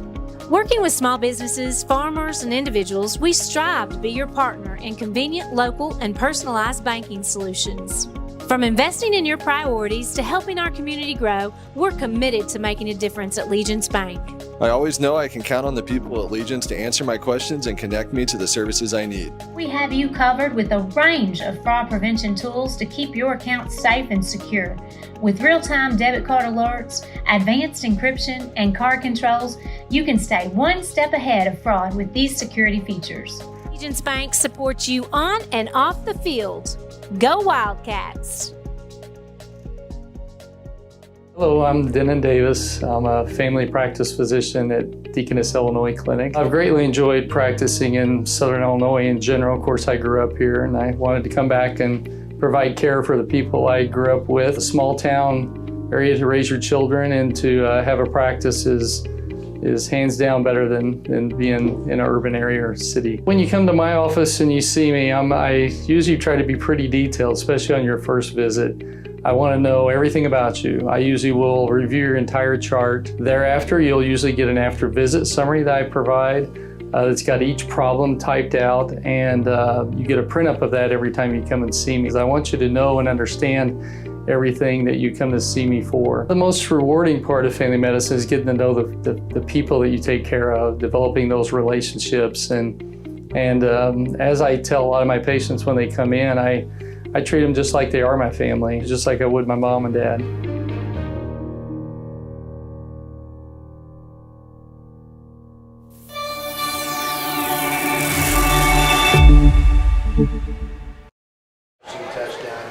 Welcome back here to Frank Blyer Field, where the Carbondale Terriers gave it their all with a heroic rally to try to win on homecoming. They had 5 unanswered scores after falling down 27-0, and then Marion finally came back at the end to win this game 39-35, and back-to-back crazy weeks. Marion on their homecoming last week pulled off a second half rally. Carbondale tried to pull it off here tonight, but Marion showed their poise down the stretch, and the veterans, Blake Winters, Junius Thomas, Callahan Roper, the guys that have been through it before, stepped up when it mattered, and then you got contributions from guys like Stein Soltz and Max Wade, Hudson Wade, Alex Henry, and those guys, and it took a total team effort to really rally and get back off the mat when they could have folded when Carbondale came all the way back. Yeah, absolutely, because, I mean, you could tell Marion was totally deflated, and how could you not be after surrendering 28 unanswered? But they found a way to claw back in. Winters makes a huge catch, that one-handed grab that allowed us to be down just a 1 score, and then Marion doing a nice job of keeping their poise on both sides of the ball. Took advantage of some costly penalties for Carbondale and got some big plays when it mattered most. And it was just an impressive all-around win. And these last 2 weeks have showed us, if anything, that anything is possible during homecoming night. Absolutely. Marion somehow, some way gets out of here with the win. Like I said moments ago before we sent it to our post-game show, all that matters is you get on that bus, you mark it down as win number 5. You go to film tomorrow, you want to correct some of those things that led to that collapse where you gave up that 27-point lead. But at the end of the day, when you look back at this season years from now, all you'll see is that you won 39-35 at Carbondale, got your 5th win, became playoff eligible, and you go home next week to play Mattoon to get win number 6. Absolutely. Carbondale played like a team that their life was on the line and their season was on the line, which it was. And it took a lot for Marion to respond in the way that they did, and know that, hey, they're not guaranteed something either. And by winning tonight, they set themselves up with a chance to do just that. Lots of moments in this game, but Gage, we're going to try to recap it. Let's go inside the numbers, brought to you by Kemper CPA Group, LLP. We'd be here for another 30 minutes or so if we tried to recap all the twists and turns, the onside kicks, the interceptions, the fumble recoveries. I mean, there's a lot in this game that we could look back on and try to point out, but what numbers do you have that stand out to you from this game? Absolutely. Right off the bat, it was the ground game with Winters getting 2 rushing touchdowns and Hazel 2 early. But then Winters also had that 1 catch for a passing touchdown. So 3 touchdowns tonight from Winters. Just a big game from him all around. You had Roper throw for 1 touchdown and run for that big one, which was the winner. He was 18 and 28 for 273 passing yards on the night. And one that he's not really going to shine crazy in the box score, but Steinsaltz, they're late. Just a couple of handoffs and a huge block also in the backfield. So great job by him kind of filling in for the Wildcats. And then Hudson Wade made that big forced fumble, punching it out there late, but also was just kind of the spearhead of the defense. Did a great job of wrapping a number of guys up. And then there at the end, Jackson Owen delivering the final blow with that big interception from the Wildcats. There's Max Wade recovering the onside kick. Here's some of the highlights from the night. Here's Roper's rushing touchdown, not known for his legs and being a dual threat quarterback. Just broke the pylon there. Marion sideline sensing how huge that was for the senior, making a play there. And he had thrown a pick in this game. You know, could have hung his head, could have been down on himself. He hadn't thrown for a passing touchdown in this game. All the Marion scores, I believe, were on the ground. So Callahan Roper could have been, you know. Just the one passing touchdown with winners, and that was it. Okay. Yeah, so just the one passing. The insane one-handed grab. Yeah, the passing. Yeah, how could I forget that? But he could have started, you know, questioning, you know, if it was his night, but to keep his head and to keep Marion rallied to be even in position to come back after giving up that big lead. You got to tip your cap to Callahan Roper to how he finished this game, and you know that's a highlight that he'll remember out of all the passing touchdowns that we talked about, you know, moving up the record books. That rushing touchdown, I'm sure, will have a special place in his heart as well. Oh, yeah. That's the moment you dream of as a kid, diving for the end zone to knock over that pylon for the game winner. Yeah. And, man, did he get that right there. That's going to be one that not only he, but a lot of Marion fans are going to remember for a while. Just an incredible game. And like you said, great poise from him to not let those mistakes kind of confound and really stack up on things and make things worse for the Wildcats. Just an impressive win, and the Wildcats proved yet once again they like winning from behind. Marion has a flair for the dramatic. They had a chance up 27-0 to just coast to an easy win, but they made it a lot more interesting and entertaining tonight as the game was well over 3 hours long and came all the way down to the wire. So we alluded to it just now. Let's go ahead and start with our Thrillville Thrillbillies thrilling moment of the game, brought to you by the Black Diamond family of businesses. We just talked about it. The first thrilling moment of the game has to be the Callahan Roper quarterback keeper for the touchdown. Looking, trying to find an open receiver. Instead, tucks it in, sees an opening, and just breaks the pylon right there in front of the official. And then we talked about it as well as one passing touchdown of the night. This might be catch of the year. This is one they'll show at the banquet. Roper to Blake Winters with the defender all wrapped over him. That was J.J. Oliver. Somehow reached around and brought it in and then scored. That was part of that big comeback down the stretch by Marion. There you see the reaction there by Troy Griffith down on the field. The thing I got to point out, Gage, there was also a moment in this game where Blake Winters hurdled a Carbondale defender, and somehow that didn't end up being our play of the game. That was feels like a long time ago. All right. There were just a number of crazy plays throughout the night and tried to take out Bill in the process. And, man, it was just an absolutely wild night of football. You said it best before we were coming in. You're like, oh, well, there's no way this could live up to the hype from last week. And, well, did they prove us wrong? And why can't every football game be homecoming night, huh? Seems like when homecoming happens, it's always a special one, and we talked about it. And sometimes it's just announcer talk, coach talk, throw records out the window. Anything can happen.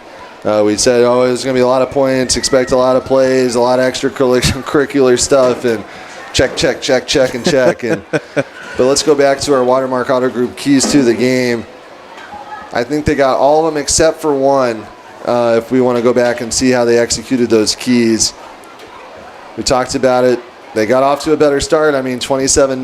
But that number 2, I don't think they quite put the Terriers away early. They were close. Yeah. They just weren't able to get that kind of capped off drive. And then when it's like when you allow a kid to have a little bit of a treat, right? they want to kind of sneak in just a little bit more and a little bit more. And Carbondale got a taste of what they wanted and just kept climbing away at that lead and was able to get it back with 28 unanswered. Just incredible time on their side of the field. It's just anything you could have imagined in this game happened, and it never ceases to amaze me how we see these crazy outcomes week after week, whether it's a blowout or a close game like this where it seems like all odds are against either side, and then in a heartbeat the game switches. So now it's time to name our Hub Recreation Center players of the game. We had 5 last week, and tonight we're going to go with 5 again.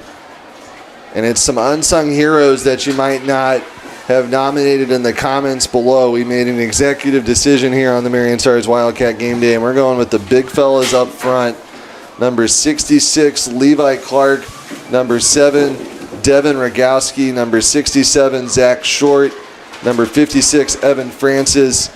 And number 59, Logan Black. Marion's offensive line, coached by Walter Skeet, our Hub Recreation Center players of the game. And as we were talking off air about who to give this to, the consensus was the group that did not collapse tonight, the group that held it together for Marion tonight. Really limited times where Callahan Roper had to take a sack or was under pressure. That O-line, with all the rushing touchdowns that Marion had tonight, would not have been possible without those big fellas up front. Yeah, absolutely. That great start that Marion got with the ground game doesn't come if the line doesn't do their job. And being able to give Hazel, Winters, and whoever it may be a chance to go make a play was absolutely critical towards Marion getting off with a good start, and then even towards the end allowing Cal to let some plays develop and then go make the big one when he needed to. Down on the field to the offensive linemen who helped key this Marion win on the road here at Carbondale tonight, about their contributions for helping Marion somehow rally and come back in this game. All right, where's my seniors? 3 seniors right here in the middle, right? How's it feel, guys? Feels great. Feels good. Feels great? Feels amazing. You guys were amazingly consistent tonight. We had a lot of ups and downs with this game, a lot of tossing and turning, but you guys, especially there on that last drive, were so key in pulling it out. You guys don't get a lot of credit in moments like this, but you guys, we recognize Wildcat Game Day deserve a lot more credit than we ever give. So congratulations, you guys are our players of the game. Thank you, sir. Thanks, guys.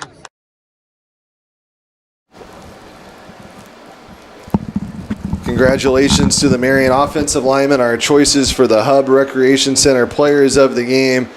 Guys that you oftentimes don't see get enough credit, Gage, and they keep working in the trenches week after week to keep Callahan Roper upright and provide those rushing lanes for the running backs. Yeah, it's a common thread amongst most sports that sometimes the most important things are the things that don't show up on the stat sheet. And they did a crucial job of allowing plays to develop and letting their guys use their tools to really make the Wildcats go. And that played a big part in why they came back to win tonight. Congratulations to those guys, the Hub Recreation Center players of the game. Olivia at the Hub will shout them out on social media on Monday, and then at the end of the season they'll be presented with a special swag package from the Hub for all their hard work on the field. One last thing to do before we sign off is hear from the victorious head coach, Jason Dunning, who got win number 5 and became playoff eligible tonight, and a guy that is always one that's wearing his emotions on his sleeves, and he was extra emotional tonight as Marion pulled off that rally. Here's what he told Bill Swinford about it down on the field. So when you take off that hat someday and your hair is gray, I think you might remember this game, right? Oh, well, I think it's this game and the one last year. That was a nail biter down to the end, and we made a play to stop it. But this is what high school football is about. We jump out 27-0, and I'm thinking, okay, hey, we're kind of cruising through on things, and then all of a sudden they've got momentum. Then we go into halftime. They've got momentum when they come out, and it just, we just ask our guys just keep playing, much like the same message as last week. Just go out, do your job, play your butt off, try to get the offense the ball back, and let them execute, and just watch this group of seniors. And and the thing I want to give is how many guys stepped in tonight? Yeah, into big roles. You had some key guys going we had down. Some key guys, and we had different times throughout the game where Connor Tanner got some valuable reps. He got some playing time. Broom goes in there and punches that to get it. But just next man up, and our guys just play hard. That's Congrats. Let's go get win 6 next week. Yes, sir. Thanks, Thank Coach. you. Thank you. He said it best, Gage. It's what high school football is all about. And what a treat we've had these last 2 weeks with instant classics at Marion and then here tonight at Carbondale. Yeah, just an incredible win, and you could feel the weight of it through every score throughout the night, every sack, every fumble, every pick, whatever it may have been. And all that Marion cares about is that final score at the board. And now they'll look into next week going, all right, one more win, and we can guarantee ourselves a spot in the playoffs. 5-3 playoff eligible. Carbondale falls to 3-5. We'll be at home next week to see Matt Toon for senior night, a big night for all these seniors that are mostly 3-year players, 3-year starters in most cases, going back to Coach Dunning's first season on the job. So that will be a special one for him, as potentially for the last time, barring a playoff home game, we'll see Callahan Roper and Junius Thomas, Hudson Wade, Alex Henry, Blake Winters, and all those guys play their final home game at Wildcat Stadium. So we encourage everybody to come out next week and support those guys. If you're unable to make it, you know where to find the game. Here live on the Marion Stars Wildcat Game Day on Facebook and on the Swinford Media Group YouTube page. You also can find print coverage continuing in the pages of the Marion Star newspaper. William Bateman and Sheila Burns will provide coverage in the print edition coming out next week as well. And Gage, this is our last game together for the season. We might get back together for the playoffs, but it's been a pleasure working with you this season, man. Thanks for being a part of the team. We look forward to doing some more games with you come basketball season. Absolutely. I loved it, and I can't wait to see what the Wildcats have on the hardwood, too. Hopefully we'll get back together for a playoff game next week. Bill Swinford will have the call from Wildcat Stadium. Stay tuned at the end of next week when the IHSA playoff pairings are released to see where Marion will be heading for the Class 5A playoffs. Thanks to Ross Swinford for all of his hard work on the controls. Thanks to all of our sponsors who make these live streams possible. Thanks to everyone who watched at home and commented. Until next week from Wildcat Stadium, this has been the Marion Stars Wildcat Game Day production of live Marion High School football. I'm Riley Swinford. Good night from Carbondale. Thanks for watching this live stream of Marion High School athletics on the Wildcat Game Day. The action is brought to you by the Swinford Media Group and all of our sponsors. Watermark Auto Group, John A. Logan College, Black Diamond Family of Businesses, Illinois Army National Guard, Deaconess Illinois Medical Center, Binkley-Ross Funeral Home, Legence Bank,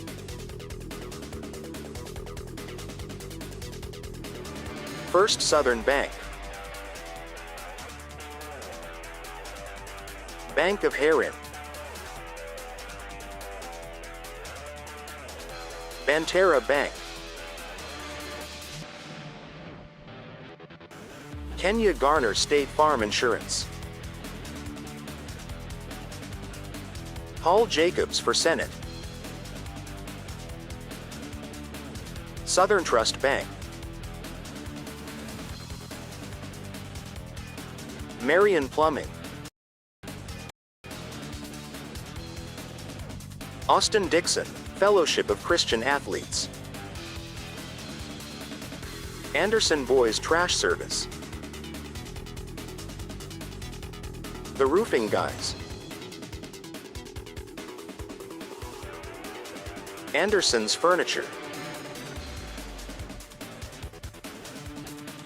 SIU Credit Union, Clark Natural Stone, Kemper CPA Group, Wit Wisdom, The Hub Recreation Center, the Print Shop, Blush and Ivory Bridal Boutique,